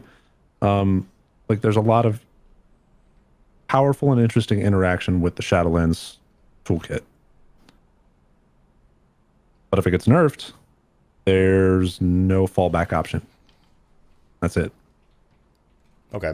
And your guys', let's say, primary fix or like core fix is going to be mastery redesign? Is that the direction we're headed in? And maybe, as Dorovon you mentioned earlier, let's have less of these systems directly impact Ice Lance only? Well, Yeah. specifically 2 changes: mastery redesign and a charge system on Flurry. Yeah. The flurry thing is super important because think of it this way. Imagine if your class had a chance to proc whatever it is, any example, right? It literally doesn't matter. And then the other proc that you got was the same thing, but it was ×3. It just like was a Titan Forge version of the proc. That's what Frost is. Because effectively Brain Freeze is just 3 Fingers of Frost. So you have Fingers of Frost and then you have Fingers of Frost ×3. Right? Especially in the current implementation where you can't even shatter anything with Brain Freeze. So, like, it's just weird that both the procs basically do the same thing. You know what I mean? And it makes no sense to have them both be procs. Just make one a cooldown, and now you fix, like, most of the problem with Frost. Essentially, like, the best way I could try and say why this sucks is, like, if you get both procs at the same time, there's no use case in which you as a player feel clever for how you managed your procs. The only scenario that you can possibly get is, oh, thank God the proc order didn't fuck me. That's it. There's no point where you're like, ah, man, handled that one really well. I feel good. Okay. It sounds like low-hanging fruit for the potential fixes to Frost. Yeah. I hope you're right.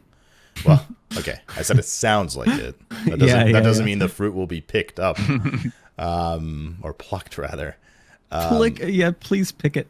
Okay, so we've done kind of wish list for Fire and Frost here, and finally Arcane, Dorovon. What do you? Arcane is probably the one that received the most changes and positive changes, and as you guys said at the beginning, right? Yeah, Arcane generally got a lot. One of the big problems in BFA is that Arcane missiles just always felt really bad, and now it doesn't feel too bad. It's just that now it's starting to sort of replace Arcane Blast potentially in the rotation. So it really needs to go back to where it was in Legion when it was just a proc. You couldn't cast it without clear casting, or it could even just be like terrible without a proc, but get way better with clear casting instead of a little better like it does right now. And so that way you don't have to worry. You can make the proc feel good, and you don't have to worry about it replacing Arcane Blast in the rotation anymore. Okay. And then also the unfortunate thing is the legendaries for Arcane they aren't very good in Shadowlands, and there's only 3 of them.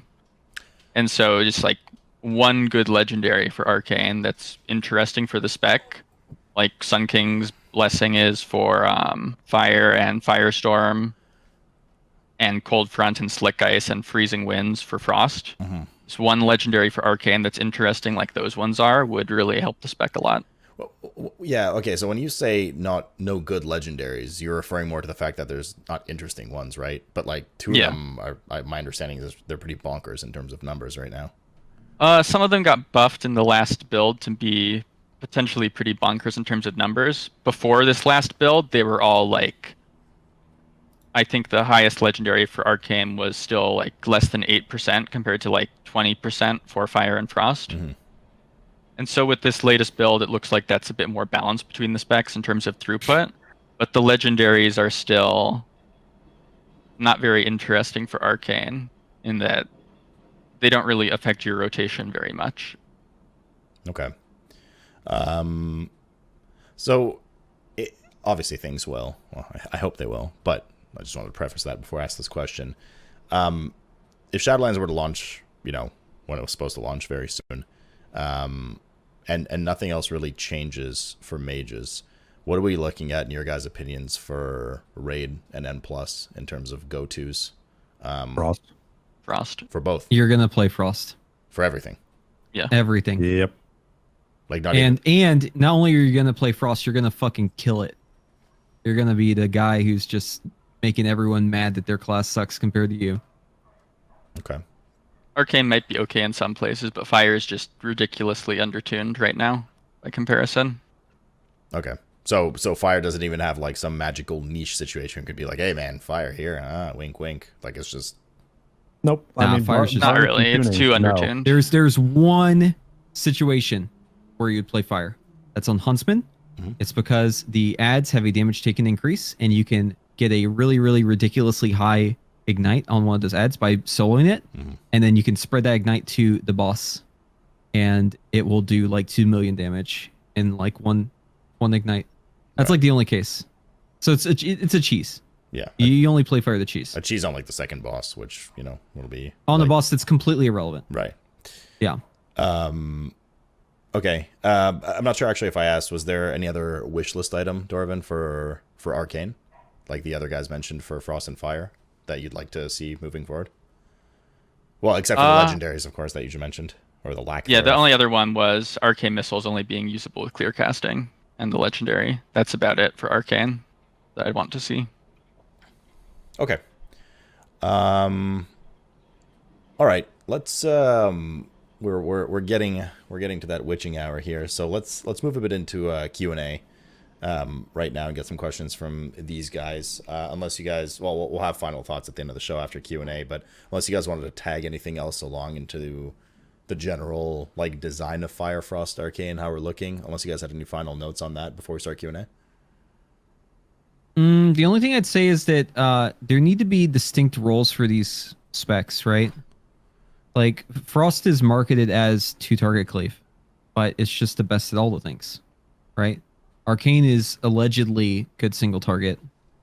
That's really all it does. You're supposed to be able to convert mana into damage. That's not historically been true. If Arcane is going to be the damage spec, it needs to at least have the best burst, like single target, and it doesn't. It's not even close. In Fire, if it's going to be, its typical niche, which is just cleaving a bunch of targets, well, it's also just overshadowed by Frost. So, I mean, ultimately, it's a problem of tuning, but I feel like the problem with Mage is that we always end up at this same problem over and over again. Everything gets out of whack because of tuning. You cannot have these specified niches for each spell, or sorry, for each spec, because the tuning is always so much different than the reality of it, right? That the class that's the best 2-target cleave ends up being the best cleaver, right? Or the best cleave class ends up being the best single target. Mm-hmm. So I just feel like we've like really lost our way in the way that tuning is done nowadays. We've lost the Mage way. Not just for Mage, it's for everyone. It's like Mhm. there's like these defined roles that used to be like each spec used to have like a place it fit into, and now things just go untuned for like months and months and months. Like I mentioned before, Fire has Expansions. no business being this strong on Nyalota. Yeah. Fire could literally be nerfed by 30% and you would still stack mages right now. Like it is so unbelievably broken, especially in a cleave tier, right? Where like everything is cleave. And it's crazy to me that they allow stuff like mages and warlocks to be like this, right? Like I'm even critical of it as a mage. Like I don't like the fact that it's that way. It's still bad tuning. Yeah, no, it's that's something we've talked about once in a while around here. I mean, you can be, there's a difference between being critical and like being an asshole about things, right? Like telling them they're idiots and things like that. That doesn't mean you always have to agree with their decisions and be critical. And certainly a pretty big stain right now is just balance and tuning, and a lot of people are worried about it moving into Shadowlands because of a lot of historical evidence behind it, right? Things that just go untuned for ages, in my world of tanking, right? Like Prot Warrior starting in 8.1. Tanking and healing's even worse. Yeah. So, I mean, why do you guys, like memes aside, obviously, what in your guys' opinions, like why do we have these situations where classes run rampant for months at a time, for patches at a time, completely under or over tuned? I'm not talking like that 5% range that's kind of like, acceptable. I'm talking just like light years ahead or behind other specs. Do you think they just don't have the manpower behind it to keep dealing with this? Or I felt like they added in the spec auras to fix this problem, and then they just didn't use them. You know what I mean? Like, wasn't that the whole like selling point of the spec auras, so that they could constantly do things over time? But then they just never use them. They've been And all that actively happens getting rid now of is them too. yeah, now they're just removing them, and it's weird to me. I don't know. If you want my honest opinion, Sure. it's because we're all addicted to this game, and we're not going to stop playing. They know that. Doesn't matter. We're going to keep playing World of Warcraft. So you think I will. So you think they I slack? personally will keep playing no matter how bad it gets. So Sure. But so you think they slack on balance and changes because they know they can get away with it? I don't think it's on like an individual level. I don't think like individuals think that way. I think the people working at Blizzard probably want the game to be as best as it possibly could be, right? Like I'm sure that like the people who are actually designing stuff actually care. I think it's more of a slack on the part of the people who are allocating where time gets spent, or like how many people are assigned to each class, right? Okay. So it's more of like a maybe like higher up in the chain of command that like these decisions are being made, and then probably people downstream are just like, well, shit, now we have to work with it, right? This is why we end up in situations where, you know, expansions have to get delayed because the expectation is not in line with the reality, right? And I think that ultimately it comes down to just what's actually important, right? Does balance actually drive people to unsubscribe? That's the real question. If the answer to that question is no, then expect balance to not really matter in the scheme of what the developers care about. So you think it's I don't want to use the word misallocation then. You think it's an allocation of resource issue? It could be.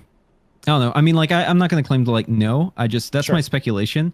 Just because, like, to me, it's, like, such a big issue, right?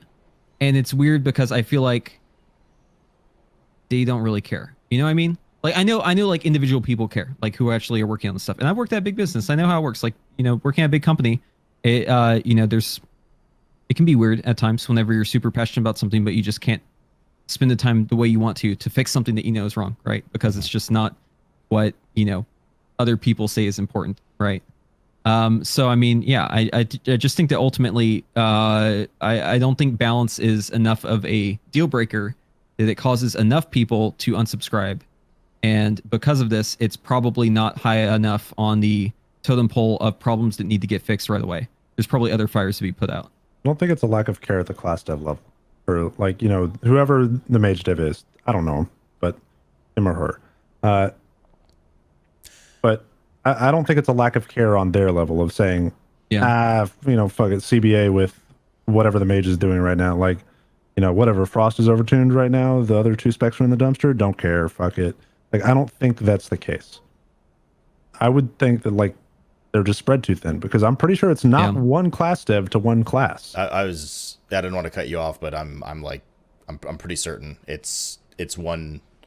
It's not even like it's like a small team tackling it all. You know what I mean? Yeah, they're probably doing their best, honestly. Like, they're probably doing a fucking bang up job, and we just don't even know it, because like the allocation of resources, human resources, to get these problems solved is just not where it should be. Right? There's not enough money being put in the right place. So whoever's doing the job is probably doing great. You know, it's just we don't see the results of it. Like, I'm pretty sure the mage class dev is also the monk class dev. Like, they're just spread too thin. They have one person handling probably like 2, 3, 4 classes at a time, and they're just spread too thin. And they don't have time to go play all these and be like, okay, here's how it works. Here's why this specific interaction sucks. Here's why they're undertuned, or here's how this system is affecting them. Because like, they're just spread too thin, and they would need to hire more, and that would be a lack of care from the higher ups at Blizzard to be like, they're good with a team of 3 for all the classes and specs of World of Warcraft. Yeah, but I mean, as long as they're making money, though, like technically they're still making the right choice. You know what I mean? Like, because all of our concerns are all just like, you know, it doesn't affect their bottom line. It doesn't seem like it might, but it, like, in short term, it doesn't seem to. So. Okay, interesting. Dorovon, any thoughts? I don't think I have anything to add really on that. Okay. Yeah, I mean, it's always an interesting topic, and that's why it's like, I don't think slinging like irritation or calling class devs idiots or whatever, like I think the frustration's put in the wrong spot there, you know what I mean? Yeah. Because I agree with what you're saying, Preheat. Like, they're probably, or with both, or all you guys, like, they're probably just doing the best they can, right? With the resources and the time and everything that they have. So, at some point, somewhere, right, they probably have some kind of info that says X% of our players care about balance. Mainly, let's say, more in the hardcore crowd. That's not a very high demographic for our profits, who cares, right? Who knows, some kind of Activision higher up or something like that. Doesn't matter where it is, but is what it is. I mean, all we can really do is kind of just give feedback and Yeah. fingers So let's crossed. For all we know- so Bobby Kotick can get an extra $1 million on that bonus, baby. Yes, yes, sir.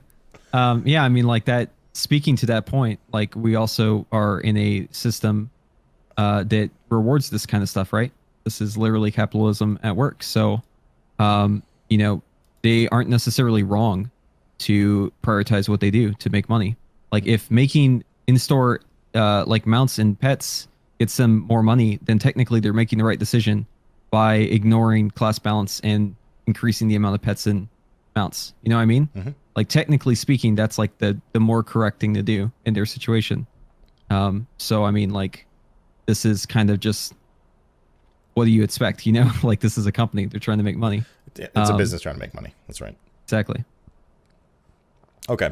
On a more lighthearted note, let's go to that Q&A that I mentioned like 15 minutes ago. So I'll just throw these out, and whoever wants to tackle it, you know, feel free. Or like if you all want to comment on it, whatever. We'll just get through these. Remember, chat, anything we talked about earlier in the show, I'm not going to ask again because, well, it's a waste of time. You can check the VOD, check the YouTube, etc. Nonetheless, let's get started here. First one was, what solution would you guys then suggest for fire? Wait, let me reread that. What solution would they suggest for the fire spreading? I assume ignite spreading. I mean, I think we talked about it. Is either revert it to auto or reduce the number of interactions that Phoenix Flames has. And I think they'd also need to make it happen more frequently. Otherwise, like the uptime on Ignite isn't high enough to make Mastery a good stat on AoE. What I would like to see is, I don't know like who originally thought of this idea, but I think it's a really good one.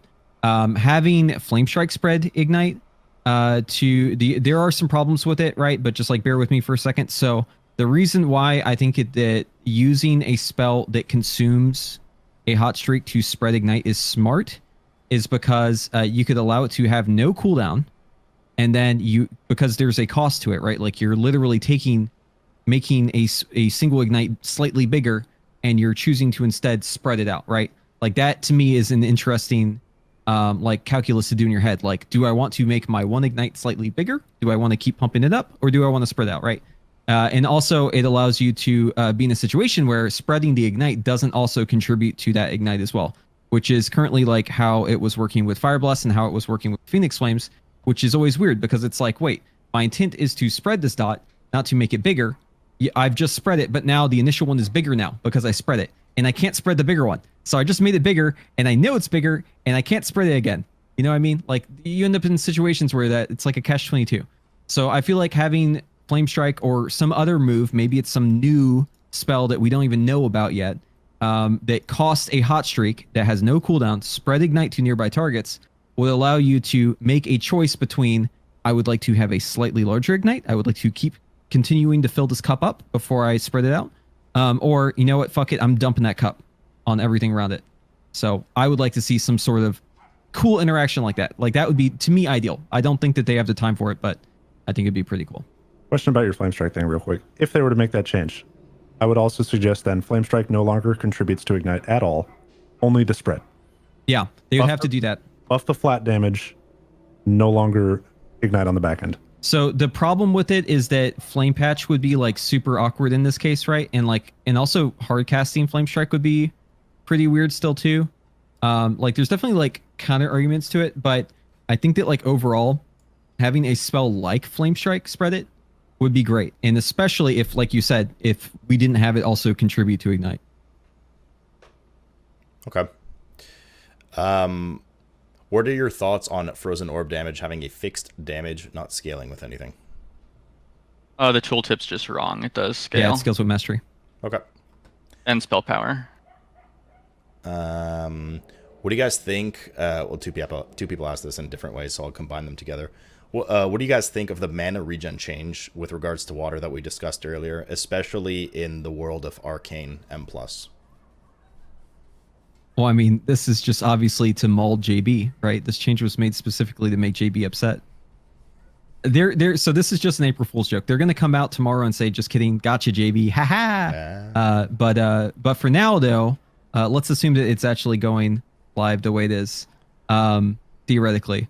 Yeah, so this is just a terrible change, and slowing down groups in Mythic Plus by making them drink water is really probably the worst way of slowing down the Mythic Plus group. If your intent is to slow down people who are going too fast, making them take longer drinking is not really helping, and it especially is not helping your healers. Your healers are going to be very upset with you if you go through this change. I'm gonna play devil's advocate here and say they should get rid of Fish Feast entirely and make you spend 10 seconds getting a food buff every time you fail a trash pack in Mythic Plus. I do hate how Fish Feast give you. There's like the OCD side of me. I hate that Fish Feast doesn't give you the ideal food buff, and it really tilts me every time. But for real devil's advocate, I can't imagine that this isn't a PvE suffers from PvP oriented change. Yeah. With this. 100%. Yeah. It's so weird too, because literally Blizzard, you have all the knobs. You can literally independently adjust PvP. It's a different game that's layered on top of this game. Just do it in there. Like, keep it in your fucking lane. They might have to make a different item or like drinking spell or something for PvP at that point, because this is kind of a complicated change, but they could still probably get it to work. Yeah. Did one of the 3 specs get hit harder by capping potency conduits at 2 instead of 3?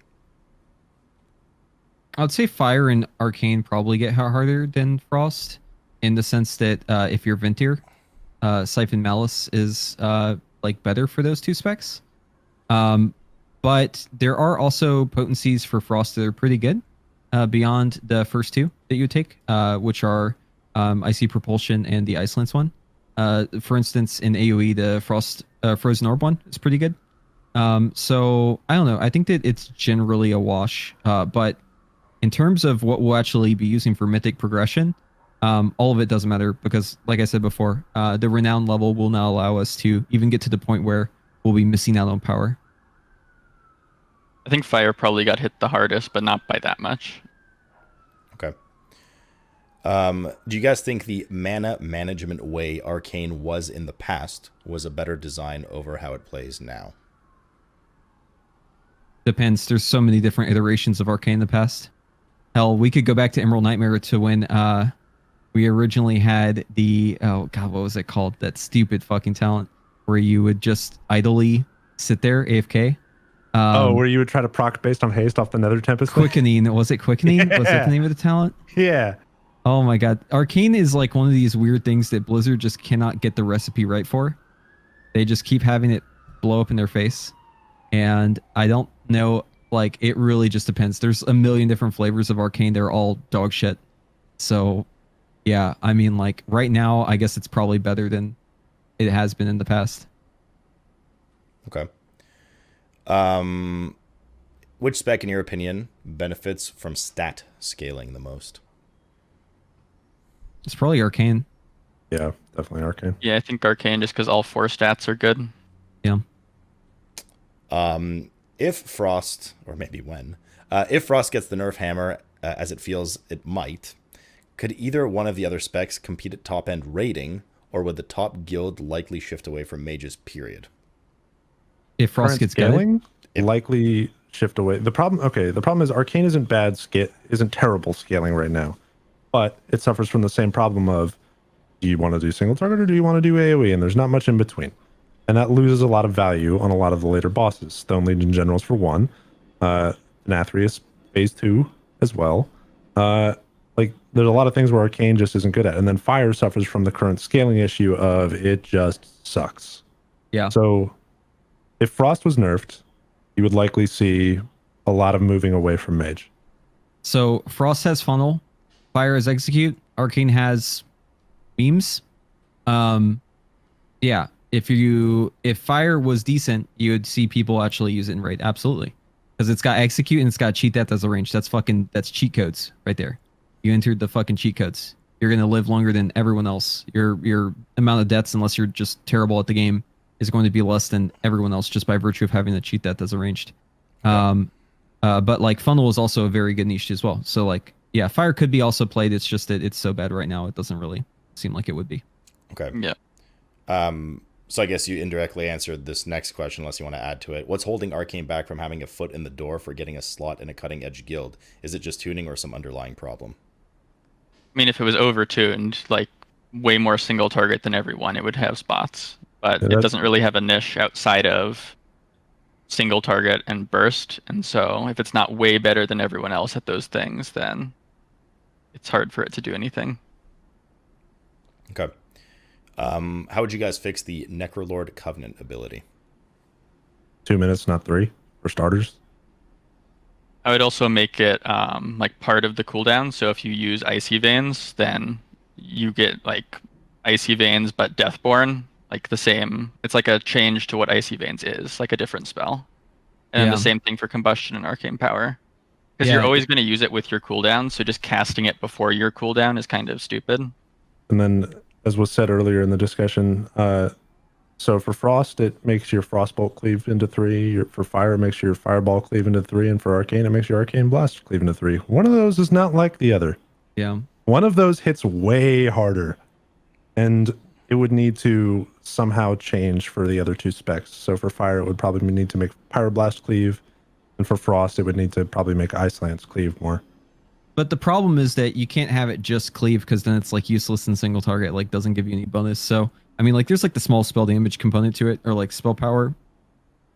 But I think ultimately though, just having it have like some sort of weird interaction with your cooldown would be pretty fun, right? Yeah, just some special thing for each spec, kind of like what they did with Mirrors of Torment, where each spec gets its own thing with it.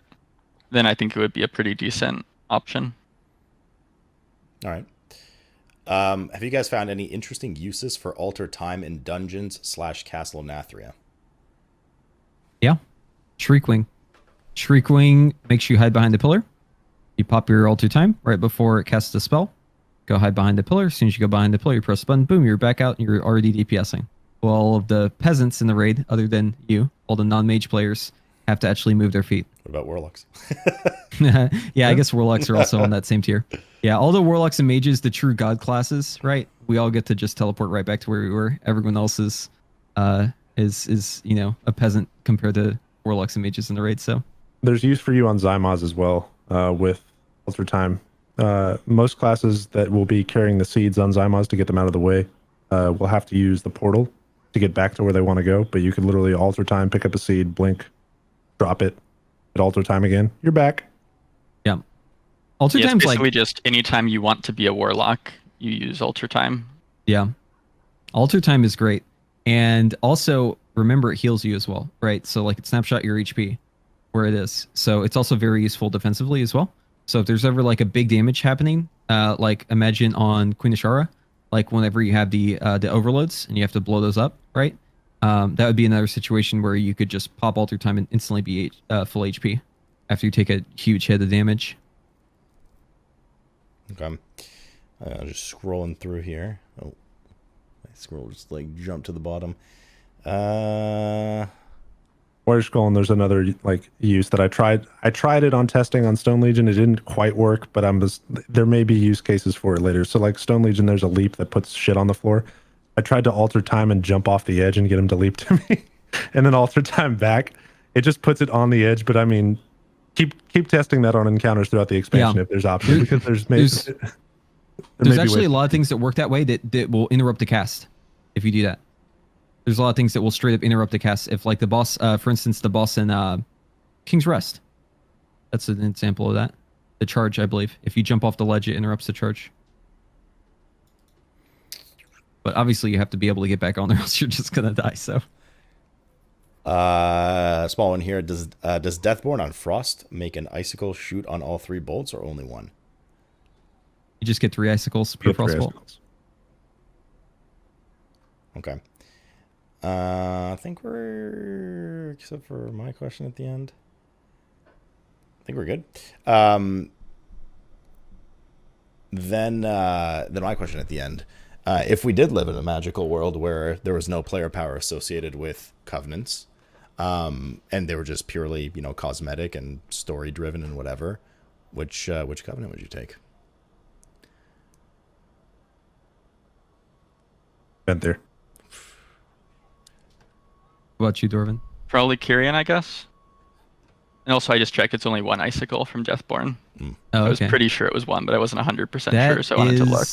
Even more cringe. Was that changed? I don't think it was ever changed. Unless it recently was changed to 3, but I don't think so.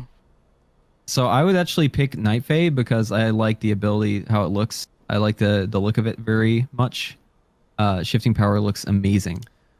And being a little spirit animal is pretty cool. I think it's lame that they give everyone blink, even though it's like a small blink. Kind of pisses me off as a mage. As a mage. Yeah. But you know what? If they fix blink because of this, then I'm okay with it. But they're never gonna fix blink. Blink has been broken for 15 years. It's never gonna be Pebbles fixed. are the biggest obstacles in the world. Dude, even without pebbles, Blink with that's the what? weirdest thing. Oh, like getting stuck on an object? Blink just like intermittently travel sends you nowhere. Right. And okay. like usually it's like the culprit's like a pebble or like a twig or like someone like sneezed and like a single germ is in your path. Like different levels on the floor. Yeah, but like sometimes it's like a completely flat ground and you still blink in place and it's just enraging. Like I think it happens in Zanesh's room. Yeah, like you know how Zanesh's has room, the floor has those little indents, but your character doesn't like it doesn't actually affect your character, but somehow it affects blink. Yeah. Yeah, blink has been like a bugged ability since vanilla and it's literally they have never fixed it. It's just still bugged. Probably because they're using the same code on it since vanilla. I think they probably are. Yeah. Wow, not a single one of you are going for Chad Raxus. Interesting. Yeah. I mean, it's vanilla cool. code. You want to talk about the PI arcane power thing? Oh yeah, that's a funny bug. Oh yeah. Vanilla code. If you have a priest cast power infusion on you and use arcane power, it dispels the power infusion. Since Like- in vanilla you couldn't have both together. Like on beta right now, it does that. Yes, on beta right now. If you do the other order, arcane power first and then get power infusion, it's fine and it works. But if they give it to you first and you use arcane power, you lose the buff. This is literally how it works on Classic. If you log into Classic right now and you try to use both, they're kind of at odds with each other in Classic, so it makes sense for one to cancel out the other. But we've changed what the spells do over the years. Huh. The interaction's still there though. They just copy pasted the old code, I'm sure. Okay. And that's been known how long now? Pretty much all of beta. Oh boy. Well, at least we can't say the whole 1 month release meme anymore. It's just question mark release meme now. All right, guys, we've gone through all the Q&A. We've gone through everything. We always end this show with a final thought from each of you. Could be anything you'd like, addressed to the devs, addressed to the Mage community, just thoughts, wish list. We already kind of did wish list stuff, but whatever is on your mind. Could be non-Mage related, by the way. It doesn't have to be good comments about like Conduit CD for all I care. But final thoughts nonetheless. Preheat. Free covenants, make covenant swappable. Seriously, this is going to cause your expansion to not be as good as it could be. Allow us to swap covenants. Don't say, oh well, technically you can swap and then have it be restrictive still, or have it reset your renown, or have some sort of lockout if you're trying to return to the covenant you came from. Just allow us to swap it. Literally, if you go to Wowhead and you go to the talent calculator, you scroll down to the bottom. If you're looking at your talents, you can see that you can choose your covenant ability there at the bottom. This is how the design should work. It should just be in addition to your talents. Player power should not be coupled with covenants. This is not an RPG. This is not 2004. This is not some single player game, right? We're playing with other people. The meta in MMOs is to be competitive. You have a team that you need to, play with, and you shouldn't be tying these things to covenants because you're effectively cutting off 3/4 of the game for everyone. Because you're locked down into this covenant. So don't do that. Big mistake. Okay. Your war is bigger on covenants than conduits? Man, I'm like the opposite. I think conduits are covenants are my number one enemy. Yeah, okay. Yeah. Especially because they've been like, for the mages specifically, fair. The covenants have been watered down more than the conduits have. The conduits still have an immense amount of power scaling for us. The covenants themselves almost offer nothing, and that's because, well, we can't swap them, so they all have to like be brought down to a level where they suck. Mm-hmm. It's just like bring them back up to a level where they're good. Just let us play with it. Okay, fair. I mean, not that I disagree with you, but I have a bigger war with conduits the way it is than covenants. Don't get me wrong, conduits are a problem too. Mm-hmm. They're absolutely a problem, and you absolutely should have a separate page per spec, 100%. But I still have more of a problem with these. No, I think we're both on the same page. Just yeah. Dorovon? I generally agree with what Preheat said. In addition, even though we've mentioned it already, the one change in particular I think would be really good is the charge-based cooldown for Flurry. Yeah. Big mood on that. It's so easy to fix Frost, I'm telling you. Just make Flurry have a charge. Change the mastery. Okay. Ta-da. It's like 100 times better than it's right now. It's crazy that Frost is in the best place of all 3 specs, and it's also like, if you were to list the complaints of it, it would be the easiest spec by far to just like fix and be like, all right, here's everything that you wanted. Yeah. Fair. And BJ? Pretty much just echoing what Preheat said. It's just that they've done an amazing job so far, I think, on this beta of being at least communicative with the player base of the changes that they're making. They've made a ton of positive ones, but it just seems like they're still stuck in like a halfway compromise change of like we really wanted to make the system this way, but we'll cave a little bit. I just don't understand it. Like, I wish they would just go all the way with allowing players to freely choose what they wanted to do. You know, like Preheat was saying, it's not an RPG. It's really not. It's an MMO. We're playing with friends. The competitive scene matters. We should be able to, like, anything that ties to player power should be able to be swapped without hindrance. You know what's funny is on the competitive note, I think actually affects us less than the average player, because like for you and I, BJ, and Dorovon as well, like we're going to be doing progression for maybe a couple weeks, right? Yeah. Like maybe BJ and I will be doing like 2 weeks over in BDG. BDGG, you'll probably be doing like 3 or like 2.5. It probably should still be 2, I think. Round 2, yeah. So I mean, think about it this way, right? If you're doing only that many weeks of raid, that means you only have to be in your raid perfect covenant for that many weeks, and then after that you're in farm and it doesn't matter and you can just play whatever you want, right? So I would argue that for us it probably actually matters less than the average player. But for the average player who, let's say they're in the CE guild and they kill bosses months after it comes out, maybe even they kill it a couple months before the new patch, right? They're in basically a situation where they're locked into their raid required covenant for basically the entire time they're playing. So this is why whenever people make the argument that it's only the 1% who cares about this, I would say it actually impacts us probably less than most. I mean, devil's advocate, if you're playing at that level, more like a semi-hardcore casual level, do you even really care if you're in the correct covenant for raiding, right? The question is, should you care? So I don't think you should, but they do. Everyone who I've ever coached did the island grind. Mm-hmm. All right, now this actually like makes a chill run down my spine, because I'm like, why are you and your World 2000 guild doing this work that is like literally min-maxing for world first progression? Why are you doing this? The answer is simple. It's because MMOs have this culture of following the meta, right? Everyone does what the most progressed guilds are doing. Everyone's trying to min-max in every way possible. Information is all readily available. Everyone has all the information available, trying to be the best. And that's, honestly, that's fine. Like, I'm not criticizing that. I'm just saying that there is a downstream effect in World of Warcraft, and people play this game very differently than they did originally. Just look at Classic, for example, right? With world buffs and how people are so serious about that stuff. The content's easy. You don't need world buffs to do it. Why do guilds do all these world buff runs and stuff? Well, that's just because this is the culture of MMOs, right? And I think that you are going to have an easier time changing maybe aspects of the game to fit that culture, as opposed to trying to fix that culture. You will never fix it. It's not going to happen.